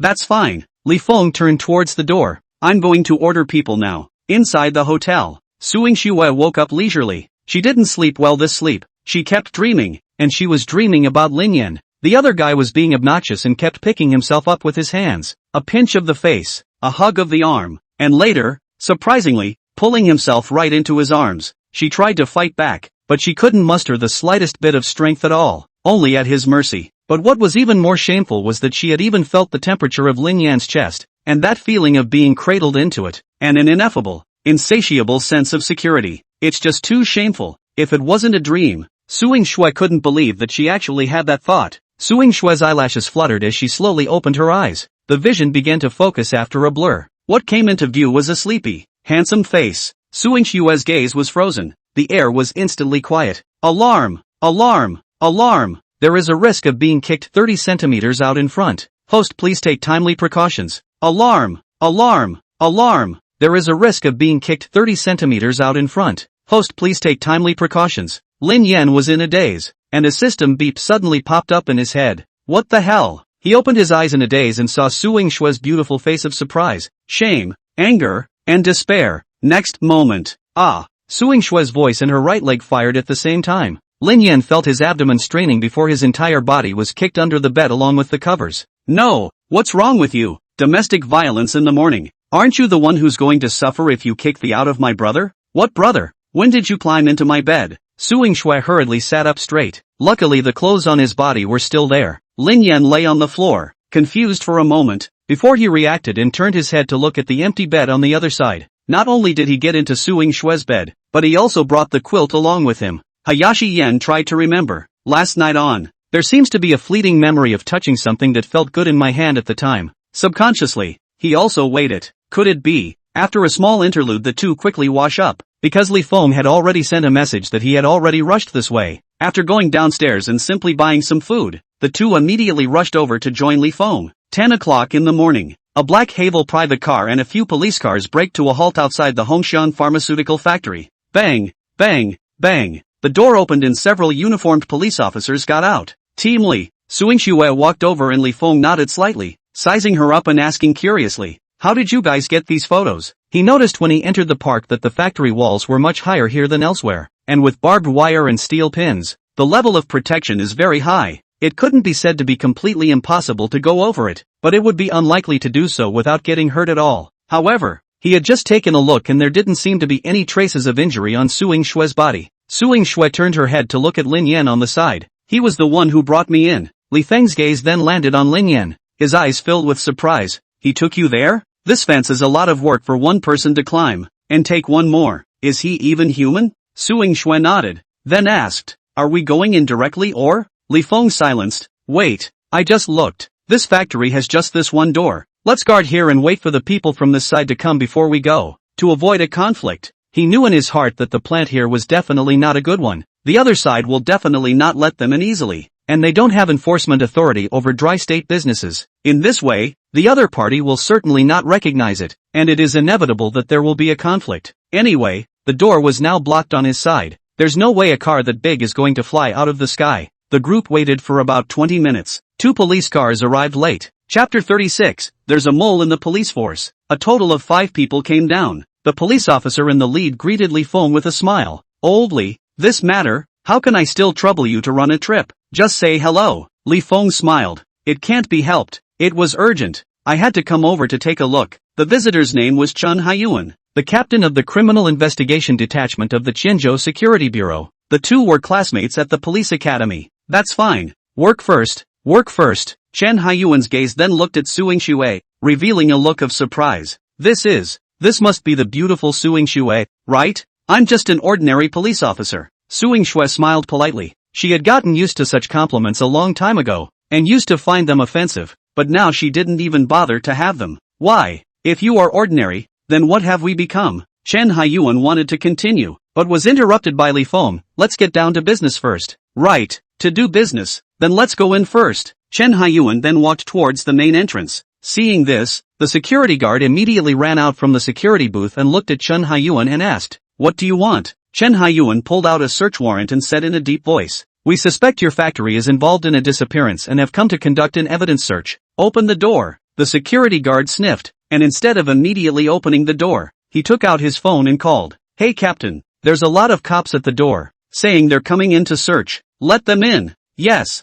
Receiving the order to release, the security guard then pressed the electric retractable gate switch in his hand, and the gate slowly pulled open. Lin Yan and Suing Xue walked quickly side by side to lead the way in front. Already entering the factory, Suing Xue and Lin Yan coincidentally took out masks from their pockets and put them on. Li Feng frowned and hurriedly covered his mouth and nose. "The further in you go, the more the flavor hits you, and it feels like it's going straight to the sky. No wonder the people here report sewage. It's a wonder there's no sewage from a plant like this." As he walked, Lin Yan leaned close to Suing Xue and whispered, "Why does it feel a bit off?" Suing Xue frowned. "What's wrong?" Lin Yan shook his head. "Can't say. My blind guess is that the car is gone." Hearing this, Suing Xue's heart also began to feel apprehensive. She was also worried about this, so she reported the news back to the bureau, and to her surprise, the bureau ended up contacting the Qianzhou side. Several security guards followed the group. The employees here wear very thick masks and some even wear gas masks. A few minutes later, the group finally made it across the long road to the vicinity of the warehouse.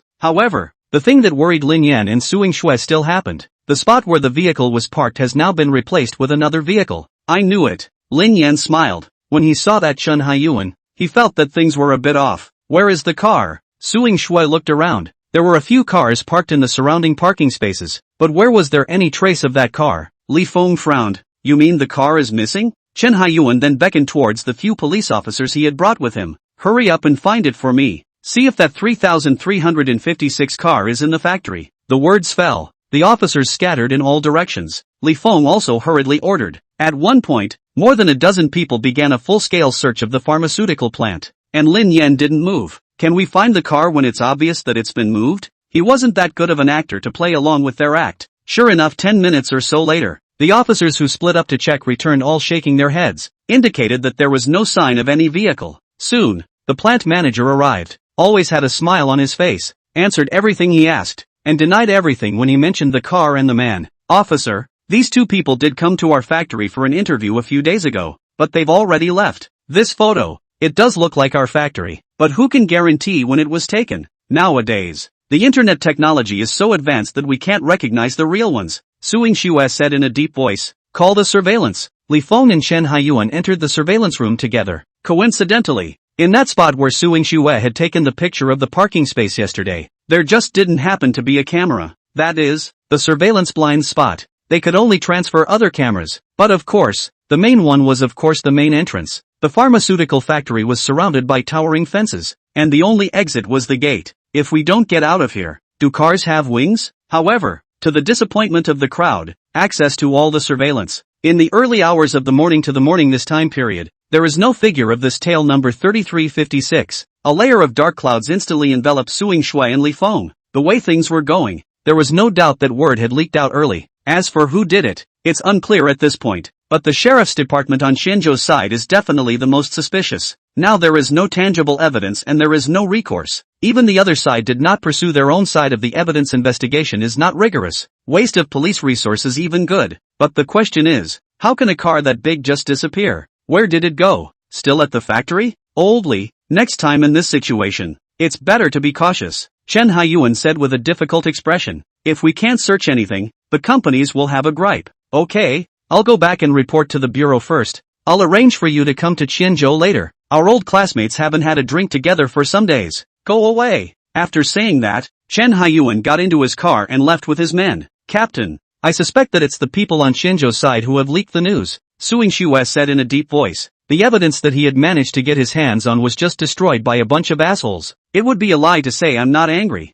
Alas, Li Feng shook his head inside. We have limited power. There's nothing we can do. The trail is broken. What are you going to do next? Suing Xue pondered for a moment and turned her head to look at Lin Yan. The clues are gone, so I'll keep looking. Li Feng nodded. Okay, then call me if you have something to do. There are a lot of things going on over at Binhai lately. I still have to rush back. Chapter 37, Infiltrating the Pharmaceutical Factory again. Back to the hotel. The two could only rethink their response. The two journalists are still missing. Whether they were still in Qianzhou or not, none of them could be determined at the moment. However, Suing Xue firmly believed that their disappearance must have something to do with the pharmaceutical factory. So even if they were to investigate now, they would have to start with the pharmaceutical factory. But before there was a car to check. Now even the car has disappeared. Where should I start? After thinking about it, Suing Xue thought of a way. We'll just have to blend in during the day and see if we can get some useful information out of some of the workers. Hearing her words, Lin Yan was surprised. With that level of security at the pharmaceutical factory, we don't have a warrant and we're in plain clothes. How can he let us in? Suing Xue explained. Of course it's over the wall to get in.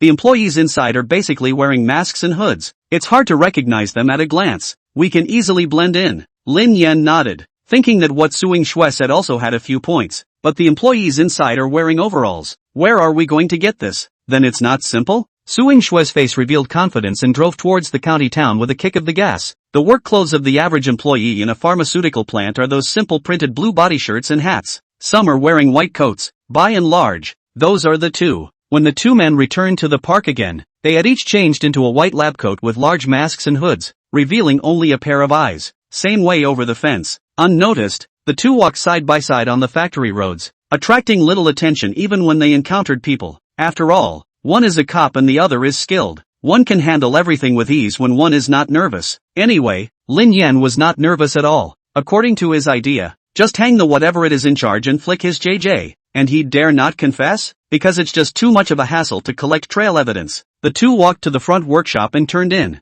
Inside, the facility was well equipped with stainless steel tanks and pipes of all sizes, and several workers were inspecting the instrumentation. Lin Yan walked behind a middle-aged man and asked in a deep voice, "When the police came just now, no one talked nonsense, right?" The man with the strong body glanced back and said lightly, "Who dares to talk nonsense? We haven't even opened our mouths." Hearing this, Lin Yan and Suing Xue looked at each other. The man's statement is more direct proof that there is something wrong with the pharmaceutical plant. Aha! The factory hasn't been very peaceful in recent days, so pay more attention. Lin Yan still wanted to chime in, but the man turned around and walked away. There was absolutely no desire to keep hitting on him. The two walked out of the workshop and continued on to the storage room next to where the vehicles were parked. Just then, a forklift pulled out of the warehouse. Seeing this, the two seemed to have thought of something and frowned unanimously. Go over there, Suing Shue spoke up. The two walked over and didn't immediately strike up a conversation, but instead circled around inside before walking up to the forklift master. Lin Yan opened his mouth and asked, "Master, if any suspicious people come to ask you questions lately,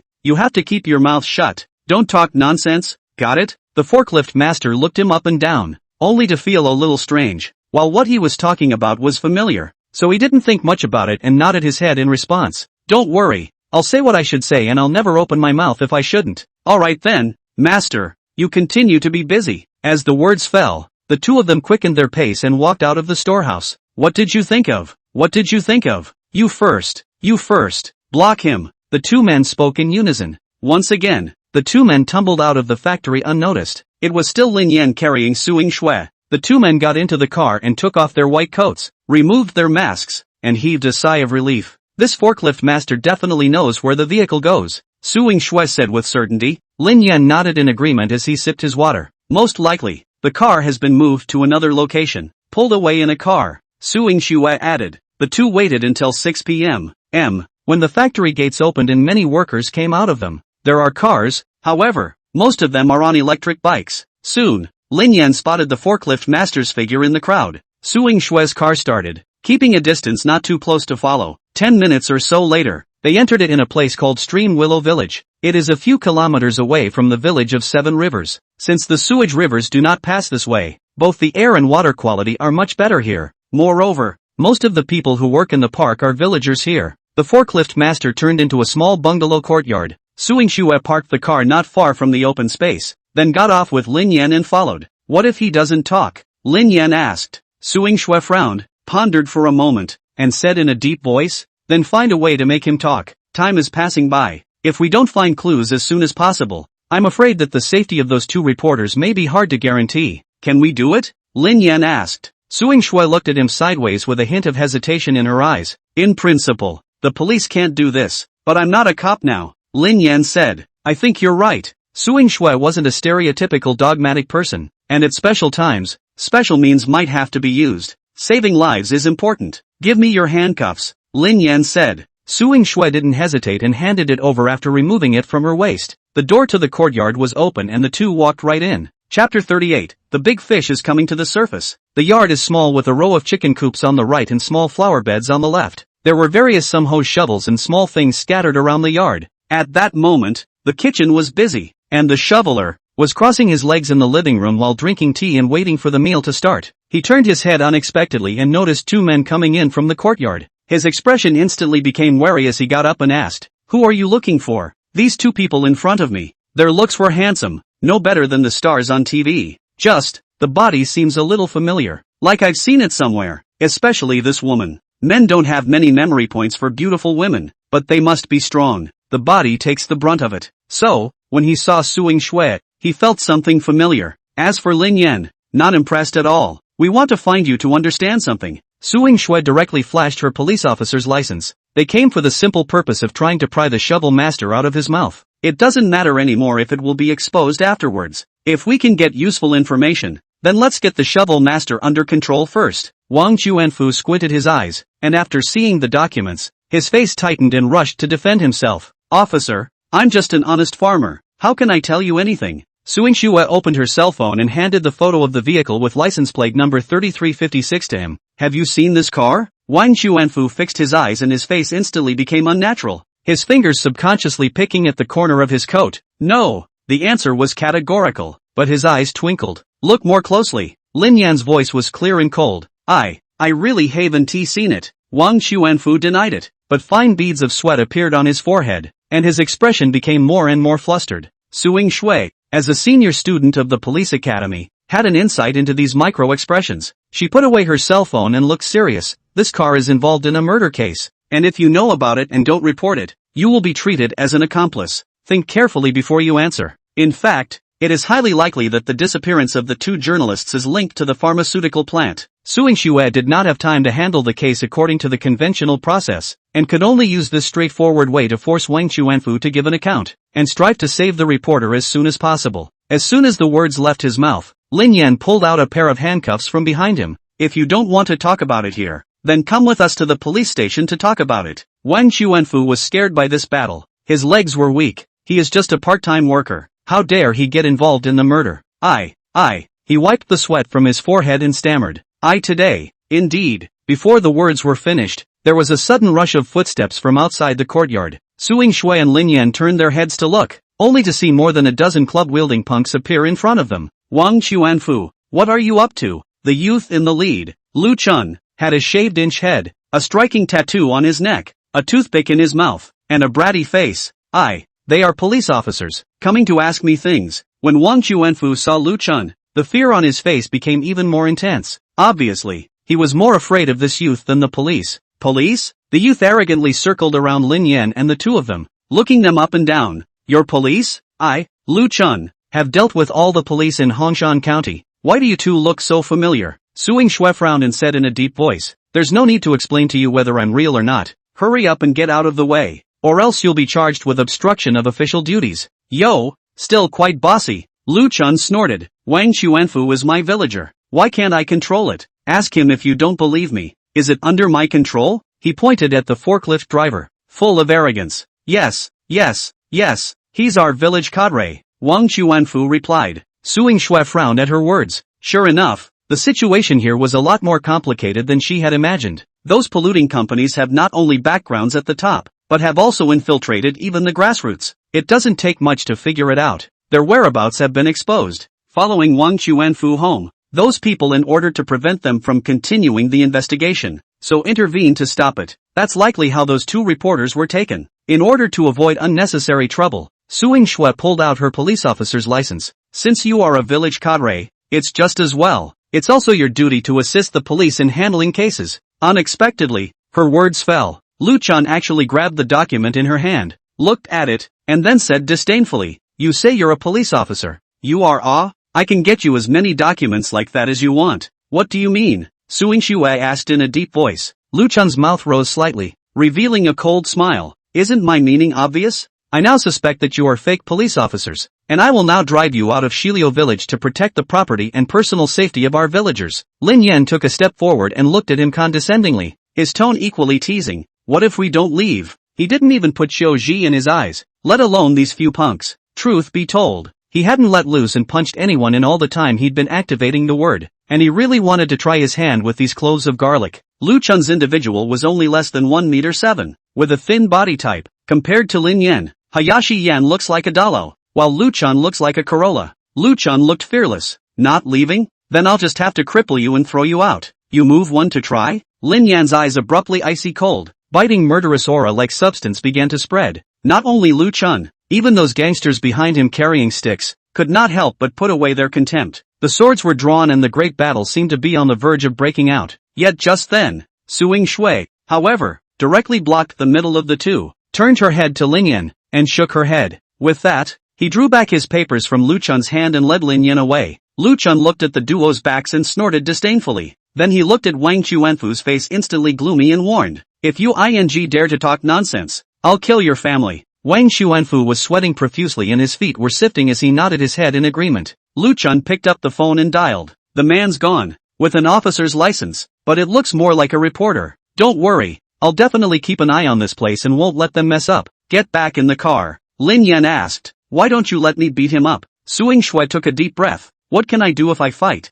Can't you see that? The water here is very deep, and even if we arrest all these people, it won't do half as much to advance the case. Lin Yan frowned. He also agreed with Suing Shui. It's just that I did just get a bit of an itch to hit someone. So what do we do now? Don't we keep asking? Suing Shui shook her head. I have a better idea. What way? Lin Yan asked. Chapter 39. A shocking inside story scares the hell out of people. The sun was sinking in the west and it was getting dark. A man in a workman's uniform and hat walks into the village of Creek Willow. He traveled lightly to a compound. Knock, knock. Lift your hand and strike the beaten iron. A few moments later, a middle-aged woman opened the door, looked at the man in front of her suspiciously, and asked, You, who are you looking for? I'm looking for Wang Chuanfu. The man's voice was low. Looking for him for what? The woman asked in disbelief. as she didn't even recognize the person in front of her. Nor do I remember when my husband had such a friend. Who is it? After experiencing what happened in the afternoon, Wang Xuanfu was like a scared bird and hurriedly chased him out of the house. When he saw the true face of the man in front of him,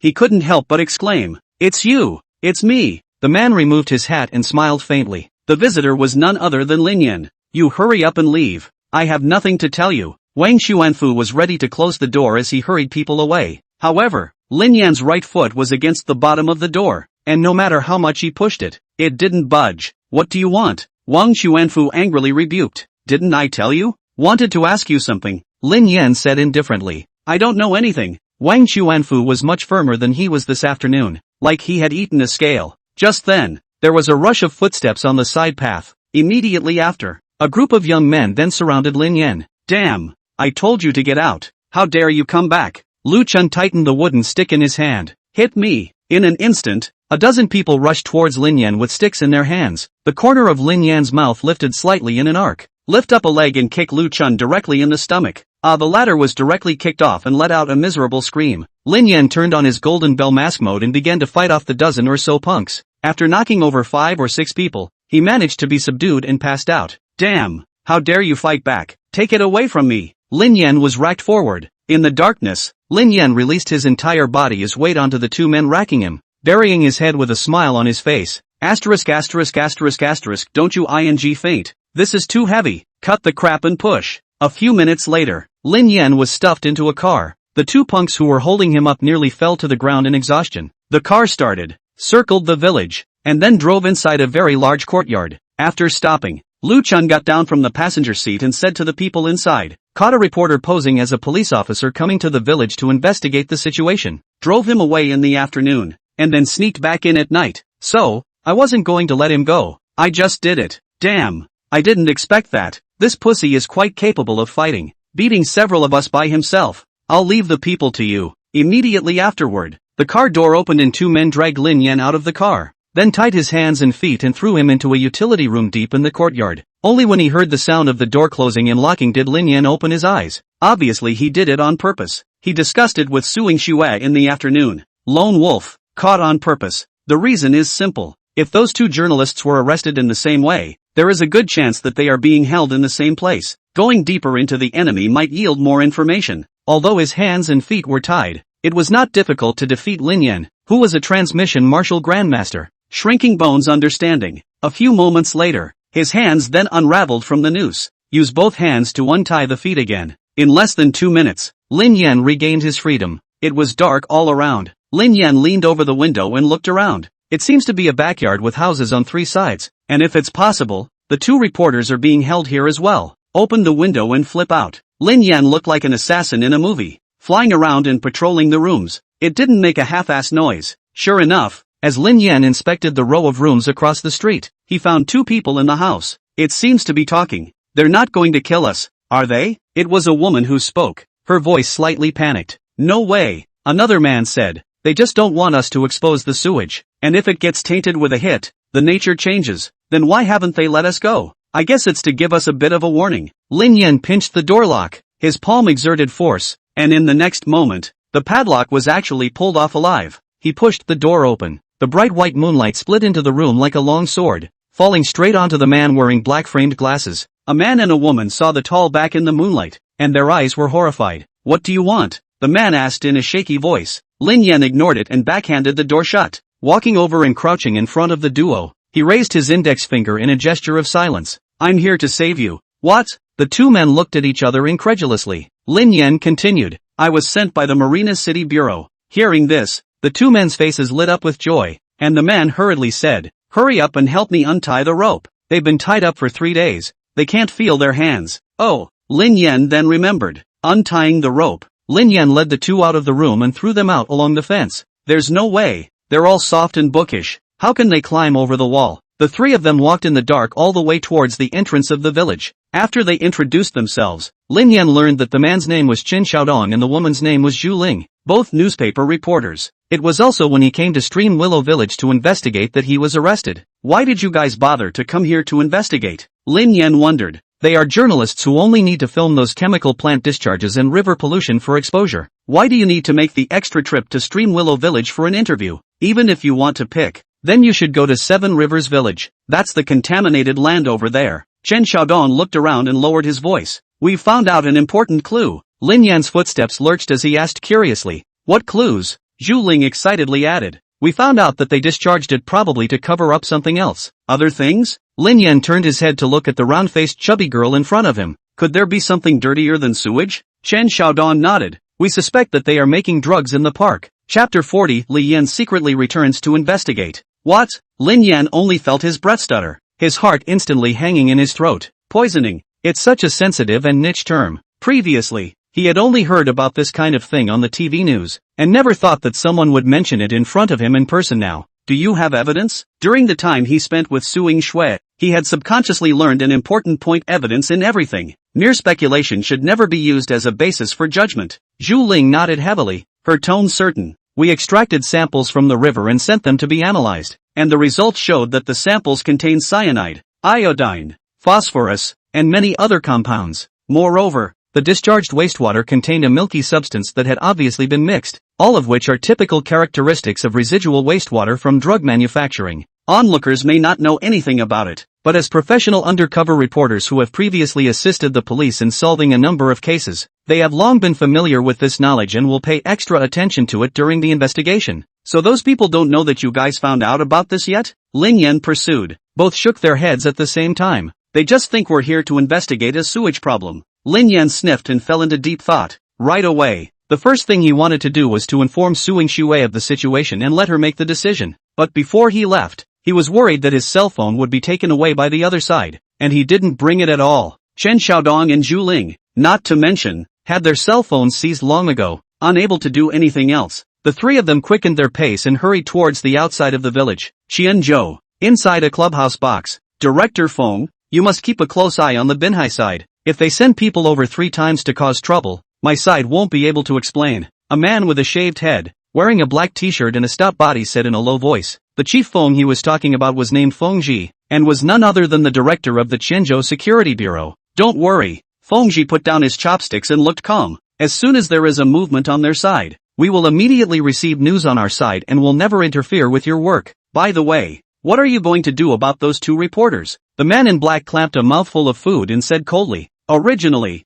I planned to lock up for a few days and then release them. But today, news came from the village that 2 more journalists had come. It seems that we have to make an example out of them, so that there won't always be people trying to meddle in this in the future. Feng Ji frowned slightly and reminded, in case things can't be suppressed, it won't be easy to investigate. The man in black's gaze chilled. Then let them die normally. Feng Ji pondered for a moment and nodded. Good. Lin Yan's trio walked for more than 20 minutes before they walked out of the village, stepped onto the main road, and saw the black Havel parked on the side of the road. These 2 hadn't eaten for 3 days, and were severely physically drained and footloose. After getting into the car, Chen Xiaodong told Suing Shui what he had found out. One by one, the latter was even more shocked than Lin Yan upon hearing this. What now? Lin Yan asked. Suing Shui frowned and fell into deep thought, not answering immediately. After what happened last time, she doesn't dare to report news to the bureau easily nowadays, in case what Chen Xiaodong and the others said was true. Once the news was leaked, the other party would definitely destroy the evidence quickly. She didn't dare to cross the line and report to her mother without solid evidence.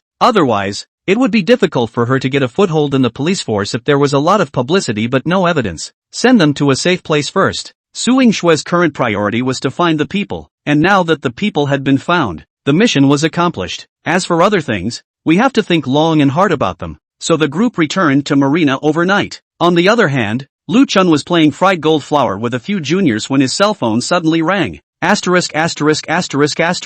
Who's calling in the middle of the night? He cursed and picked up his cell phone, took a look at the number, instantly threw away the cigarette in his hand and respectfully shouted, Hey, Brother Lung, what are your orders? A low voice came from the other end of the phone. Release those reporters, someone will send the car there later. What? Lu Chun thought he heard wrong. Brother Long, you mean release the people? My words, you don't understand? The other party's voice steepened a few degrees colder. Yes, Brother Long, I'll go put it there. Lu Chun hung up the phone, grabbed the money on the table and stuffed it into his pocket, hurriedly running towards the backyard. He came to the door of the house where Chen Xiaodong's 2 men were being held. humming a little tune in his mouth as he reached into his pocket to feel for the key, only to find that the lock on the door was gone. Even the door clasp was gone. He looked around in a panic, then pushed his way in. For a moment, there was a buzz in my head. There were only a few ropes on the ground. Where was the shadow of a man? Oh no! Lu-chan ran towards the other room in a hurry. The door lock was hanging intact, but when he opened the door, he was dumbfounded again. The people had run away. Lu-chan just felt his head spinning. How could he explain this? He didn't dare to hide it and immediately called Long back. Hey, brother Long, people are missing. What? We just put that kid in. And to our surprise, just for a moment, everyone ran away. Asterisk asterisk asterisk asterisk you. Hurry up and find it for me. Live and let live. Yes. Lu-chan hung up the phone and immediately gathered his men and launched a carpet search. An hour later, Marina City. Suing Shui handed Chen Xiaodong and Zhu Ling over to Zhang Donghai. However, she did not disclose the drug production and urged the two not to tell anyone else about it for the time being. After all, there is a mole in the bureau, and it's impossible to determine exactly who it is. Although she felt that Zhang Donghai was unlikely to be the mole, there were no absolutes in the world, and caution was the order of the day. Little Snow, hard work to you guys. Zhang Donghai finished and looked at Lin Yan. Thanks to your help. Don't worry, I'll try my best to fight for you. A small matter. Remember to give me more bonuses. Lin Yan said with a smile. Zhang Donghai nodded. I'll do my best. Suing Shui said. Director, I'm a bit tired and want to rest for 2 days. Zhang Donghai responded. I should. Leave the rest to me.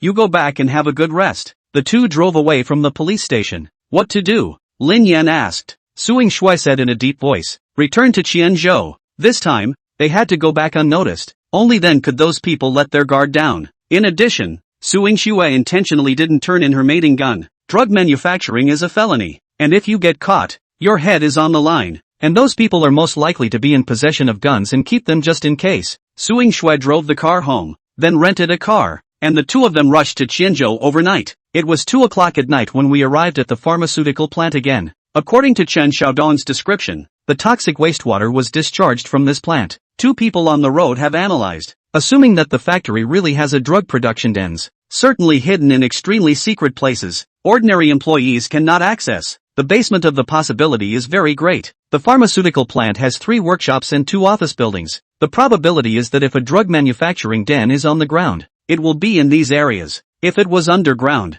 the entrance would only be in these places. Excluding the unlikely, the range is much smaller. First of all, the office building personnel frequent traffic, not conducive to the handling of raw materials. It is easy to arouse suspicion, basically can be ruled out. No concealed space in the plant other than stainless steel tanks was also ruled out. Of the remaining cafeterias and laboratories and warehouses, Lin Yan was the first to rule out the cafeteria for the same reason as the office building. The warehouse is also ruled out for now, and in the end, the lab is the most suspicious. For one thing, it is not easy to arouse suspicion by moving the raw materials for making drugs. Secondly, drug makers can come and go freely under the guise of laboratory personnel. Thirdly, laboratories are supposed to do all sorts of experiments and it is normal to have emissions and odors. Based on this, Suing Shui decided not to go in with Lin Yan, but handed him the gun and let him go in alone to explore the situation. Lin Yan was agile and not easily spotted, and with a gun in hand, he could also deal with unexpected situations. If the two of them acted together, Lin Yan would inevitably be distracted and the danger factor would be higher. Discussing his countermeasures, Lin Yan came to the foot of the fence and leapt. When he landed, he looked around warily, and after making sure no one was there, he ran straight in the direction of the lab. During the daytime search, he had noticed the location of the lab. The door to the lab was locked, but there was a vent about 4 meters up. Lin Yan leaped, and with the help of the wall's reaction force, he deftly closed his legs and hands, and squeezed through the narrow vent. Chapter 41, a one-stop drug manufacturing center. At this point, the lab was dark. Lin Yan turned on his cell phone flashlight and realized that this place was spacious. The Real laboratory was in the corner at the other end, with all kinds of experimental raw materials piled up around it. Lin Yan walked towards a few labs. Some of the doors were locked. He opened the unlocked doors and went in to search around, not finding anything suspicious. Just then, there was a loud noise from outside. He immediately turned off his flashlight and ducked behind the door. A few moments later, the door outside was heard to be opened, followed by the sound of slamming doors and gradually approaching footsteps. Soon,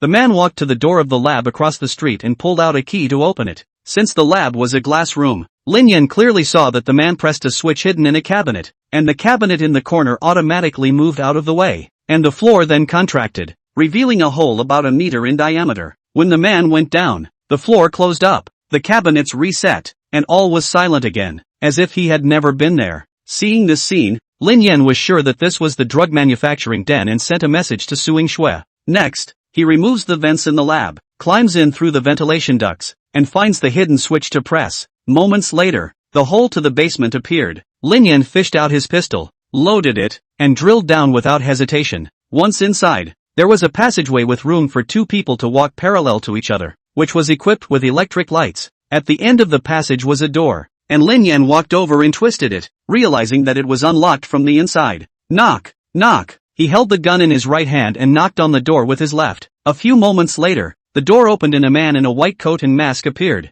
The man was dumbfounded when he saw Lin Yan. It seemed as if he hadn't expected to see strangers here. Neither called nor made a sound. It wasn't until Lin Yan aimed the blackened muzzle at his brow that the man had the sense to raise his hands. Lin Yan pulled him out and asked, "How many people are in there and are there any guns?" Although he had a mind for his own body, caution was the order of the day. "It's all technicians here, 10 in all. No guns," the man replied in a shaky voice. Lin Yan was half convinced, but it's normal to think about it. If the police have traced it all the way here, well, having a gun doesn't do much good. Get in there. The man turned obediently and headed inside, with Lin Yan following behind. The basement was bright and spacious, well ventilated, and the people inside were so busy with the work at hand that they didn't notice the situation over here. Lin Yan looked closely and found no weapons. Besides, he has an alarm system that gives advance warning of danger. Cough. Lin Yan coughed twice. The crowd turned their heads in unison at the sound. Seeing his companion's hands held high, someone chortled, "Are you demonstrating surrender here?"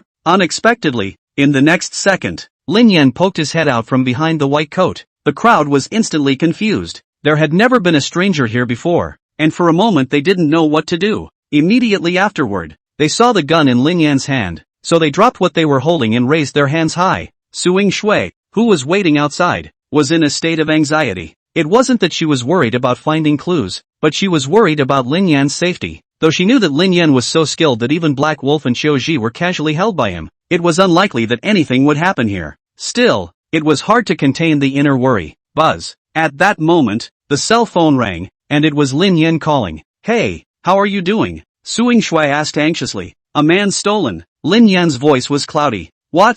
Suing Shui couldn't believe it. Originally just letting him go in to check for clues. How come he was caught in the act? Lin Yan explained. "Really? It's in the basement. The people in white mask are there. The people are under my control now, so hurry up and call someone over." "Good." Hanging up the phone, Suing Shui immediately called Zhang Donghai. Since it was the middle of the night, the phone rang 4 or 5 times before Zhang Donghai picked up. "Hey, Xiao Xue, calling so late. What happened?" "Director, we found a drug manufacturing den in Xianzhou." "What?"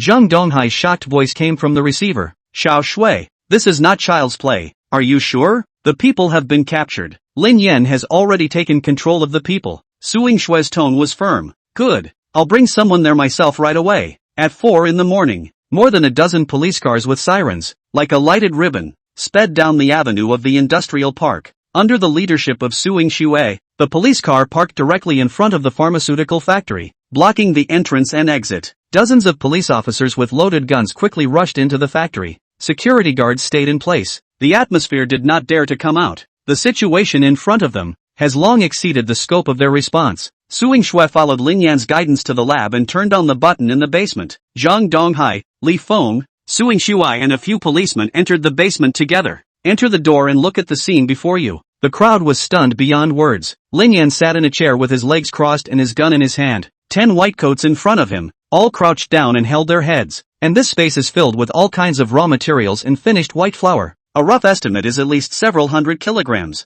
"You really surprised me." Zhang Donghai looked at Lin Yan and could no longer express the excitement within him. How many things had this young man done single-handedly that they had never dreamed of doing in their lives? Li Feng clasped his fist at him. "Admirable." Lin Yan smiled. "It's a small matter. Just remember to give me a bonus when the time comes." The whitecoats were escorted out one by one. Lin Yan and Suing Shui also came out of the basement. "There's actually a signal inside?" Suing Shui asked in surprise. Lin Yan spread his hands. "I didn't expect it either. It has all the water, electricity and gas here, and the signal is there as well. Now that the drug manufacturing dens have been found, surely these factories can't be opened, right?" Lin Yan asked. Suing Shui nodded. "The director has already reported this to the hall. Now, these factories will definitely not be able to open. All the people involved will be severely punished, and those umbrellas will be uprooted. But it's going to take some time. Lin Yan nodded. That's good. Seven Rivers Village is so beautiful. It's too bad that it was ruined by these people.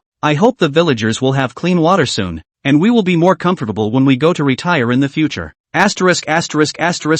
Q. Suing Shui gave him a blank look. Chapter 42, Dance Teacher Rape and Murder. A few days later, Qianzhou Security Bureau. A young man on crutches, limping to the hall. Comrade, may I ask what you need help with? The police officer at the front desk rose to inquire. Sanwazi took a stack of medical records and photographs out of the tote bag he was carrying and put them on the table. With an agitated expression, he said, I want to report it. I'm going to sue Lu Chun and his men from Shilio village. They broke my leg with a steel pipe and 3 of my ribs. They drove my wife and family apart. I'll sue him. I'll sue him. The news that the industrial park had uncovered a drug manufacturing den had long been spreading in the village. At first, Sanwazi couldn't believe it, and went on crutches to check out those factories himself, until you see the factory with its doors closed and sealed, and the police cars coming and going before he believed it. The day finally dawned in the village of Seven Rivers. Lin Yan listened to Suing Shui. All the factories in the industrial park in the village of Seven Rivers were raided together. More than 500 leaders at all levels and employees involved in the case were arrested. Most of them are related to polluting the environment. All village officials in Stream Willow Village arrested on charges of illegal detention, suspected drug trafficking, murder. Lu Haiyuan and Fengji of the Qianzhou Security Bureau were removed from their posts and investigated. The black forces that have entrenched themselves in Qianzhou, Wu Long and others are wanted. Qianzhou, but all units related to environmental protection were liquidated. Even the city and county leaders in charge were investigated and prosecuted together. The province has also adopted a program for sewage treatment in the village of Seven Rivers, and the polluted rivers in the village will be thoroughly cleaned up in the near future. Give the people back a healthy living environment. Seeing this, Lin Yan felt an inexplicable sense of satisfaction in his heart. It's as if you haven't done anything remarkable yourself, but it actually helped change their destiny. And Lin Yan was authorized to start working at the security bureau as an auxiliary police officer. Said he should familiarize himself with the environment first. That night, Suing Shui came out of the shower and sat on the sofa looking at her cell phone. Lin Yan looked on with a worried frown. He'd been stuck on his system quest for a while now, being kissed by Suing Shui. Never came up with a solution. We can't stay stuck here, can we? Lin Yan was as anxious as an ant on a hot pan. Suddenly a light came to him. The mind is made up. So he walked over and said to Suing Shui, you close your eyes. Suing Shui looked up suddenly and looked at him in confusion. What for? Close it up. There's a surprise. Lin Yan said seriously. Surprise? Suing Shui frowned slightly. Could it be that he's going to give me something? With a curious heart, she slowly closed her eyes. When it was too late, Lin Yan immediately put his face on it. Suing Shui sensed that her lips had touched something and opened her eyes violently. Just saw a big face plastered in front of him. No surprises. All shocks. She kicked over. I didn't expect that this guy would take advantage of himself. By the time she got up from the couch and tried to chase after him, the person had already run back into the room and closed the door. Lin Yan's heart beat thump thump thump thump. Congratulations to the host for completing the quest to gain raider value plus 10%. 50% progress so far. Receive a prize of 100,000 yen. Exploded entry. A top detective. You have top-notch investigative skills. However, you are still a human being, not a god, and not all cases can be solved. Newbie quest. Have a tongue kiss with Suing Shui. Tongue? Are you sure? Lin Yan felt that the system was getting more and more perverted. However, it's good to give $100,000 and a word. Slightly more comforting. Day 2. Inside the CID office, Captain Li Feng looked grave, striding in, snapped, and threw a document heavily on the desk. The movements of the team members, who were originally busy individually, instantly froze, and their gazes turned to him in unison. The air in the office seemed to freeze instantly, and a sense of oppression came over the room. The case of the night runner who raped the body is still clueless. The family of the deceased petitioned and complained, flatly accusing our sheriff's office of inaction. Li Feng's eyebrows twisted into a Chuan character, his tone filled with anxiety and indignation. This case has been all over the internet and the public's trust in our police has been greatly diminished. The leadership of the provincial department is furious. We must solve the case within a month. If you can't do it, everyone is out of a job and out of here. 3 months ago, a beautiful young dance teacher disappeared while running at night in the Mission Hills neighborhood of Marina del Rey. 3 days later, the body was found in an abandoned factory building. He was completely naked and had visible lacerations on his lower body. After the incident, the Marina City Security Bureau quickly set up a task force to investigate the case. However, after the scene investigation, autopsy and many visits to the investigation. The only clue the task force has determined is that the probability is that the case is not committed by an acquaintance. That said, this is likely a random stranger's crime. The police found neither the killer's DNA nor any fingerprints at the scene. Access to the neighborhood and the night-running route of the surveillance cameras found that the deceased went out at 8 p.m. And ran along the Lin Hai trail for about 10 minutes. It disappeared between the 5th and 6th probes. Since there is no surveillance around the abandoned plant, the police could not determine when, where, and by what means the killer brought his victims there. It's also unclear if the abandoned factory was the first crime scene. The investigation of the case was stalled for a while. Hearing this, the crowd began to whisper, "We're not immortals." And with a 1-month deadline, this case can be solved just by saying it's solved? I really don't know what those leaders think. Yes, we've thought of everything we can think of. We've checked everywhere we can. And the murderer hasn't left a single clue. So what can we do? Alas, it's a pity to leave. But I'm afraid that our police force will become the laughingstock of Lingnan province in the future. Pop. Li Feng slapped his hand heavily on the table. All quiet. The office was instantly quiet. From today onwards, our criminal investigation team will put aside all matters at hand and make every effort to solve this case. Otherwise, in a month's time, let's all get the hell out of here. Just then, another person walked into the office, dressed in a plaid shirt with khaki slacks. He has deep eyes and a handsome face. At first glance, I thought it was some celebrity. The visitor was none other than Lin Yan, who had just returned from the restroom. Li Feng immediately smiled and said, "Hurry up and go sit down." "Yes, Captain," Lin Yan responded, then sat down. Although he is currently only an auxiliary police officer, Suing Xue still brought him into the criminal police force, wanting him to familiarize himself with the work of the police force as soon as possible. After all, with his skills, it would be a big stretch to direct traffic or maintain law and order. "Alright, go sit down," Li Feng went on to say. "Next, let's start grouping up. One group of 2, and split up to investigate. There are a total of 8 people in charge of criminal investigation in the task force. Instead of all huddling here in a hurry, why don't we spread out and look for more useful clues?" "Captain," Suing Xue stood up from her seat, "I want to bring Lin Yan along to participate in the investigation." This statement was made. The crowd looked at each other with shock in their eyes. There has never been a precedent for the Marina del Rey Sheriff's Department to involve auxiliary police in a task force. "I object." Huang Wenchuan also stood up. "Captain, he's only an auxiliary police officer now. He's not qualified to participate in such a major case." Chapter 43, Lin Yan, "I'm going to solve this case." Suing Xue's brows furrowed as she guessed that Huang Wenxian might want to jump out and stir things up, immediately retorting, "He's not qualified. So you are? If it wasn't for him in the last bank hijacking, we'd all be nailed to the pillar of shame." The words came out. The crowd nodded. If it wasn't for Lin Yan stepping in to finish off Zhou Ji and save those 20 or so hostages, I'm afraid the entire Marina City Security Bureau will have to suffer a heavy blow. The first to bear the brunt is the director, Mr. Zhang Donghai. Huang Wenchuan snorted. "This is a rape and murder case. What's the use of being a good shot? He neither went to the police academy nor has any experience in criminal investigation, so it's hard to think that he can solve the case with a gun?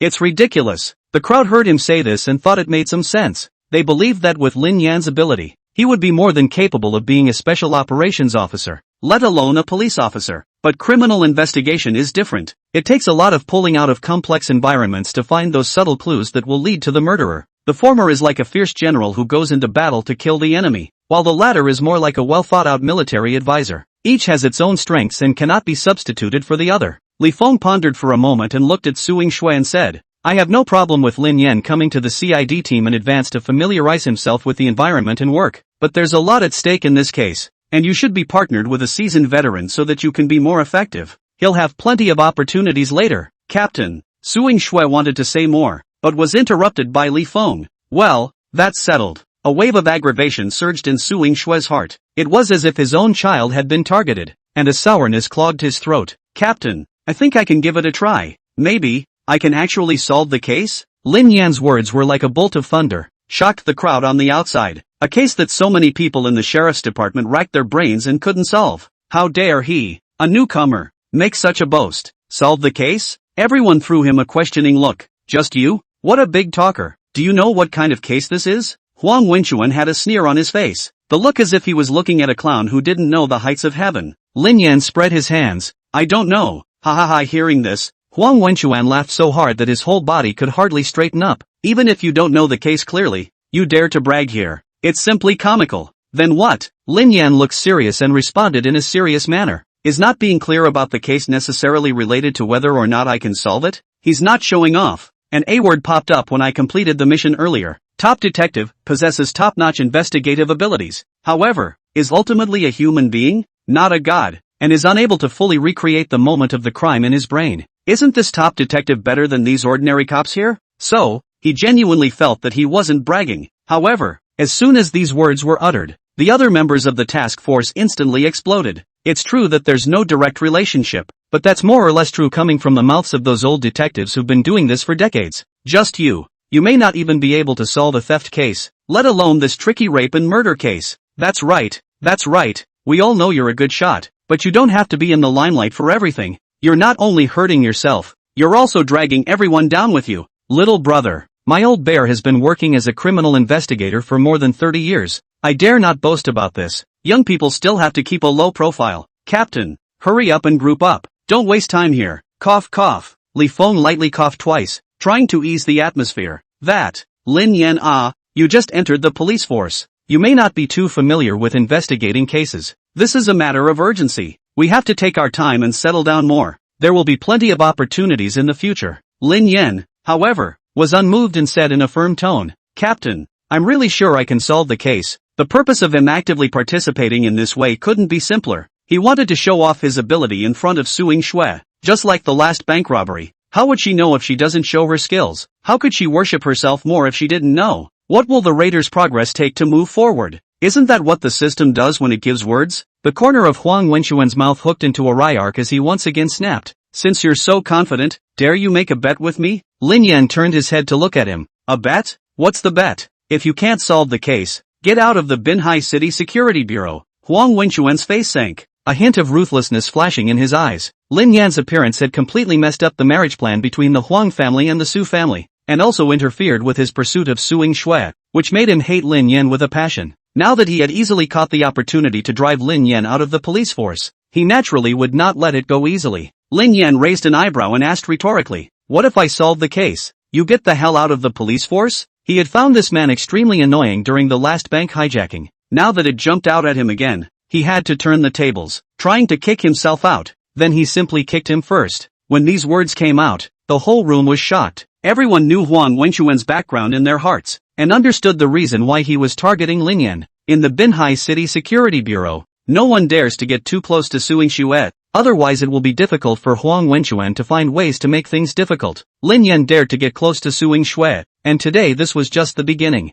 Suing Shui hurriedly advised, Lin Yan, don't bet with him, big deal, don't get involved in this case. Li Feng also rushed out to round up the situation. Alright, this matter ends here. All stop talking about it. One has a backer behind him, and the other has outstanding ability. He can't afford to offend the forces above him, but he doesn't want to miss out on the police force's future right-hand man. It's hard to be a captain. Who would have thought that the corner of Huang Wenxuan's mouth rose slightly as he coldly said, good, in front of everyone, it's a deal. If you do solve the case, I'm out of the Marina City Sheriff's Department. If you can't break it, get the hell out of the Marina City Sheriff's Department right now. 10 minutes later, inside the director's office. Director, what do you think about this matter? Li Feng reported the matter of the bet between the two to Zhang Donghai. After all, these two people have a special identity. This kind of thing a small criminal investigation chief cannot make the decision. Did he really say he could solve the case? Zhang Donghai's brows furrowed as he pursued the question. If this case cannot be solved, the provincial office is very likely to send someone down to supervise.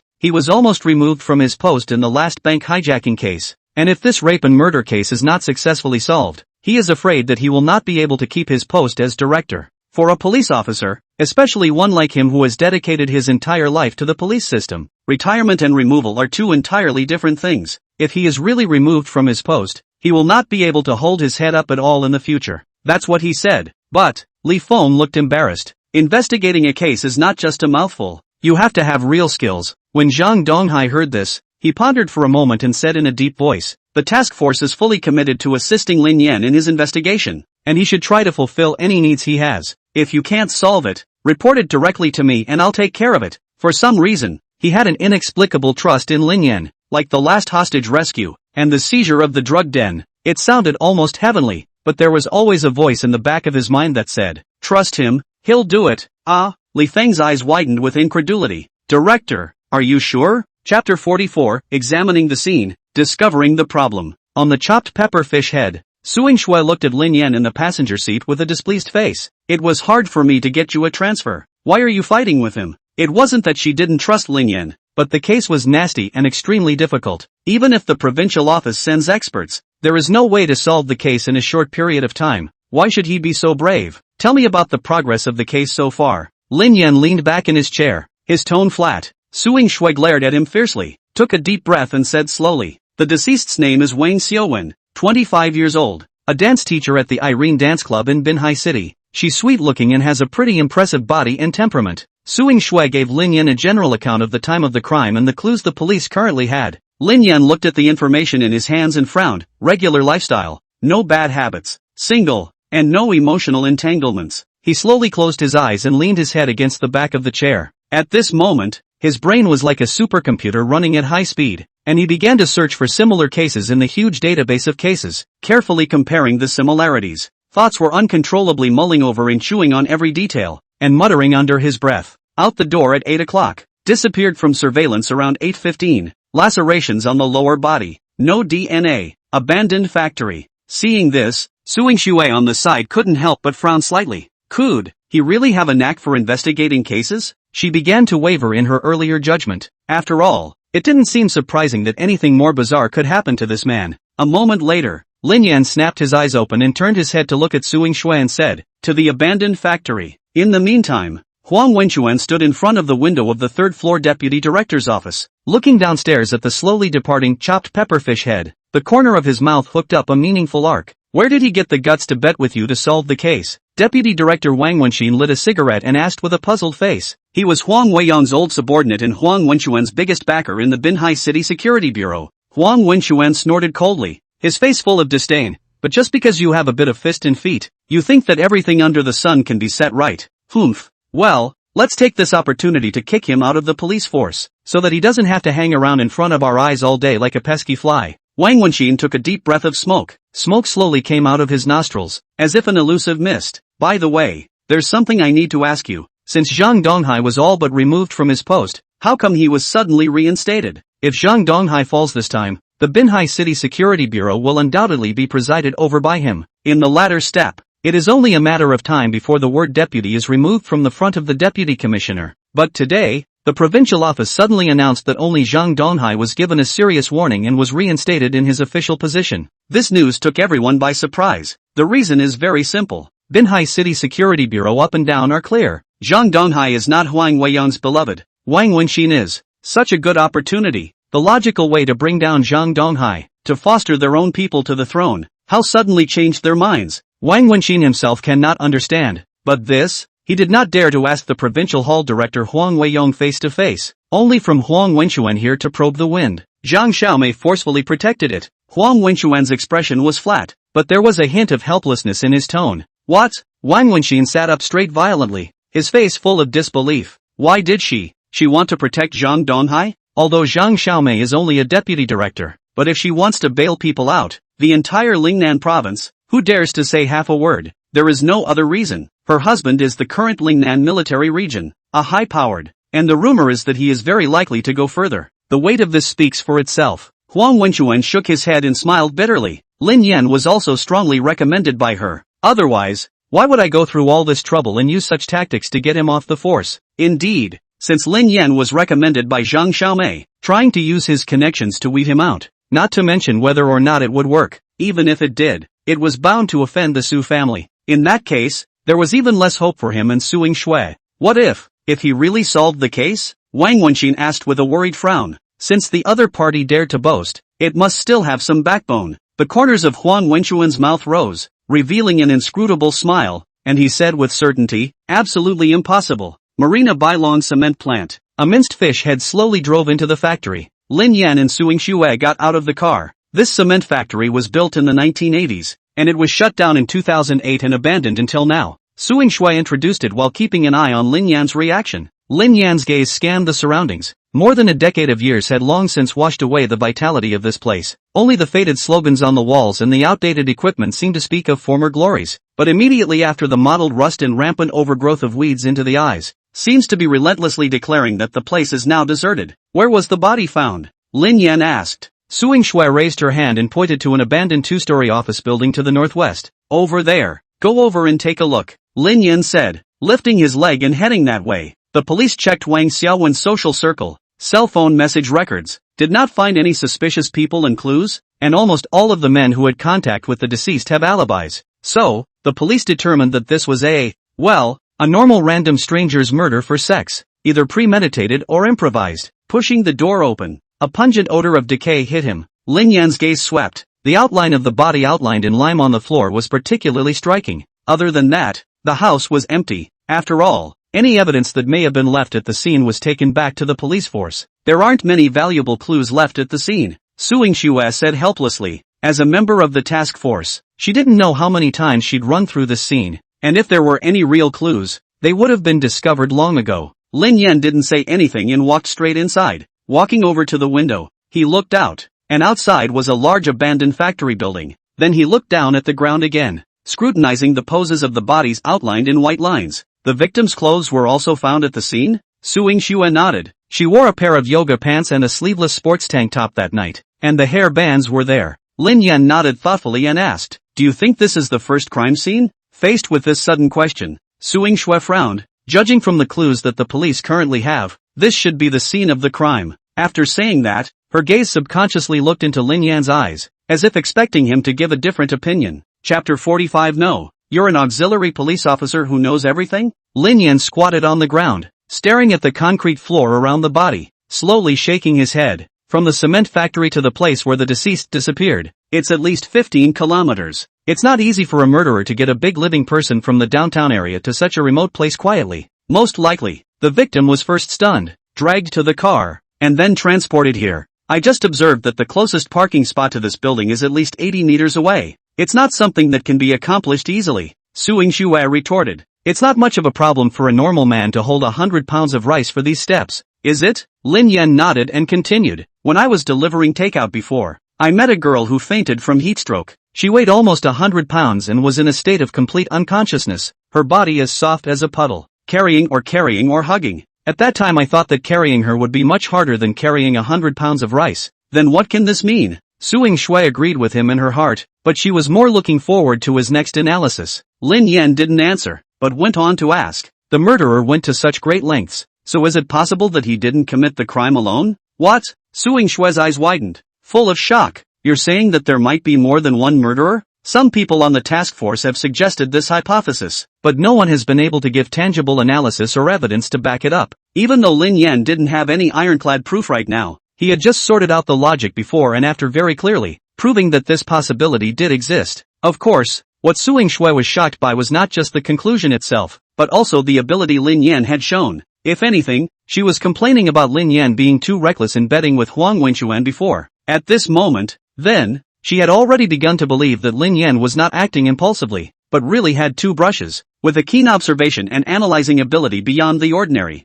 It's not right. The last time the two of them went together to investigate the disappearance of a reporter, they didn't see his brain turn so fast. Suing Xue felt more and more mystified by Lin Yan. One night to be handsome and another night to be smart. Did he take some kind of elixir? Lin Yan's voice rang out again. If the above guesses hold true, I can come to another conclusion. What conclusion? Suing Xue's chest rose and fell slightly. Her breathing was a little short. She stared at Lin Yan closely, unable to wait to hear him speak down. Among them, there's an absolute superior. Lin Yan stood up and steadily walked towards the outside of the house, each step oozing confidence and certainty. Why do you say that? Suing Xue hurriedly trotted to follow, her eyes filled with curiosity and doubt. Lin Yan explained as he walked. If there were multiple people committing the crime, Wang Xiaowen's sweet looks and outstanding figure would make it hard to imagine only one person committing violence while the others watched from the sidelines. In the chaotic scenario of a multi-crook crime, it would also be nearly impossible for all to exercise uniform restraint and not leave a trace of DNA in the dead man's body. If they were really that cool-headed, they wouldn't be able to spare even $200 for a John and choose rape and murder instead.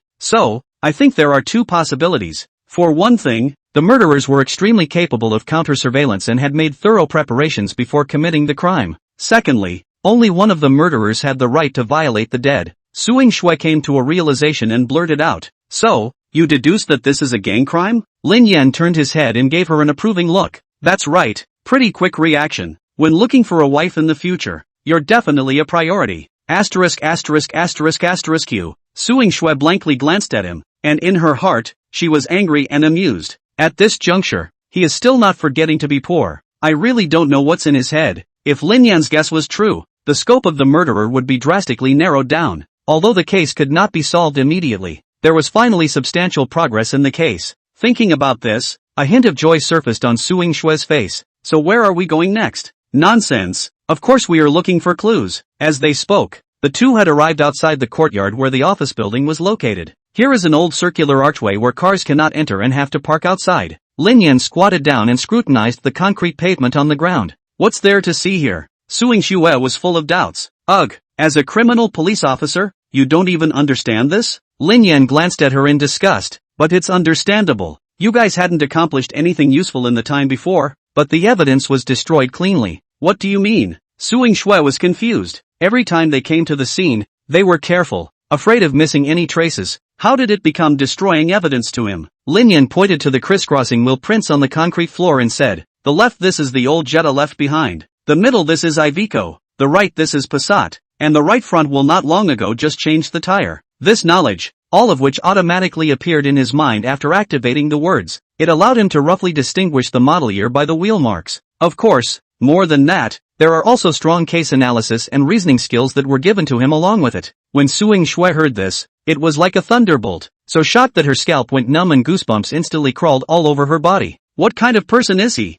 Good hands, good marksmanship, and his criminal investigation skills are so terrifying. If he can really judge a vehicle by its wheel marks, then I'm afraid he's telling the truth when he says the police destroyed the trail, because the murderer must have used a car to bring the victim here, and since there was a car, it was bound to leave traces on the dusty concrete pavement. In the absence of vandalism, even if it rains, it's unlikely to be completely washed away. In that case, judging the car model by the traces, and then pulling up the surrounding surveillance, we might be able to find the killer. This ability, it's unbelievable. Don't just stare. Lin Yan turned around and headed outside. Suing Shui hurriedly followed. At this moment, she is like a thirsty apprentice who bumped into a deep-rooted sweeper master, afraid of missing any opportunity to learn. So, what you're saying is that we got nothing at the scene and the killer did it on purpose? Lin Yan was non-committal. As I said before, ordinary rapists don't have such strong counter-surveillance skills. I think it's likely that this is not the first crime scene, but the scene of the dumping. What difference does it make? Suing Shui pursued.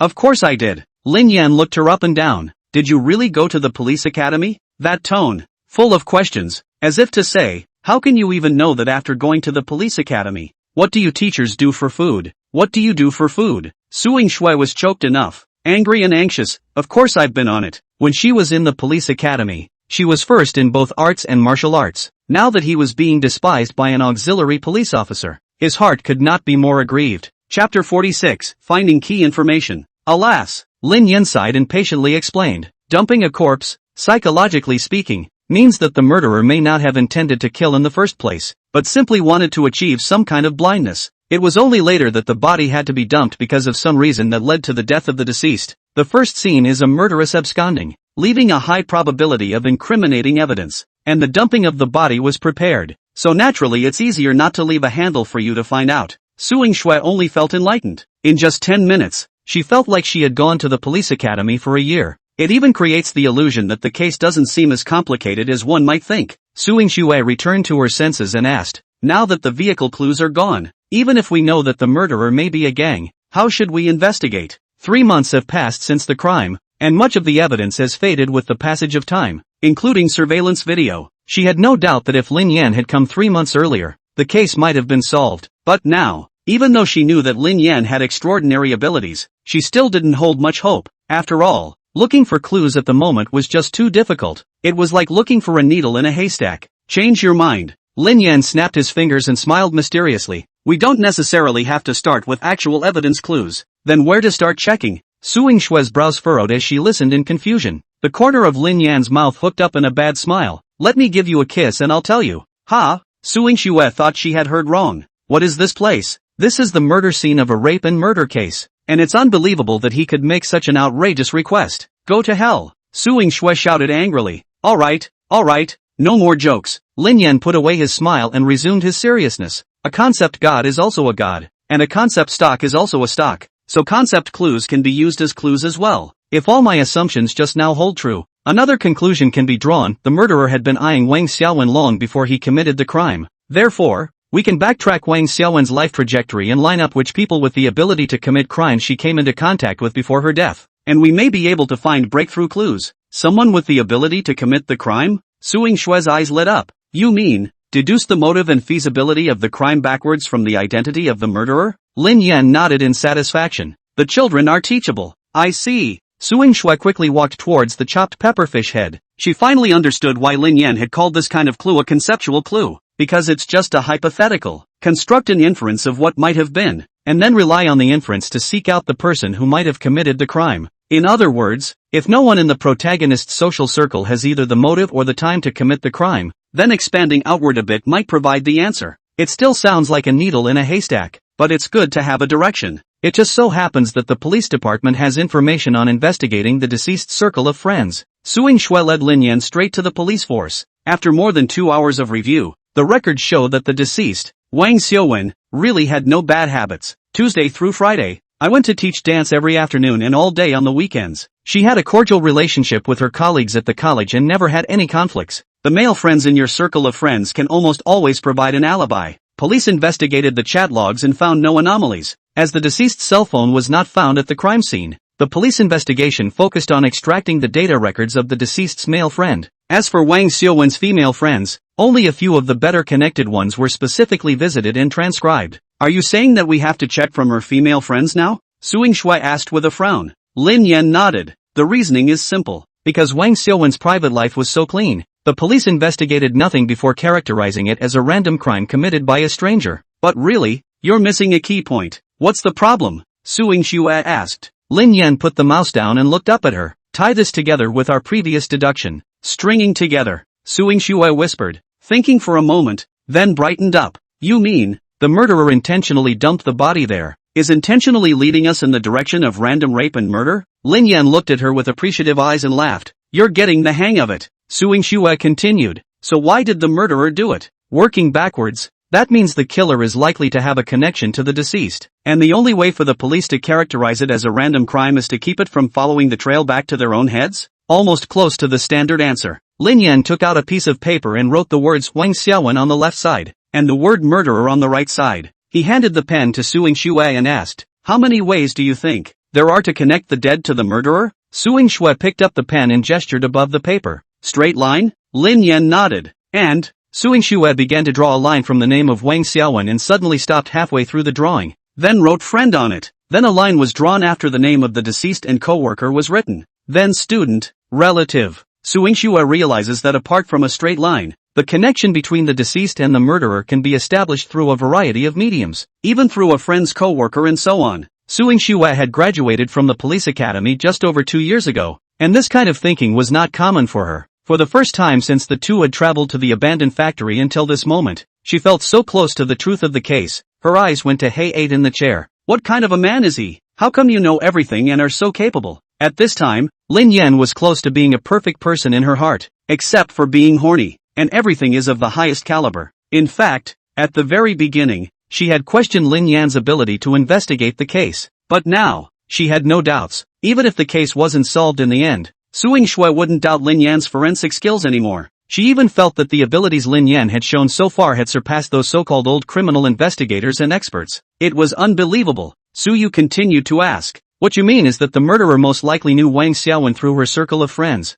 and even launched a courtship. Since Wang Xiaowen didn't agree, or for other reasons, the two didn't have contact information, so the murderer acted as if he had never appeared in the deceased's life, thus successfully escaping the police. Lin Yan didn't answer, but took the pen and circled those social relationships. What we need to do now is to find out this key person, and the rest will naturally fall into place. Alright, I'll immediately go and retrieve information on Wang Xiaowen's female social circle, Su Yingshue answered. Next, they needed to visit Wang Xiaowen's second-tier circle of friends one by one. As for whether they can ask for useful information, it is up to them. After all, not everyone's lies are recognizable. Chapter 47, She's Lying. After the two left, people in the office started talking. Uncle Xiong, they just transferred the information of the deceased's girlfriends and co-workers from me. Are they preparing to check the deceased's female friends? Technician Wang Fong looked at the middle-aged police officer Lao Xiong on the opposite side and asked. The old bear unscrewed the thermos and drank a mouthful. Slowly said, young people, always think they are bright, smarter than others, so like to find another way, always think they can think of others cannot think of. But the truth?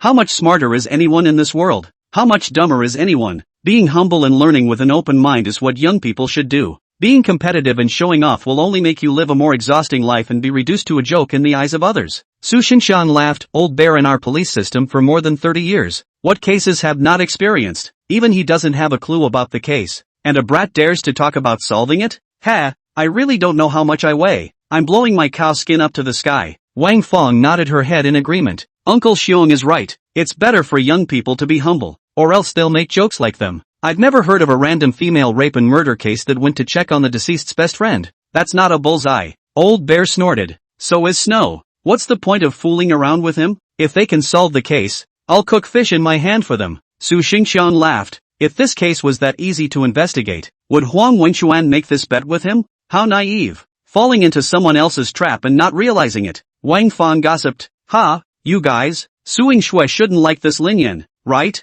Su Xingshan laughed coldly and shook his head. Ugh, how about liking it? How about not liking it? With Huang Wenxuan around, the closer he gets to Suing Shui, the more dangerous he'll be. Leaving early and sensibly is his only choice. In the director's office, Li Feng pushed the door and said to Zhang Donghai in front of his desk, Chief, just now Lin Yan and Yuki came back to check some information. Oh, Zhang Donghai put down the papers in his hands and asked, what did they check? Li Feng said, check the statements and information we made earlier, as well as the list of the deceased's female friends. When Zhang Donghai heard this, his eyebrows peaked. What does this mean? Li Feng said somewhat anxiously. What else can it mean? They now suspect the killer is a female friend of the deceased. That's just nonsense. You say. The police have been investigating the case for months before characterizing it as a random rape and murder case, and it is not child's play for them to go out and come back to negate the police's previous findings? Director, I think you should step in and stop Lin Yan from continuing the investigation. First transfer him to the county sheriff's office below for an internship, so that he doesn't have to fight with Huang Wenxuan here and make things unpleasant for everyone. Zhang Donghai didn't say anything immediately after hearing this, got up and refilled his cup with water, walked to the window and looked at the skyscrapers in the distance. I don't care about him and Huang Wenxuan. He picked up his teacup and took a sip. As the director of the city bureau, Zhang Donghai knew in his heart why Huang Wenxuan was willing to go to the Binhai City Security Bureau as an ordinary criminal police member. With his background, where can't he go if he wants to? Although Lin Yan is a small man, but has the ability and courage, not only has he made a great achievement, but also got Zhang Xiaomei's appreciation. In Zhang Donghai's opinion, although Lin Yan has no background, he is more worthy of Suing Shui. Subjectively speaking, he would not transfer Lin Yan. From an objective point of view, the result may be the same whether it is adjusted or not. This matter was not something he could interfere with at all. As for investigating the case, Zhang Donghai paused for a moment and then said, let them toss and turn first. Maybe they can really get some clues. But the director, Li Feng, wanted to say more, but was interrupted by Zhang Donghai waving his hand.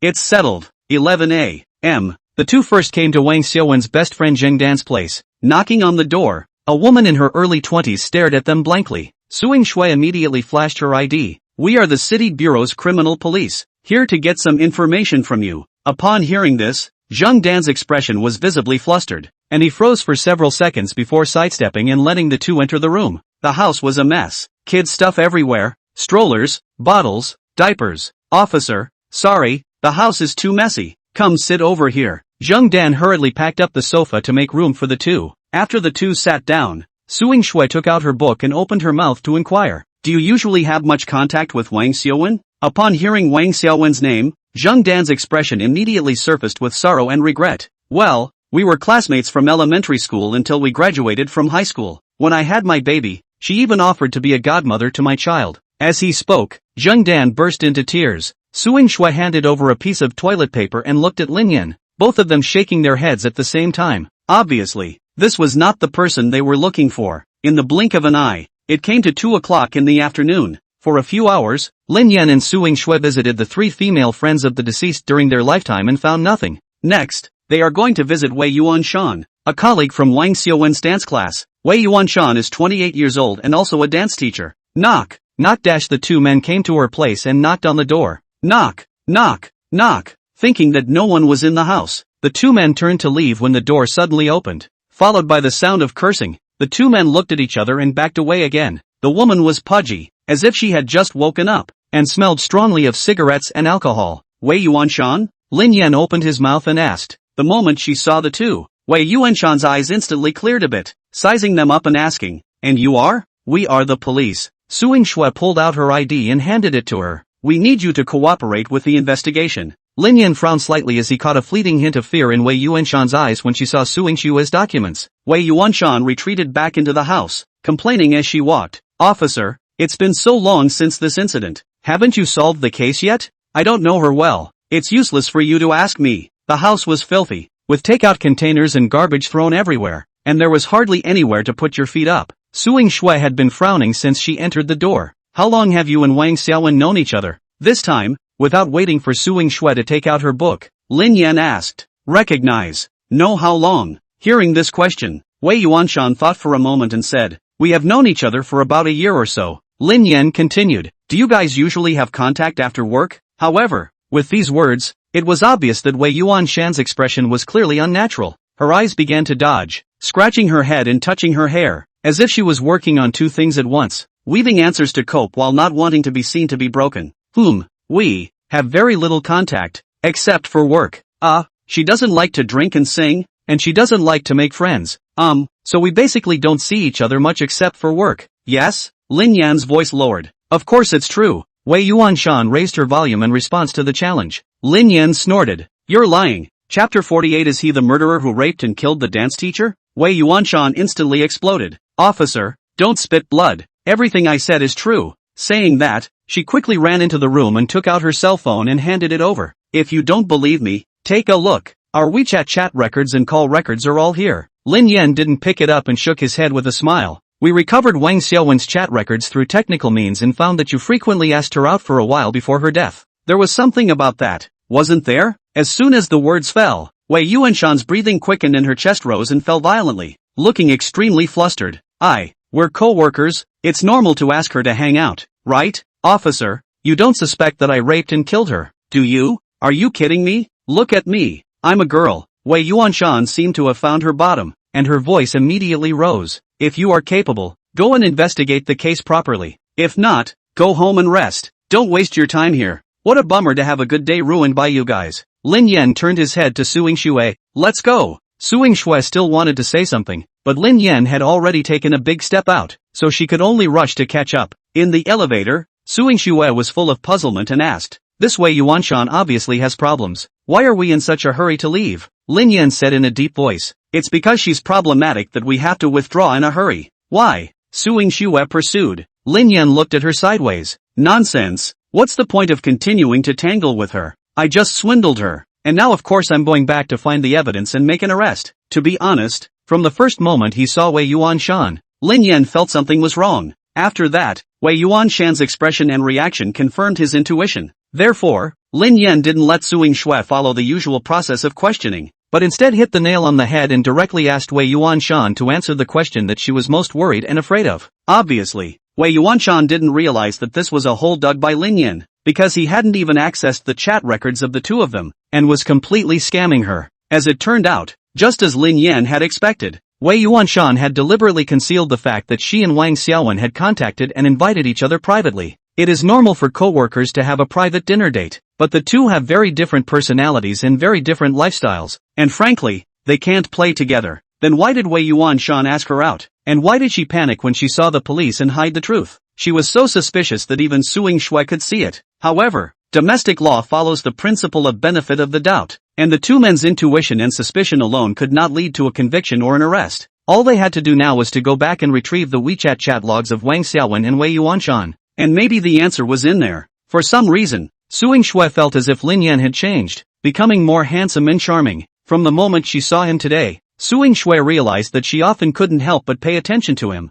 and occasionally she would even sneak a couple of glances. In the past, this would never have been possible. Granted, she had a good impression of Lin Yan, and other than being a bit horny, everything else was fine, but it wasn't enough to make her feel this way, especially just now, when Lin Yan was analyzing and reasoning. Suing Shui even felt as if there was a glow emanating from him. causing people to lose their concentration instantly. The two returned to the police station and immediately found the technical section, requesting to recover the chat records of Wei Yuanshan and the deceased. Not long after, Li Feng walked in. Yuki, you're saying that this Wei Yuanshan might have something to do with this case? After saying that, he glanced at Lin Yan suspiciously, because from the beginning, the task force had never made a similar assumption. Since the deceased's cell phone was not found at the scene, the chat logs were extremely troublesome to recover. When the task force was first formed, attention was focused on surveillance in the vicinity of the deceased's disappearance, as well as the male social circle, and no one would have suspected a female friend of the deceased at all. The reason was simple. Analyzing from any angle, the possibility of a female committing the crime was almost zero, which was why Li Feng was puzzled. Two people went out for half a day, came back to overturn all the work done by the task force before. This is in the end blind, or really find out the actual clues? Su Shui explained. Today we went to visit the investigation and found that this girl named Wei Yuanshan was emotionally nervous and answered questions. Lin Yan blackmailed her and also found out that she had the suspicion of intentionally concealing the truth. That's why we immediately rushed back to retrieve her chat records. She didn't tell Lin Yan's previous deduction. After all, it was too bold and currently lacked evidence. So instead of getting more help, saying it might invite trouble and ridicule, Li Feng nodded. Let me know if there are any results. After saying that, he turned around and walked out. Zhang Donghai had explained that he would provide these two with all possible assistance. Therefore, even if he did not approve of the way and direction of the two men's investigation, it was not good for him to say anything more, and it was imperative to report the matter to Zhang Donghai. When he walked into the director's office, Huang Wenxuan happened to be there. Li Feng spoke. Chief, the two of them are back. Zhang Donghai clasped his hands and leaned on his desk and asked, any progress? Li Feng replied. Yuki said that when they visited one of the deceased's co-workers today, they found something unusual. Upon hearing this, Zhang Donghai and Huang Wenxuan looked at each other with shock in their eyes. The city has been busy for months with no progress, and the two of them have only been out for most of the day, and they've found a clue? It's not too much of a stretch. What abnormality? Zhang Donghai hurriedly asked after him. She said the deceased had a co-worker named Wei Yuanshan who was nervous when she met them and deliberately concealed the truth. Li Feng said. Now they're accessing Wei Yuanshan's chat records with the deceased for further confirmation. Just after the words fell, Huang Wenxuan dabbed from the chair, stood up, looked excited and said, Chief, this is not nonsense. They looked into it all afternoon and dismissed all the work we had done before. What? We cops are stupid and not as good as him. An auxiliary cop? Zhang Donghai raised his eyebrows and glanced at Huang Wenxuan, then got up and walked towards the door. I'll check it out. Li Feng followed closely behind. After the two of them went out, Huang Wenxuan fell back into his chair all of a sudden. At this moment, his face was pale, his lips were slightly trembling, and his eyes were filled with panic and fear. Chapter 49, Su Shui's rating progress soars. Inside the Technical Investigation Division, technicians went all out to recover all the chat records of Wei Yuanshan and the deceased Wang Xiaowen, including call records. This information is like a potential key that may unlock the door to the truth of the case. June 11, 1944, day before the crime, ***. Wei Yuanshan, Wen. Come out and play for a while. A few friends are getting together and having some wine. Wang Xiaowen, I really can't. It's too late. I have to be in bed by 10. June 6, 17:35 ***. Wei Yuanshan, Wen. Where are you? Let's have dinner together. Let's go to Live House tonight. Wang Xiaowen, oh, I'm on my way home. Sorry, I promised my mom I'd go to her place for dinner tonight. June 1st, Monday, dance studio closed, ***.